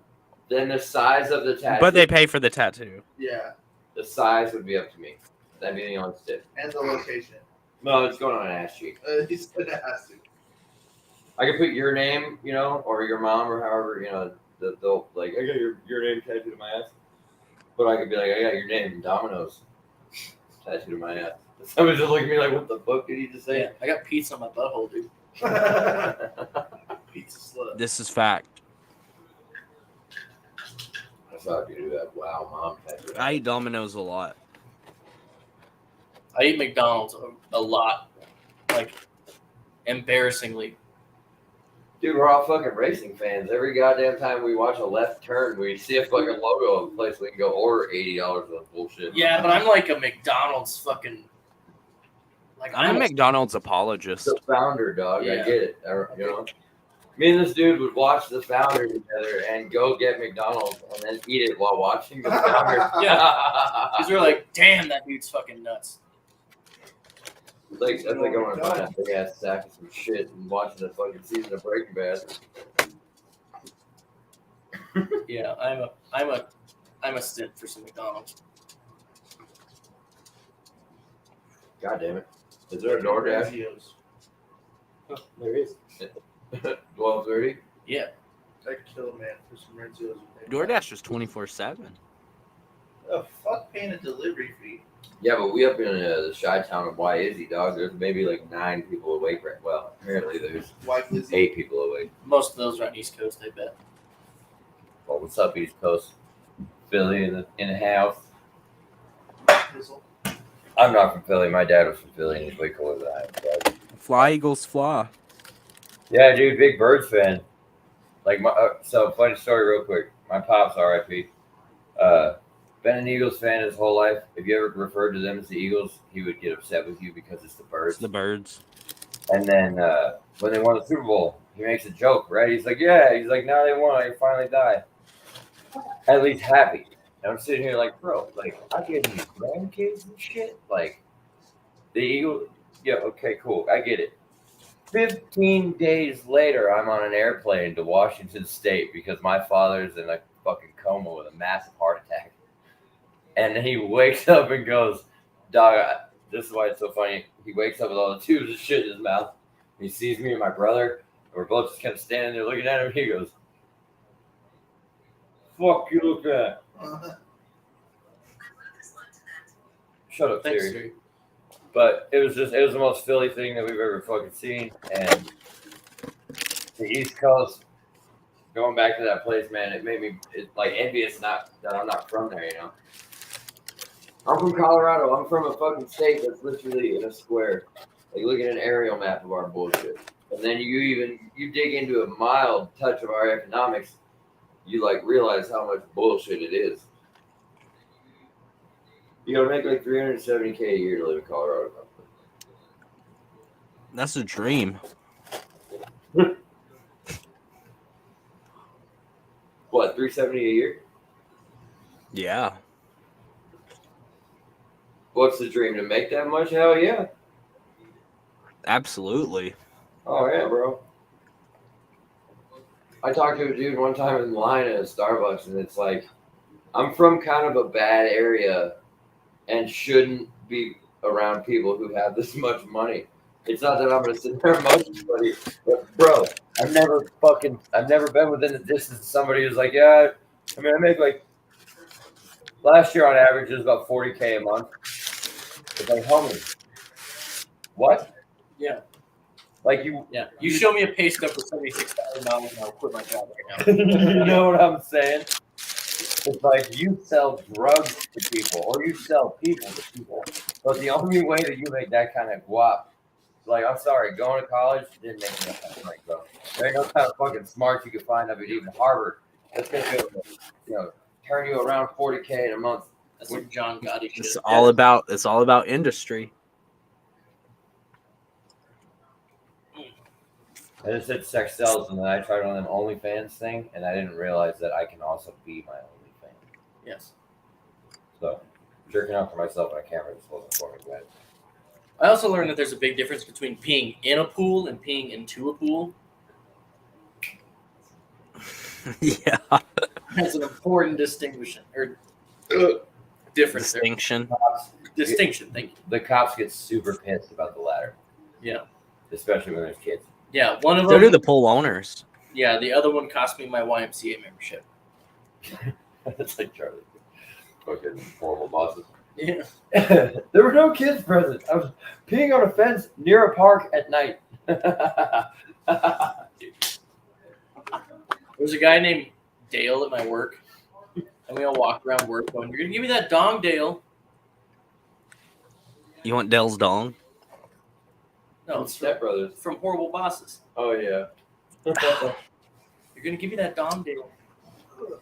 I feel like I just did not like all of the the super culty type movies back then.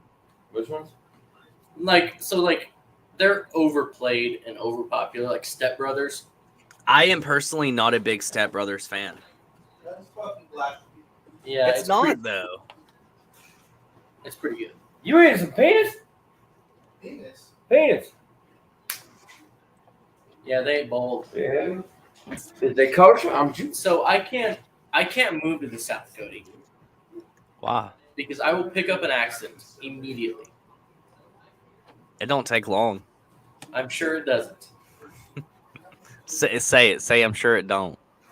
Yeah, I'm sure it don't. There you go. See,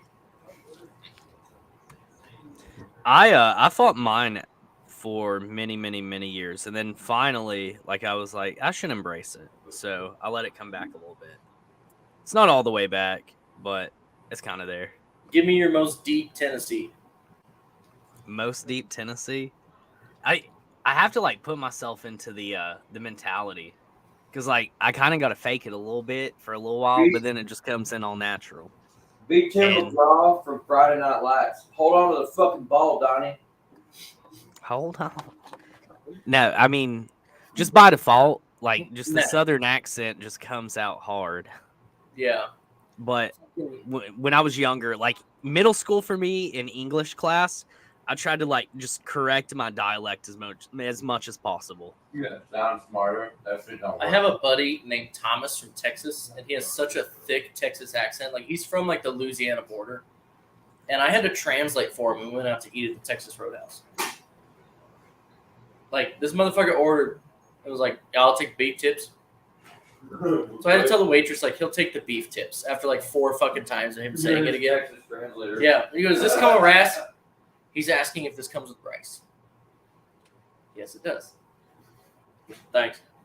I don't understand how I struggle with like a very thick Southern accent, but I mean, as long as it's like somewhat tangible, I could usually like puzzle it together. Same. But like he wasn't from Texas. He was from Texas. Yeah. Tommy? Thomas. Yeah. Tommy from here. Yeah. Like, Texas Thomas. he was like, "Darling, you are a waitress at Texas Roadhouse." Yeah. He is from Texas. Yeah. Great. I broke the seal, so we gotta pee again. Oh man, That's cool. I'll sit down and eat some pizza. that's the golden rule. I know. Oh, we lost somebody. Come back. Bro, it's like 3 a.m. Eastern. It's 2:39 Eastern. Thanks to the service to the military and the 2 tours to Iraq, my sleep schedule officially committed suicide like 13 years ago. I just go to sleep whenever things outside of my, whatever's around is like, you know what, lay down, you're good. Kind of sucks. I was raised on the internet. It's the detrimental things to my health. I really feel bad, no lie, for people that like had to live their life through screens. Because now I'm kind of like trapped in it. I got kids that are old enough to be trapped in screens, and that's what they want to do. Yeah. You know, they want to do that, bro. I'm sitting here looking at them like, what the fuck are you actually looking at on this thing? Because I see them, you know what I mean? Blows my mind. But then again, I don't want to be that dumbass redneck parent and be like, yeah, well, back when I was a kid, dirt, blood, dirt. Because fuck when I was a kid, dude. That shit sucked in its own way, too. Like, you remember not being allowed to go inside even when it was fucking 100 degrees out? I don't remember that because I was an inside kid. You're like that cat that gets to sleep on the furniture. Yeah. Yeah, I never went out. I didn't like heat.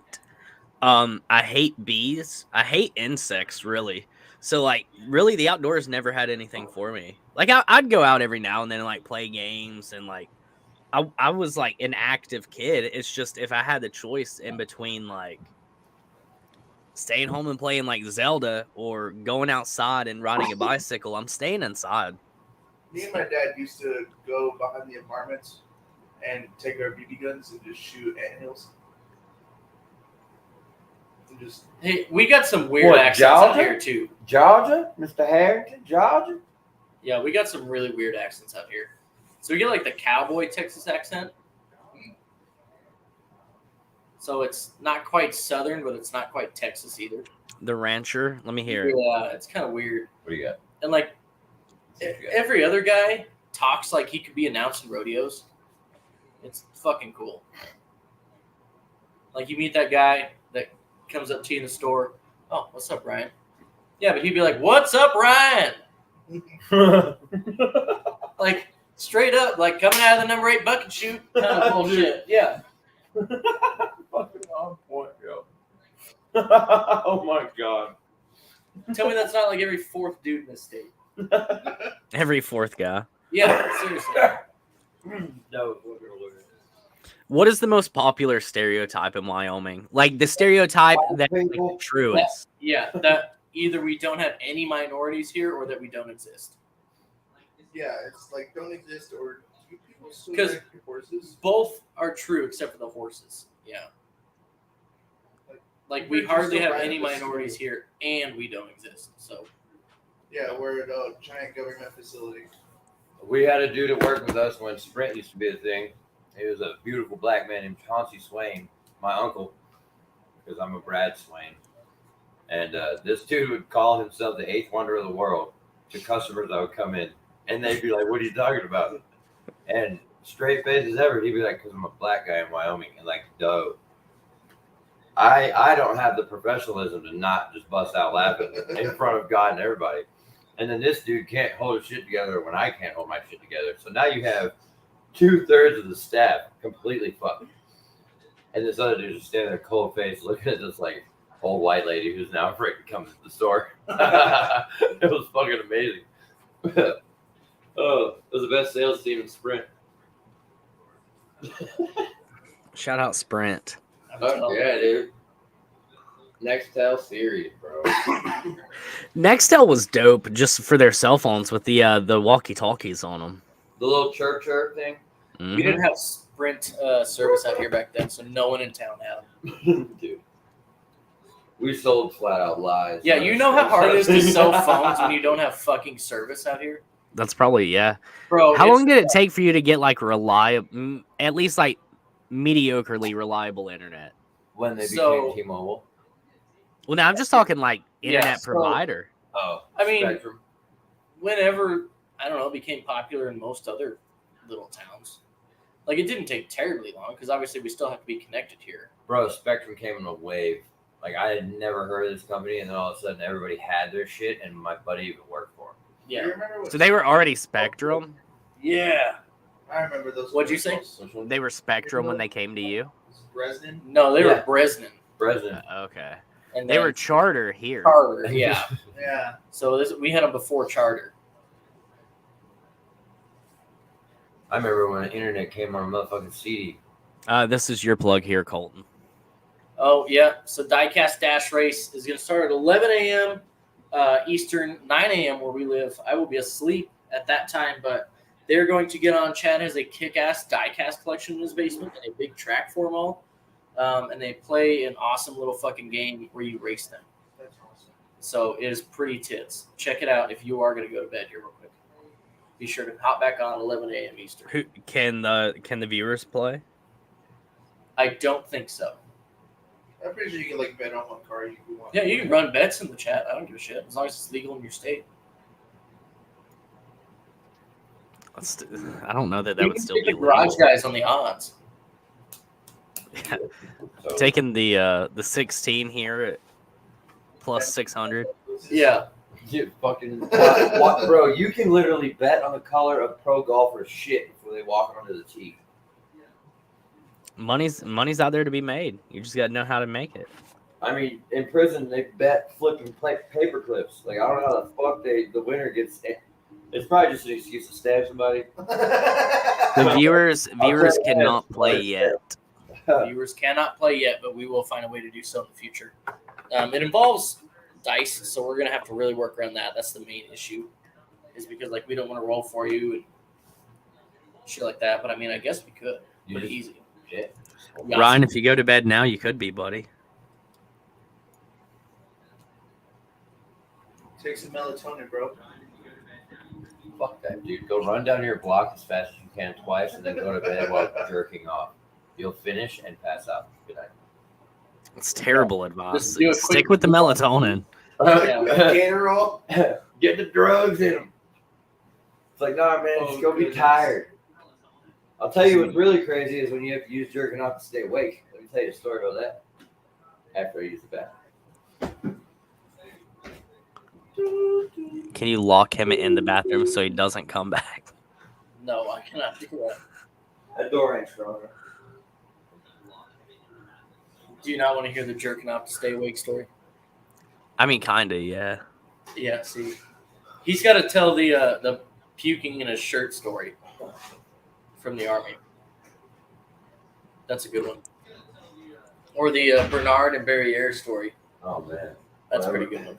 I think I got about 13 minutes left in me before I'm gonna tap. Word. So it will officially just be us. Which is fine by me. 13 minutes? 12:45. I could definitely get it done in 13 minutes. I believe in you, Chief. Oh, yeah. What's the best Tool song? Best Tool song? I don't know. My favorite?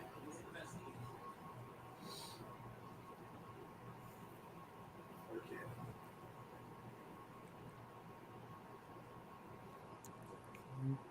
I don't know. Like, Skid Up, Fake fan. probably because of like the bass line. 'Cause it's really nice and it's fucking very prominent throughout the song. Fake fan, this fucking guy said. I don't know. 46 and 2 is pretty good in classic. Dude. It's really good because I like the way that he's like. It's kind of like a commentary on like Christianity and stuff, and it's pretty cool. I like it. It's not bad. There's like one where he's like making the lyrics around like the perspective of like angels looking down on like humans, and they're talking to God like, yo, why would you like give them all this like free will, and just so that they could be shitheads and kill each other and fight over materials. See, that's why I'm not. I think Ryan summarized my stance. When you have to explain a song that much, I just like diving deep into like the lyrics and stuff like that. Tool's definitely the band for that. Yeah. If you want to be a fucking nerd about music. Oh, so Ryan will be on here in a little while. Oh, Ryan's coming on? He said he woke up at 5 p.m. Ryan, I don't know. Ryan, do you want to hop on here? It sounds like you're going to be up anyway for a little while. Ryan's metal, bro. Big dirt guy. You know Dragon Force? Yeah. Fucking, they made the Through the Fire and the Flame song. I've been listening to a lot of them. They got a song about Skyrim. Hell yeah. And fucking Starship Troopers on their latest album.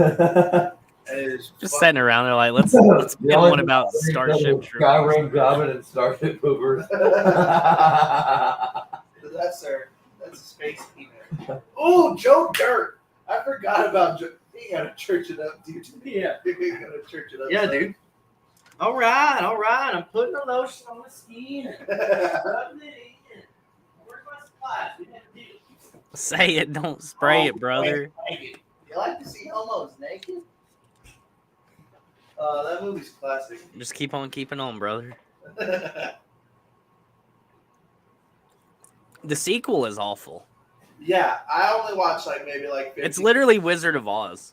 I watched like 15 minutes of it and I was like, yeah, I'm done.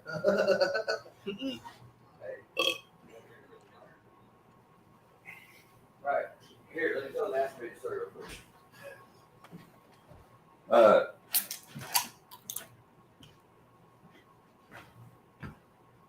Pulling guard in Iraq, and you do all the most extreme shit you could possibly think of in order to stay awake.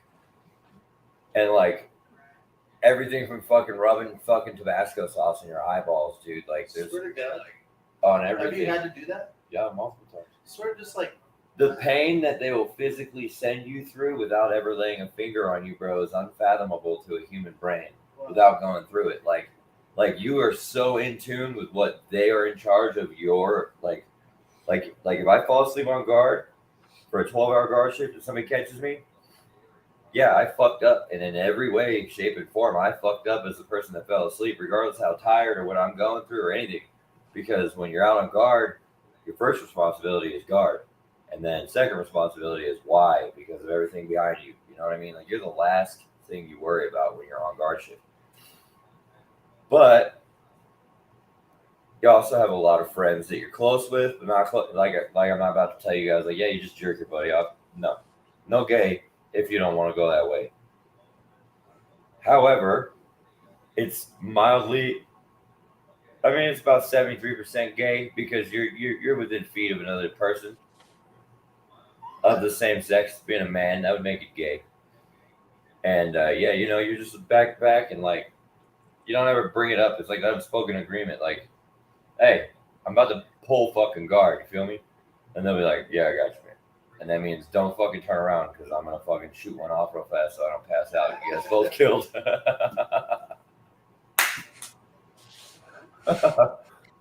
Yeah, real shit. In-depth look at the military right Well, here. Breaking. I have not taken some of the shit that I have been through in the infantry life to vet TV because I'm not trying to end up in jail. And it's not because we like did anything crazy, like went and hid bodies somewhere and shit. Like, nah, man, we got high on air dust off and jumped off of fucking Connexes thinking that we were invincible. And like, Shattered my kneecaps, but Oh, bro, homie fucked his face up and then tried to come up with a story about how he was running to catch a bus at a bus stop in the middle of the fob in Iraq. Oh yeah, dude. I'll start a whole goddamn podcast on my own just on them stupid fucking stories. Are you guys really trying to get high out there though? Yeah, we did get high off dust off. I watched a dude jump off a Connex thinking he'd fly. Did you ever like try anything else? Well, I mean, you don't really have access to shit out there. And no, if you get caught doing anything, bro, if you get caught with a beer and a koozie, if you have a soda and a koozie, they're gonna be like, "The fuck are you drinking?" Wow. Damn.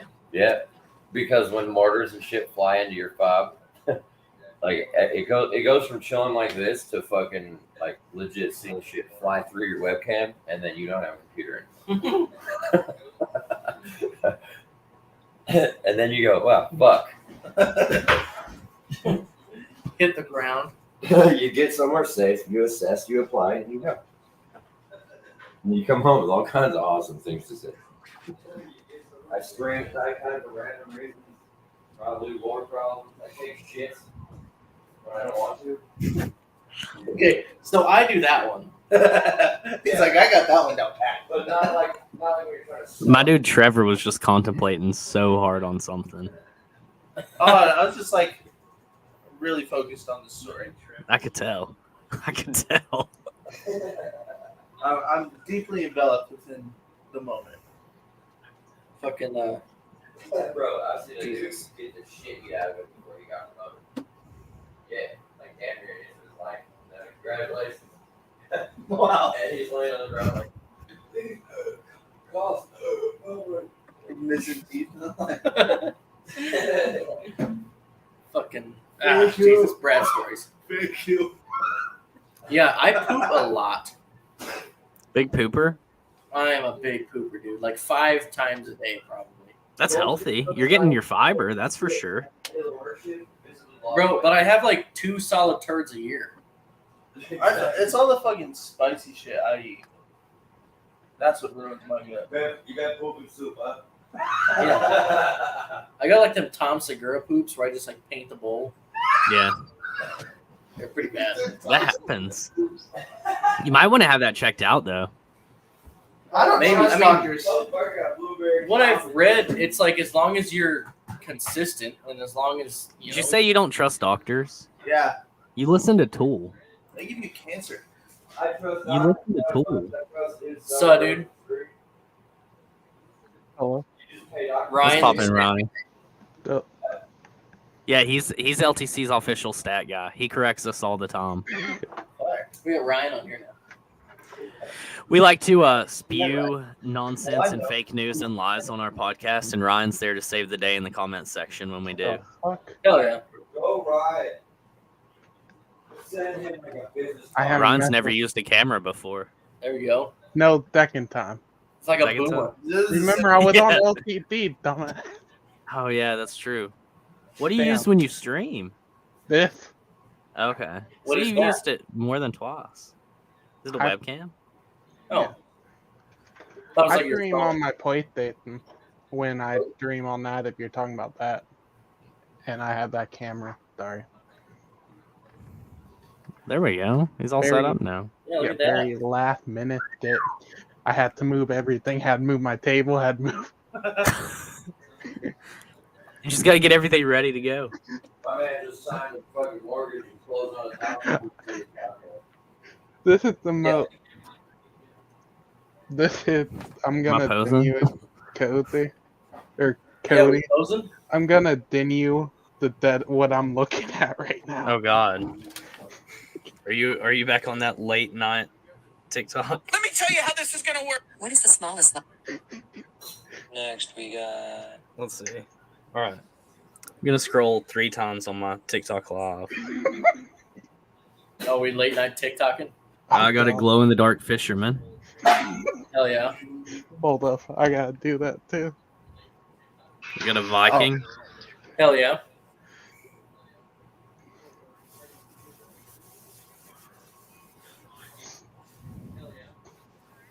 Yeah, I can't do any of what I just found. I felt that. I got a SWAT officer. Woodwork. Yo, Is that a sleep stream? oh yeah, it's fuck, Cookie Monster. I didn't see that. I just saw all the not the fucking, Cookie Monster. Shit, that's what I should do. I just saw all the like ghost people or not.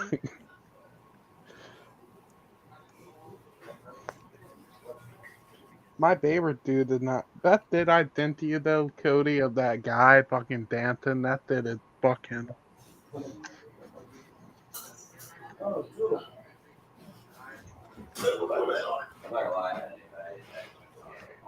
Where'd you send it to me at? That stuff I sent to you a while back. Remember the wait. thing you were talking about, the guy on the. Yeah. I found a new one last night and it was hilarious. That dude's just giving it his all. He is 100% rolling on Molly. Oh, fuck. Like, you could just see it in his face. Like, the fear in his eyes. Good for him, dog. You good for this guy? Yeah, absolutely. You think he's having a good time? Hell yeah, look at him. Yeah, watch him go. Bruh, you don't kick moves like that when you're just like, Sober. yeah. When you're in this dimension, you're not making these moves. The homie's fifth. So I feel like I understand his dancing, and this is going to be hilarious to even describe. If you don't know how to dance, pick an animal that you feel like inside that day. So like sometimes, right? Yeah, sometimes you feel like a peacock, and then you strut to the beat of the music. It doesn't matter where you're at. You could be at work, you could be at the club. I listen to music all the time because I don't want to hear people most of the time. And So let me ask, what would it take to get you so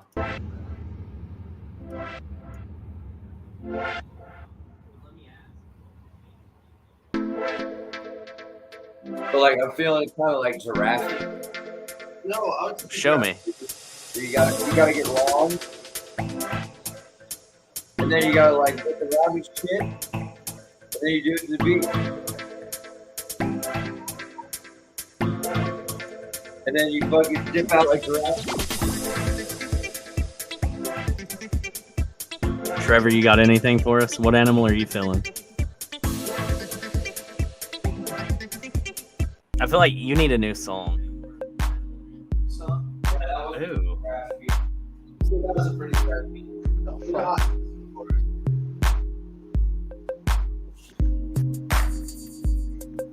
Yeah, you got some stank face going on. There it is. What animal? What animal are we encompassing here?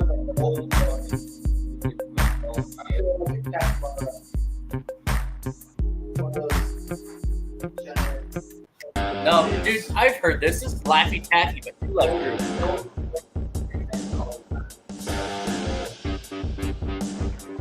Uh-oh. What animal is that?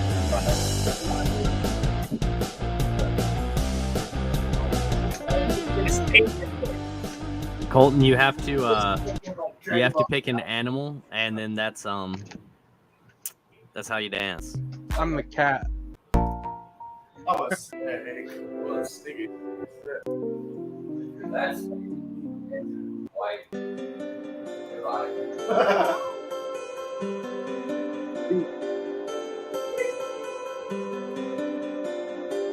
No, dude, this is definitely. Hey, Cody, What? look at this random thing I have on my floor. That's beautiful. Yeah. Vibe koala. Hokey hokey ho. Koala vibes. I can see like. All right, I'm gonna say an animal, and I want you to pick whatever music you think would go with that. Ooh, that's a good one. An animal? Yeah. Transvestited silverback gorilla. I want you to. All right, the animal is kangaroo. Pick a song. Kangaroo? Pick a song you think would go with A kangaroo. song? Or like a royalty free beat. Like. Am I playing the song? Yeah. From the selection that you have there. Beach Days Brew. Oh, all like 6 of them? Yeah. Hey, you can be my name, Cody, right? Yeah.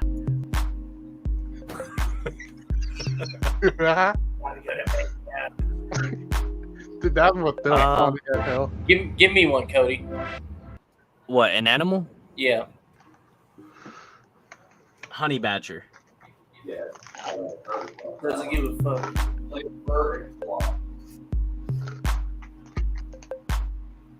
Just rolling through.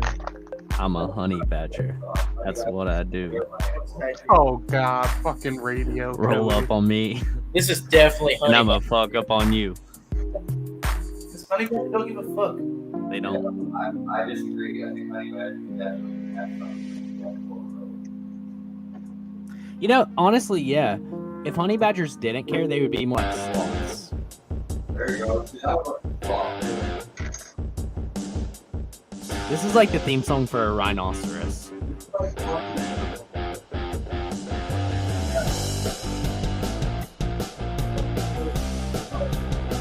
This is definitely one of those things. This is a panda. This is panda, definitely. This is squirrel. This is like a squirrel's brain right here. Bro, I don't know what kind of squirrels you've got. But ours are definitely not this. Do you have metal squirrels? Yeah, dude, our squirrels are fucking nuts. They eat them too.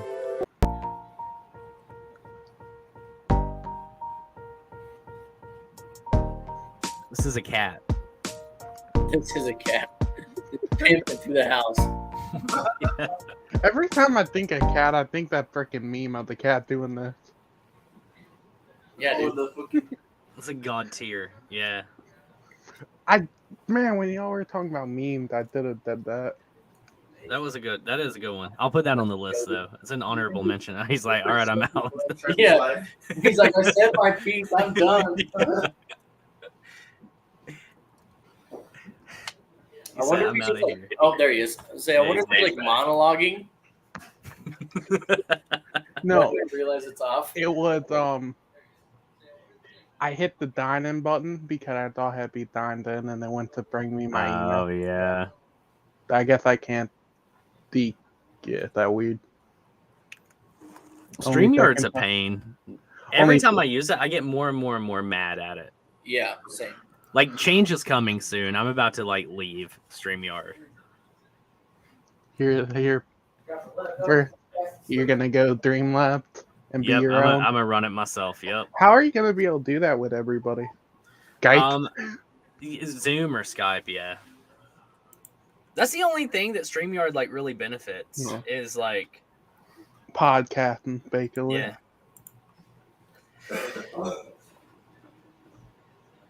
Well, I think this is where I'll sign out. I gotta get some sleep. Get me some shut eye. I have normal eyes under here.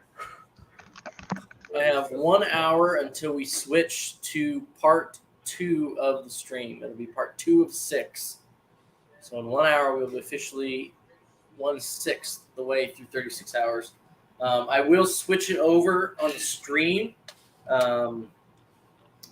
I will resend out that link and everything so that Ryan, if you're still on, you can hop on. Everyone on Facebook, YouTube, Twitch, and Twitter will be able to hop on and view it. We're cutting it down into 6-hour increments because we have a max of 8 hours on Facebook, and 6 is just more easily divisible. Really? Yeah, so we're just gonna. I didn't know Facebook had the.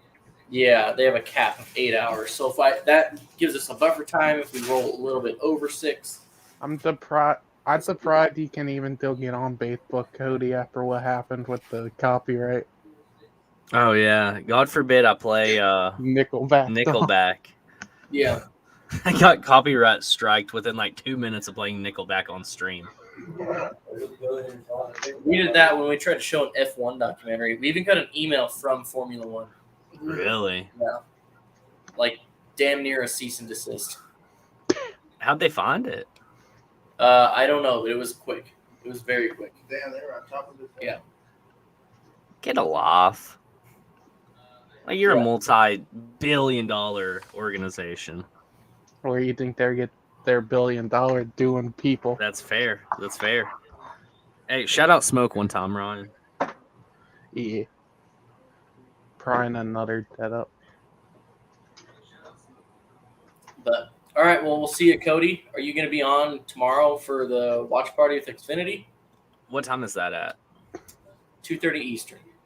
I'll try. I got a birthday party, and it's a birthday party that I have to go to because it's my fiance. Well, then the next time we're guaranteed to see you is Significant Other Power Hour. Am I right? What time is that at? 8 p.m. Eastern. I should make it for that.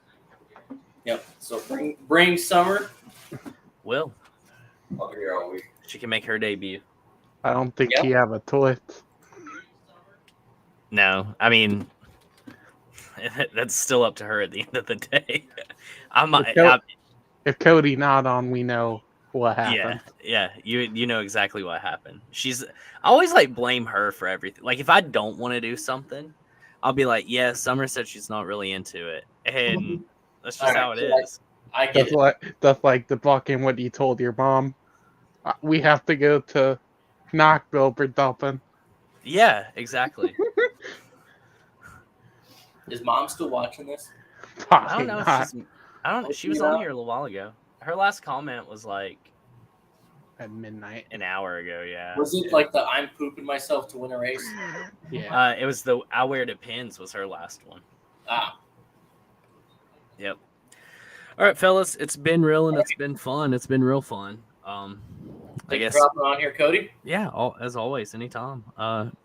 Cody, the host with the most, is Audi 5000. Alrighty, we'll see I you. just hit the end broadcast button. Yeah. Fuck us up. Yeah. All right. Godspeed, soldiers. We'll see you, dude.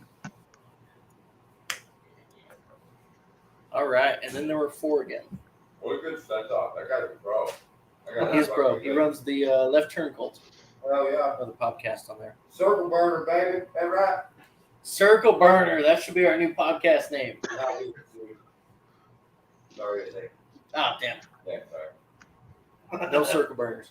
I just remember the dude who owns the team. It's like a trucking company or a garage or some shit. I pulled up. But he was hammered at the track. Circle burner, baby. And I was like, that's the coolest thing I ever heard come out of a fucking 4-2 redneck now.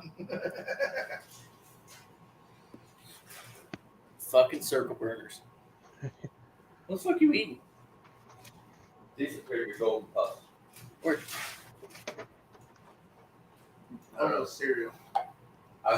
Bro, I was over here laughing my ass off. Remember 1,000 Ways Down West? Yeah. 1,000 Ways Down West. You have a big ass whipped cream? Have you guys ever seen the Captain Andrew Luck tweets? I don't know. Someone made a Twitter account when Andrew Luck was playing and would send out tweets in the fashion of him being a 19th century Civil War general. Yeah. Yeah. Yeah, they did that with Tate Bricko, I think, too. I think nothing like that.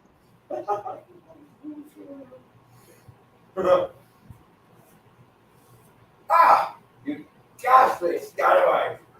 Okay. Yep. Right here, Captain Andrew Luck. He throws the ball. And the package is almost dying down the every punch. He sends out tweets like, "Dearest mother, we have heard rumblings that bears may be headed our way. I've ordered all the rations be buried in hopes they are not lured into our camp. I'm still not drilling. The sawbone feels I need more time to ensure I'm battle ready for the actual campaign. Andrew." Yeah. There's an element written actual "Dearest mother, I have received your care package of braised pigeon chins and fresh squirrel oil. By the way of chief trickery, the unit lost a day's travel after reaching Lawrence, only to discover Kansas City is actually in Missouri. No bother. Our focus remains unfazed." Bro.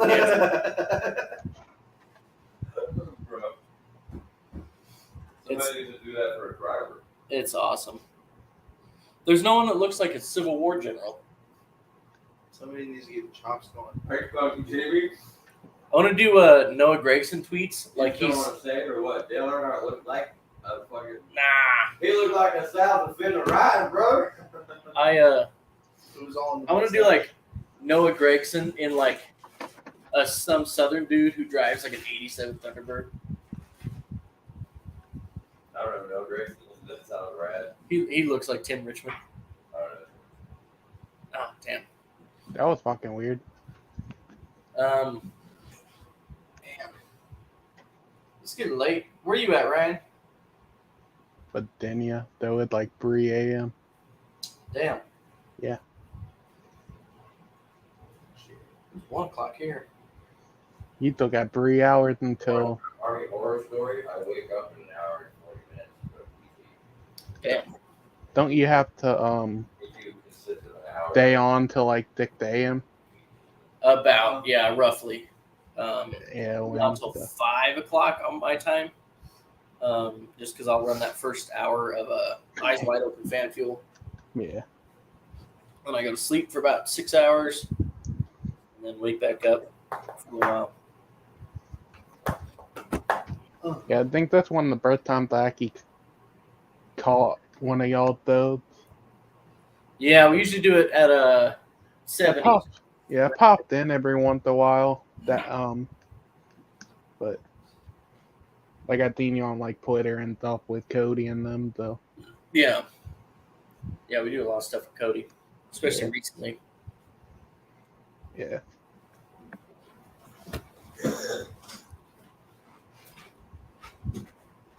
Y'all think that Bigfoot has like a human dick? Or one of those red rockets like dogs get? Straight up Red Rocket. He's got a silo full of hair. Like an actual dog dick?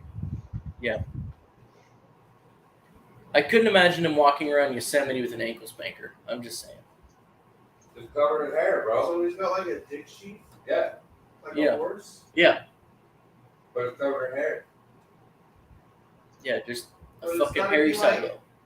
I feel, okay. You would absolutely 100% without a doubt see anything other than a color of hair coming out of the midsection of the leg region of a Bigfoot. Anything. Like it could be damn near brown. But if it ain't hairy, bro, you're gonna see that dude's dick. And there ain't a picture on planet Earth that exists with a dick swinging in it. No, it's clear anyway. Dude.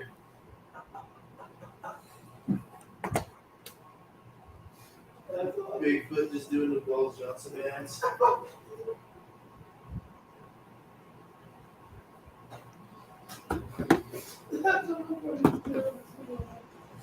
Oh my god. Just look at it. Like look at me. Yeah. Balls going this way. And Bigfoot, big feet are so big that like that thing's probably whacking off trees like a fucking like a bush shot a fucking Ringo. How big do you think a Bigfoot festival is? Bro. Did the camera hear that one? Ryan, did you hear that one? Not fully. How big do you think a Bigfoot testicle is? Cold catch. Oh. Like, tell me that wasn't a sick fucking catch, too. Yeah. I think at least half of a softball. At least half of a softball. But then you have like ABA. See, I'm not saying that big. I'm saying like a normal chicken egg size. Mine has the size Yeah. of a chicken egg. What?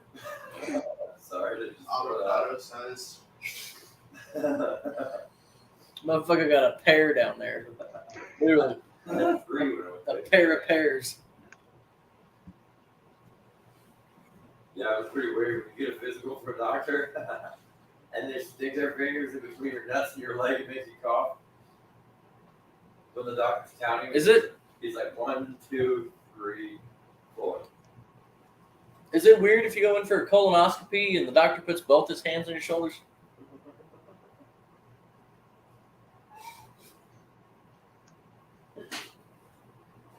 Or he's like, yeah, you can just set your pants over there next to mine. Weird. I'd be a little concerned with that. Just second hand hits, you get the.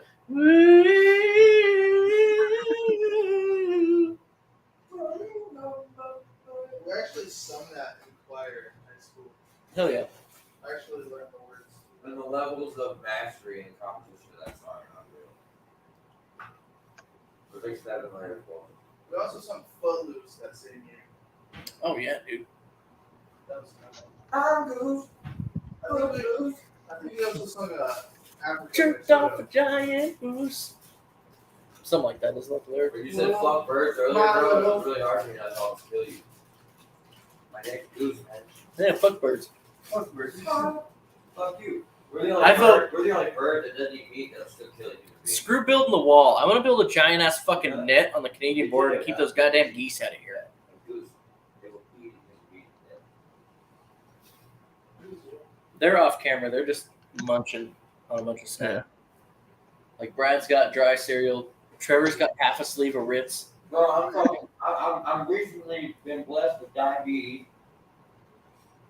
Hell yeah. When's the toe come off? I'm getting 40. I'm 35. I'll say 40. And I play hockey, bro. So I mean, I'm gonna take a bruise or something, and that's just not gonna ever heal again. I'm gonna look like a beat up ass piece. Been dropped on the floor for 200 times, and then I don't know, some kid threw me in a dumpster really hard.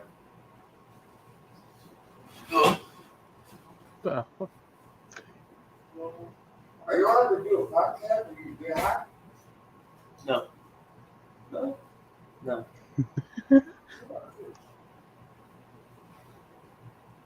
I'm pretty sure, like, if we did like a podcast where like it wasn't like on camera. No, fuck all that. I'm saying like I want to sit down with all my fucking stuff, be a Colorado man, and just you know what I mean, just have blaze out parties. Like I'm not letting do Yeah, that. I don't think so. Nobody does that though. Maybe. But I don't. Yeah, I don't think you can broadcast it on most platforms. Or those platforms.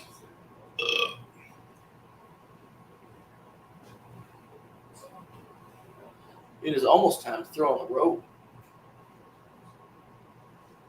We're gonna get that son of a bitch. You're gonna wear a robe though. Fuck yeah, I'm gonna wear a robe. Check this motherfucker out. Growing up, my friends would be at my house, and my dad would come down the hallway, and you'd see his robe, and you'd just see like the cow, pass by the doorway. It was like a real bad experience, but it happened. Pimp You pimp. didn't wear pants when you had a robe on. Straight up in a robe and full clothing. Up half the time, so it was blessed. My dad was dead. So I tried to run all out.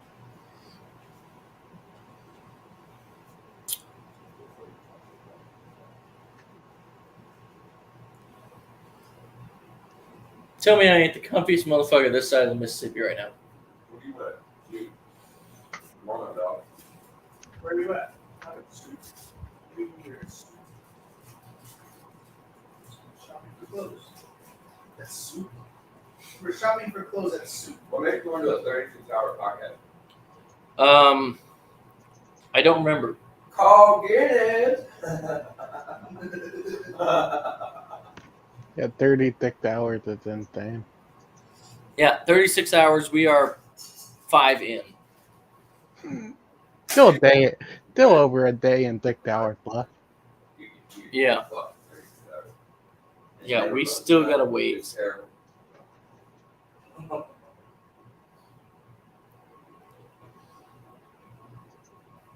Alright, I don't feel like going to Oh. anymore.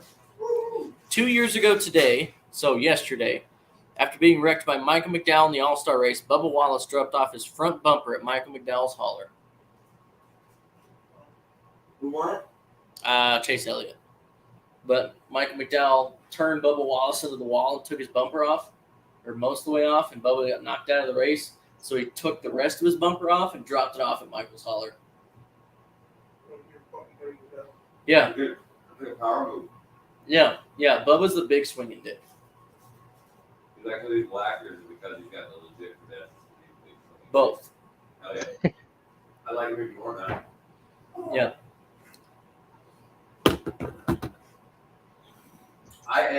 Bubba told his crew chief a couple weeks ago at Nashville.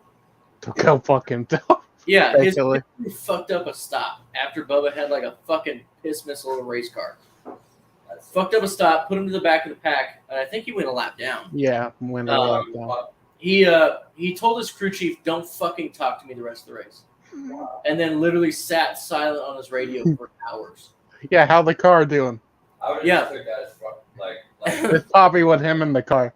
that is a polite, Yeah. I don't live in the hood anymore homeboy telling you you're fired. Yeah, Still the funniest bit that pit crew doing the same fucking thing to Bill. Yeah, it's nuts. Bro, there's no excuse for having pit fails. Like, it's literally it's repeat.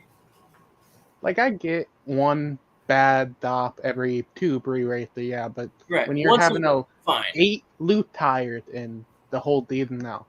Yeah. Bro, they went down to one screw on the rim, right? Yeah. How the fuck you gonna fuck up a pit stop now? It's a bigger bit on the end of the goddamn air gun. So now you don't get the satisfaction of you get. Well, what? Yeah, it's still funny and trap. But I think that person, if I'm reading correctly, is actually Doe Gibb Brandon. Yeah. Jackson is his name. Yeah, You he imagine didn't get biased. Jeff Gordon's But- Rainbow Warrior pit crew, the record, they have a record. Yeah. Pit stop in fucking history, and we continue. You imagine them with that single list. They- Their pitches would be so good, they just throw the fucking rush. So they would be about the same because of fuel. Not when it comes to time. Well, tires, yeah, but like as a Tires. full service pit stop, they can't make the fuel flow any faster. Now that blowing the bitch up. But I'd love to see the tests though. Ooh, nope, can't do that. There's somebody opting manually put it in. Yeah, so they have a gas man sits with it on his fucking shoulders, and they walk up and plug it into the fucking back of the Have car. to have a gas fan though? Yes, yeah, it's not like F1 or something where they just hook a hose up and call it fucking good. Yeah, they still do that manually. A hand puts it in the vehicle. Right? Yeah. So they'll empty one can, and then hand it off, grab another can, and dump the second can in there too. I think that they use larger cans. How are you gonna lift them, some bitches? They're big. Bro, they hire ex-fucking football players. They're still D1 big. colleges and shit. I don't care. Yeah, they're my height. Pro level motherfucker, you gotta be the best. They're I heavy. deadlift 8,000 pounds a day for fucking years to take all the roids I could until they You're got talking. I involved. think they're 12 gallons of fuel, plus the steel frame of that sumbitch got to be 60 pounds on its own. It's not steel. It's gotta be aluminum. Even that, it's got to be fucking 60 pounds on its You own. can pick up 60 fucking aluminum cans. You can pick up 60 pounds, but then you load it with 12 gallons of gas at 8 fucking pounds. That's 140 pounds. I don't know. Trevor, is 140 pounds like this fathomable to somebody like you? And you got to hold it. You don't. It doesn't rest on your shoulder. You hold it with your arms. Rocket pissed into the car. Right. But you hold it with your arms. You don't set it on your shoulder. No. I don't think that you really understand the true capabilities of the human body because I've seen a dude do 1 4-count pull-up, dog. 1, 2, 3, I'm not 4. Like, I'm not saying someone couldn't do it, but I'm saying you got to find 40 of them motherfuckers every single week that can do it. I'll go down to Florida Atlantic University and everybody that gets cut because they get bad grades out of job. Checkmate. Why am I the only one on camera? I got to pee. Oh, You can say- my legs were twitching real bad, and I don't want people to think I'm on the road on your podcast. The truth. I mean, I smoke weed, but that's not a drug. Smoke some crack rocks. I smoke trees. 7 o'clock on the dot. I need a crack rock. You need a guitar in this thing, man. I don't know about that. You got that. You want me to hold it? Hold my hair. Like a rope. Or your penis. No, he's good. He said nothing.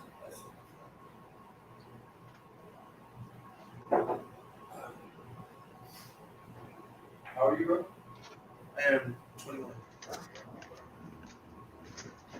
My 21st birthday, I got drunk on a bottle of Listerine in Iraq. Wow. Yeah. I bet that tasted awful. No, so you know the brown Listerine, like it's brown flavor, like it's I don't even know what flavor it is original. My mom like opened it, dumped it out, filled it up with Jack Daniels thing, and then put the lid back on it, sealed it all back with super glue and shit. Here's the kicker: my mom was a homicide reporter in an unnamed city, so she really knew what details they would fucking look at if they were gonna open my package. Yeah. So she was gonna make sure I got a fucking hammer on it. I just No matter what the fucking I just ended up doing like the Norm from Cheers, where I just like tucked the suit back and like fucking Hey, if you wear something that you can flip and you ever make a point, don't flip it, your point can't be made. That's fair. I always wanted one of those long capes that I could like track with. Yeah. I'll look past I used to do that shit, and then somebody's like, bro, it's weird. I'm like, what do you mean it's weird? That's just ridiculous. Those kids. Hey, JP, how much your clothes cost today? I'm sorry? No, I was just random. I was pretty much done anyway. I started thinking about that goddamn grandma's boy. That movie's so fucking fun. Man, I got 4.5 hours left. Go 3.5. Go on a list. Like 25, your top comedy. 25. Go. I don't know if I can name that many movies. Write it down. I don't know about that. That'd take a while. I mean, what do you, are you going to sleep on camera? No. Sleep stream. People just comment the loudest fucking things that they can. Try to wake you up. Oh my god, fucking. It won't be a matter of time before you got full on head on car accidents. Like, I bet this will wake them up.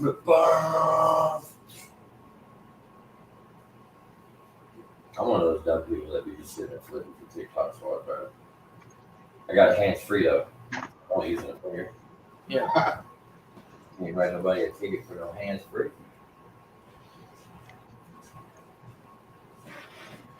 Do you Park think behind that you could take like an orangutan with a sword? Is it the whole chicken every time you get in your car, orangutan with a sword once a year thing? Yeah. I'm taking the chicken. Yeah.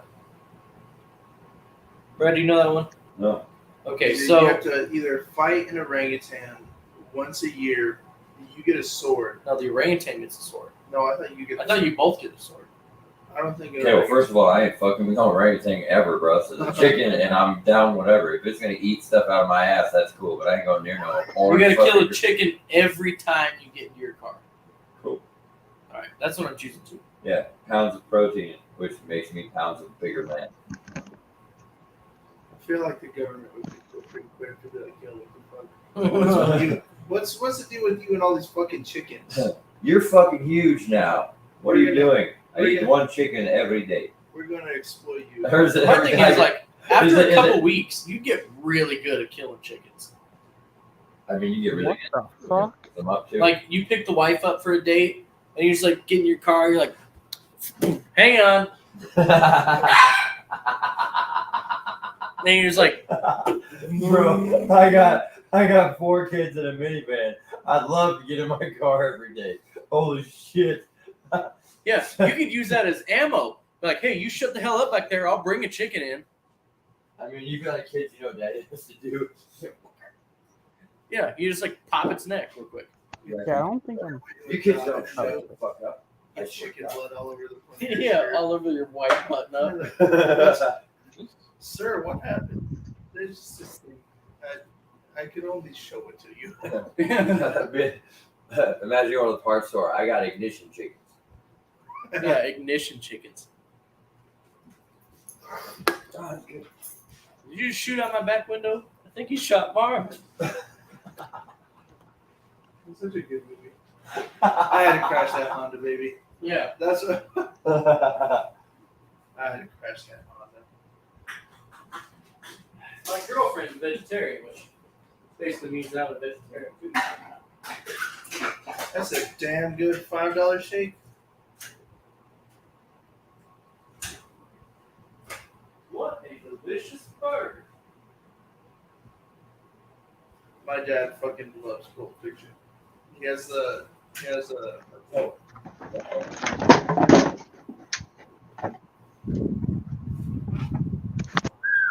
Jules' bad motherfucker. Look wallet. at that fucking toss and catch right there. It had nothing to do with it. That was in the hand, baby. I didn't even move. The same address as I was a kid type shit. You see that? Yeah. He held his hand up to catch a pack of cigarettes I was throwing across the room, and I hit him in the hand. That was dope. Coolest thing I've done all week. It's like a glove flip. Yeah, perfect. Well, I at least got 3.5 hours of this shit. 2.5.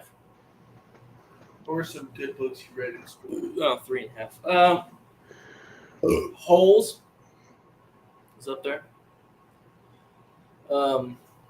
Bridge to Terabithia. That's a good one. What was that book?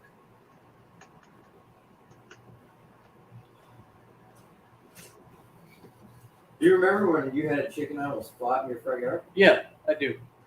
So my neighbor has chickens, and they get in my yard every once in a while.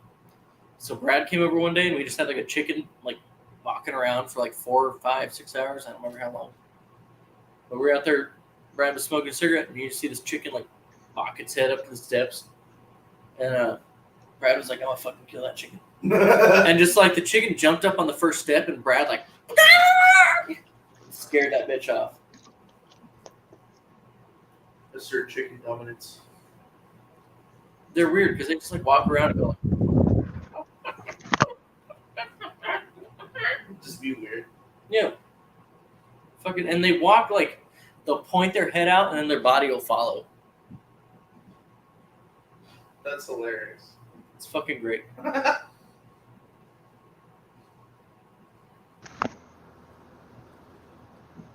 And to think that they're related to dinosaurs. Yeah, them and alligators, dude.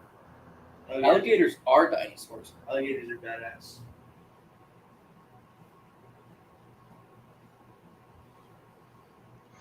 The AC ain't even working. 76 degrees in the sun.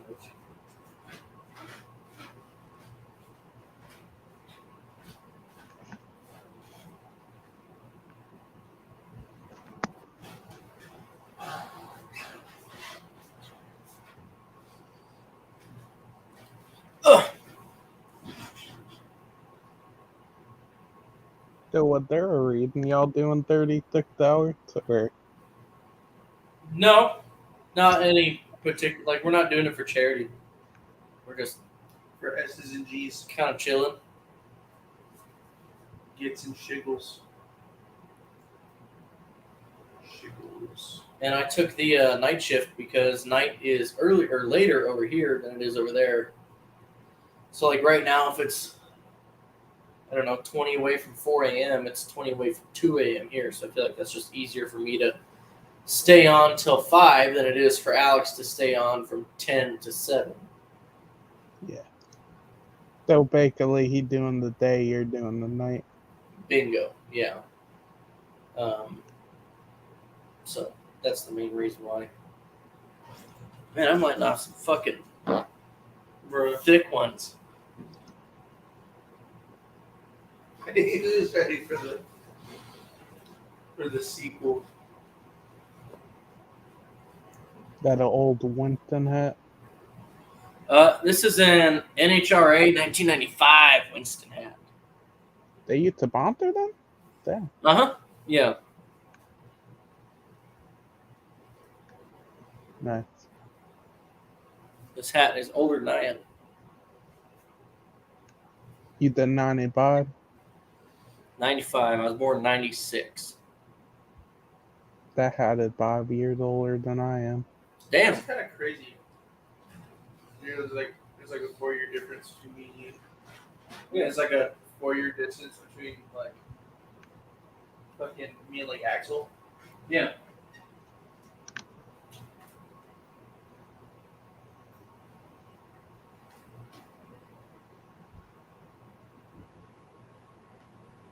Caleb was born in 2000, right? Caleb was born in 99. And then Chase was born in 2000. I'll, like, pick up my dress before I sit down. Yeah, I was born in 2002. Or 2000. 2000 also. Yeah. Yeah. Yes, I'm freaking 19 years old in here. Talking I to... think Nate on our podcast was born in 2003. Oh, damn. Yeah. That's weird. As soon as you start adding compounds, making that year a compound number, I'm like, what? Yeah. You're a baby, bro. Ugh.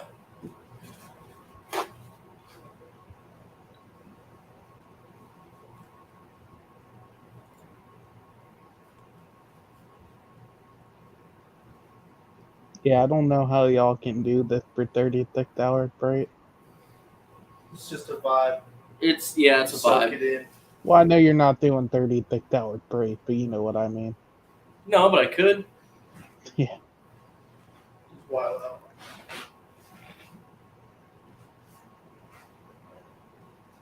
I saw a spider on the floor earlier. I didn't kill it.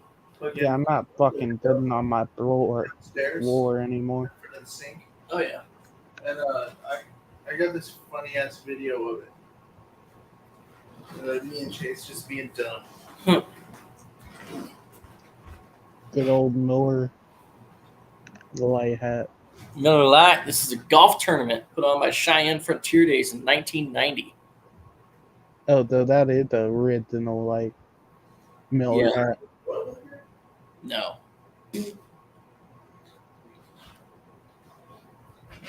They even got the twist top or like the weird stuff on the back for like the staff back.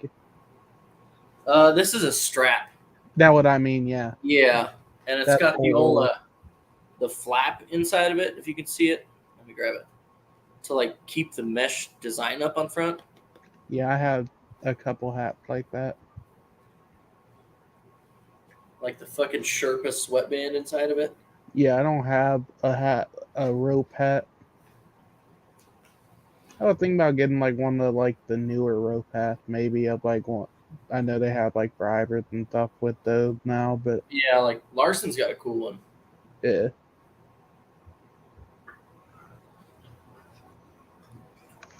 We're trying to figure out what kind of spider it is. That's a brown widow.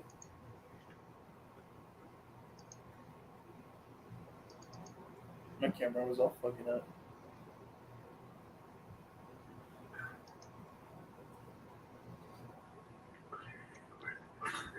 What the fuck?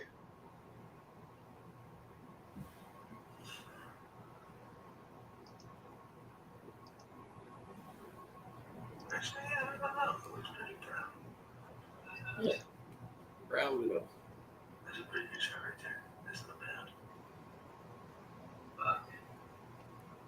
I got bit by a fucking hobo spider last year.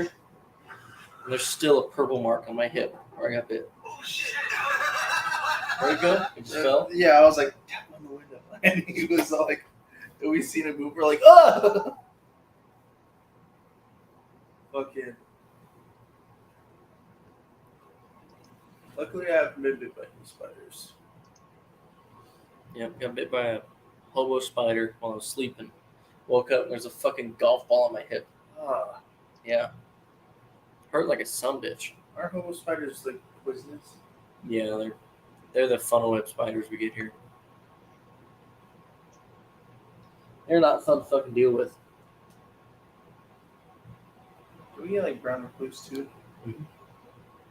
Them I had a- will fuck you up. I had a brown recluse chase me one time. Swear. When I was working for Boot Barn, I went down to Fort Collins, which is just like 45 minutes south of here, and did a fitting event for a lot of the bus drivers that were down there because we picked up a contract for their uniforms.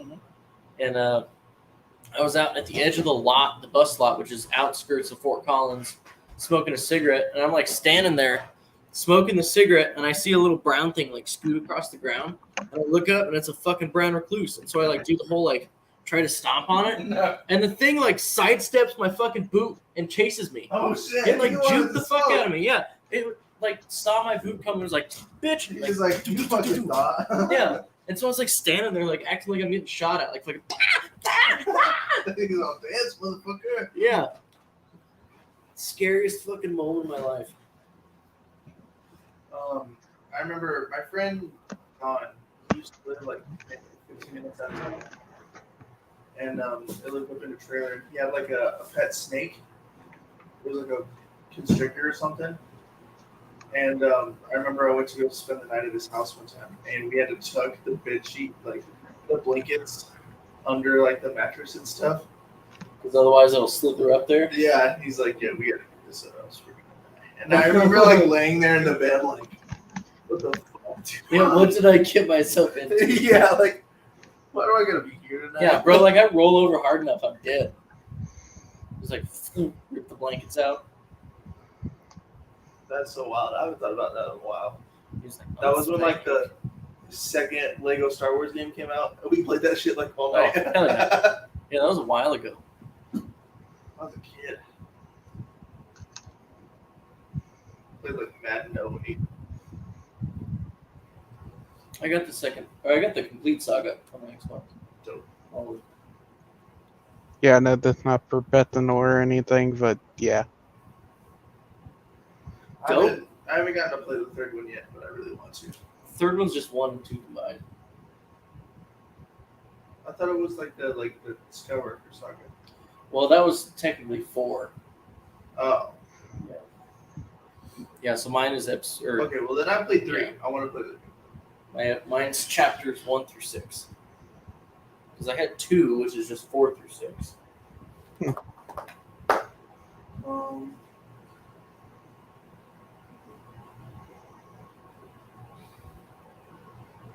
Only got like 4 hours left. I know, we're getting there. What's your favorite 80s movie? 80s movie? Breakfast Club. Either fucking Indiana Jones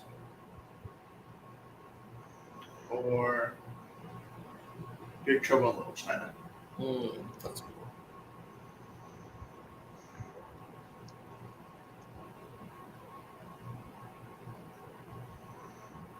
Favorite Disney animated movie? It's not a Pixar film. Oh, damn, you're picking the bottom of the fucking barrel here. What do you mean?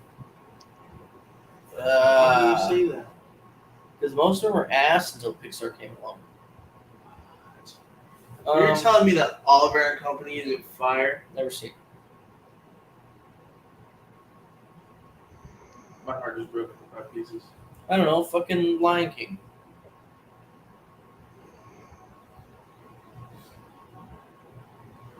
I actually don't know what movie not Pixar though. Yeah. Anything before Toy Story is not Pixar.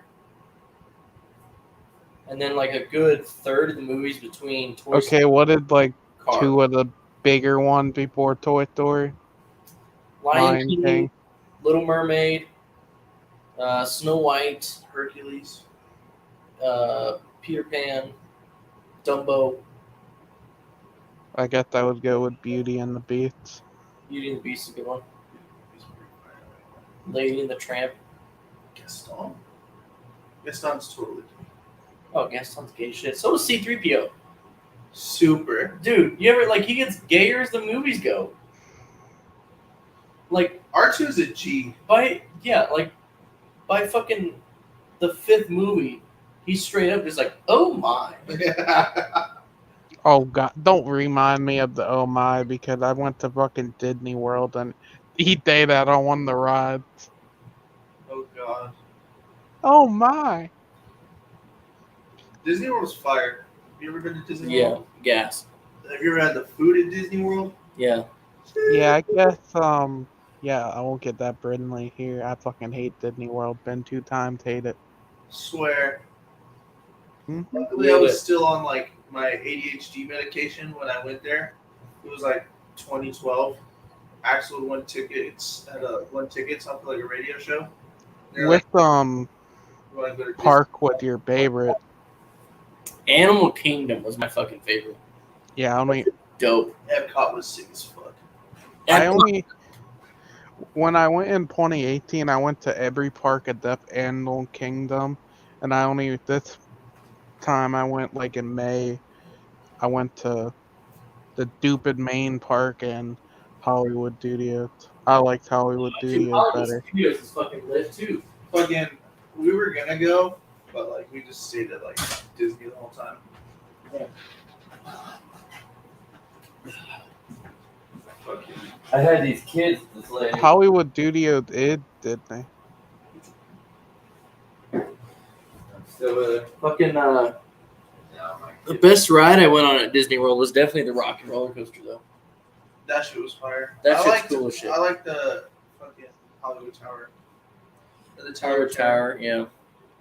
That was pretty fun. You ever see those videos of people like doing it without their seatbelts on? And No. they just all like float and then get fucking ass packed on the seat. Break their fucking tailbone. I've seen wild videos. Man, you're pretty fucking stupid to break your tailbone and then get sued by a company. Fucking you ever broke your tailbone? Yeah. You ever got an X-ray? Yeah. They see everything. Yeah. Yeah. Definitely see your poop and your dick. Yeah, it's weird.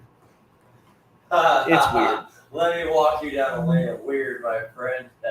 My 30s gave me hemorrhoids with ruptured landscaper outside, which led to what's called sepsis. It is an infection that can get into your blood and kill you. All of that happened because I worked outside too hard. It's just too like because you were like straining. I guess. Or just like They said like the number one cause of hemorrhoids is stress. That everything. So if you're super stressed out, you probably don't have a great diet, which is a fact. It's like a better factor of what happens getting you hemorrhoids. Word. So, I mean, if you always stay hydrated, you never have to worry about it. But yeah, no, it was horrific. It was absolutely crazy. Awful. It sucked, dude.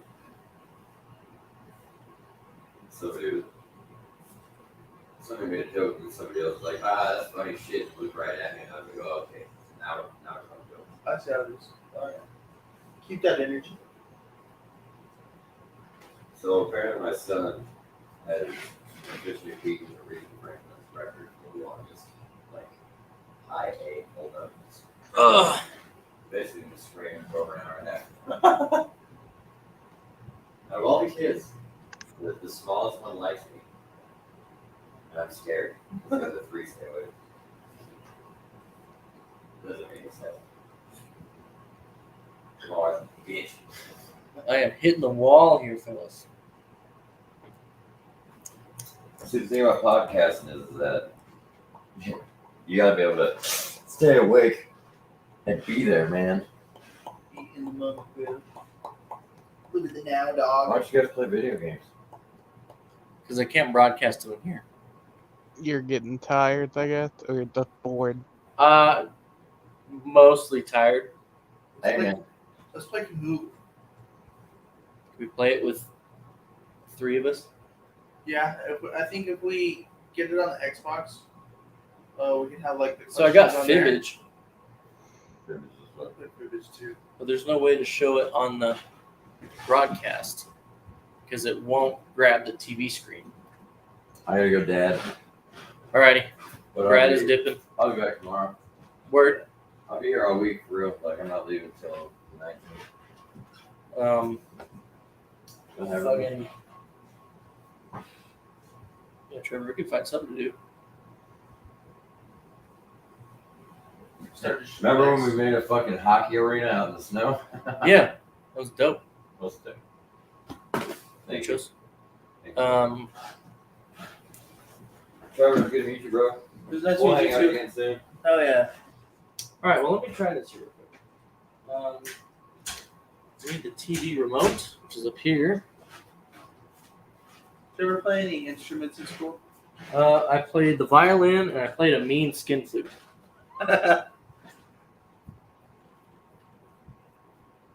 Who's your orchestra teacher?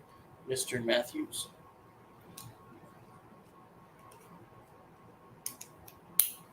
You know work.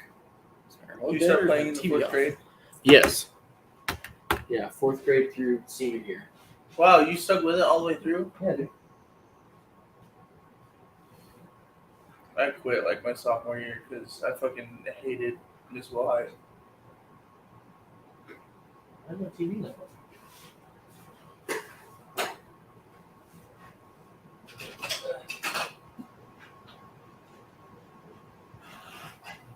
The lights on. Or it's at least white. No, it's a piece of paint.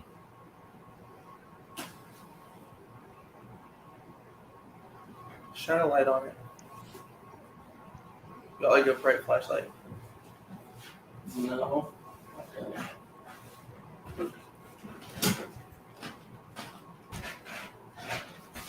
Let's see if it came. Oh, right there.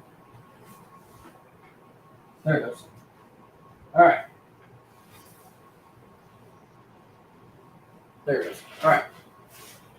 Now, let's see if I flip this biatch around. How does it look on the stream? Wait, Uno. On the Xbox. I think I have Uno. Pretty sure I have Uno. Yeah, I see it. Is it alright open? Yeah, dude.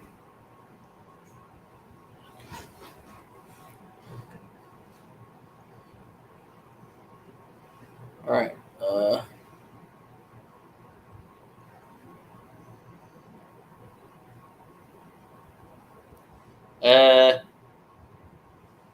right. Got that loaded up. Let me see what it looks like here. Kick this that away. Turn on the Xbox. Son of a bitch. I mean, you can kind of see it. I think it'd work better with the lights on.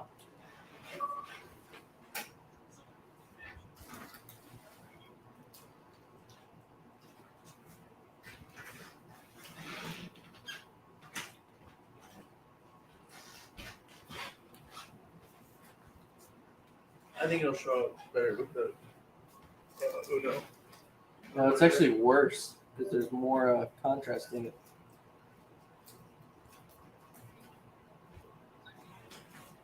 This one? Yeah, flip that one on. I think that one's fine. Yeah, that looks all right. I can even pull it closer here.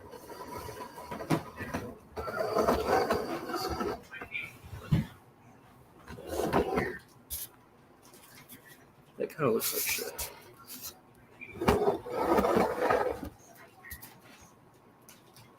If the light off if the main light was off, I can see it better than when it would. I thought it looked too bright on the screen. Try that one. That one's off. Yeah, try that one off.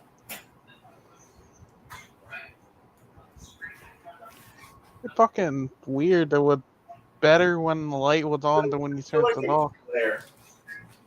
Yeah. I don't know how to get rid of that glare. Keep that from being too fucking bright. Because you really Not like a can't lamp? see anything there. Put behind the TV, perhaps?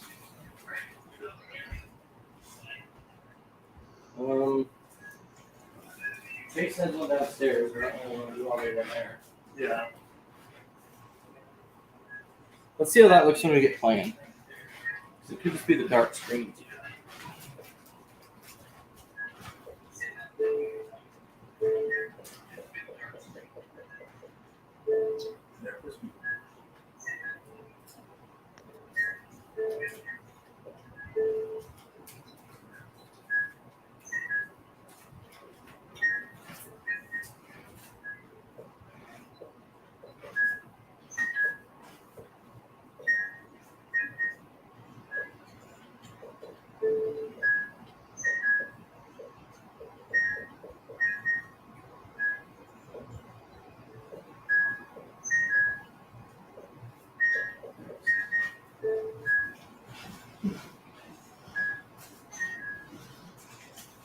Okay, that'll look a little better. There we go. It looked pretty good right now, just on this screen. We could do some no. Oh, yeah. We could COD. I got Halo. Put Monopoly. I got some fucking Monopoly, dude. Oh, yeah. I'm down for some Monopoly.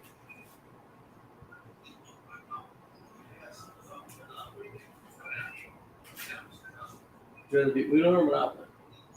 Did you join in on Monopoly? Ryan, you got Xbox? Nope. Yeah.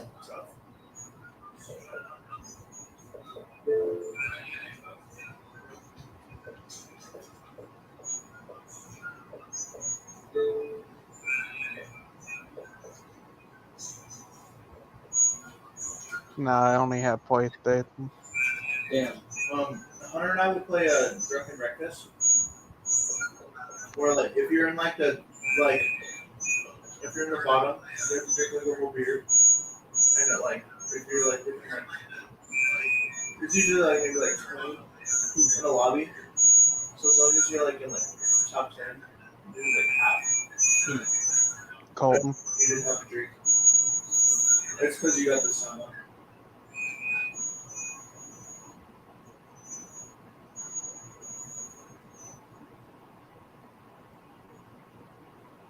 I mean, that didn't make it any better.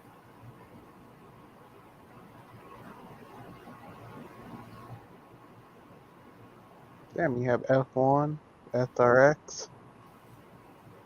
Brad, is that horrible screeching noise going through on your end? Huh? Is that horrible fucking screeching noise showing up on your end? Can you hear it? Yeah, a little bit. Can you Not still now. hear it? Okay, yeah, so I gotta keep this off. Well, what the? Well, I Was it had on my end? The stream on? Yeah. Like just keep the volume down. Yeah, that's what I'll do. Did it show back up? It Can you good hear right anything? now. I don't hear that breathing. So Okay. Kick ass. Figured it out. yeah, it would have freaking annoying. Golf with friends. You have a lot of games. Holy shit. I get the terabyte Seagate disc Oh yeah. for my Series S. And that thing is so nice. What Xbox do you have? The Xbox One? Yeah, Xbox One. Yeah, I just got the PS board though. I had a PS4 for a little bit. They're fucking dope. My friend got it just for Spider-Man. I like PlayStation a little better. Well, I actually never owned the Very- Xbox though. Today. It's a cold one. I do not.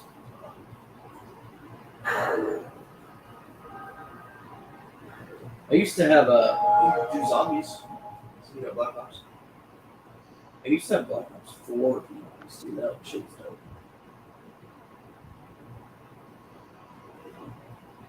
You got 1 minute. Oh shit. Yeah. Almost 2.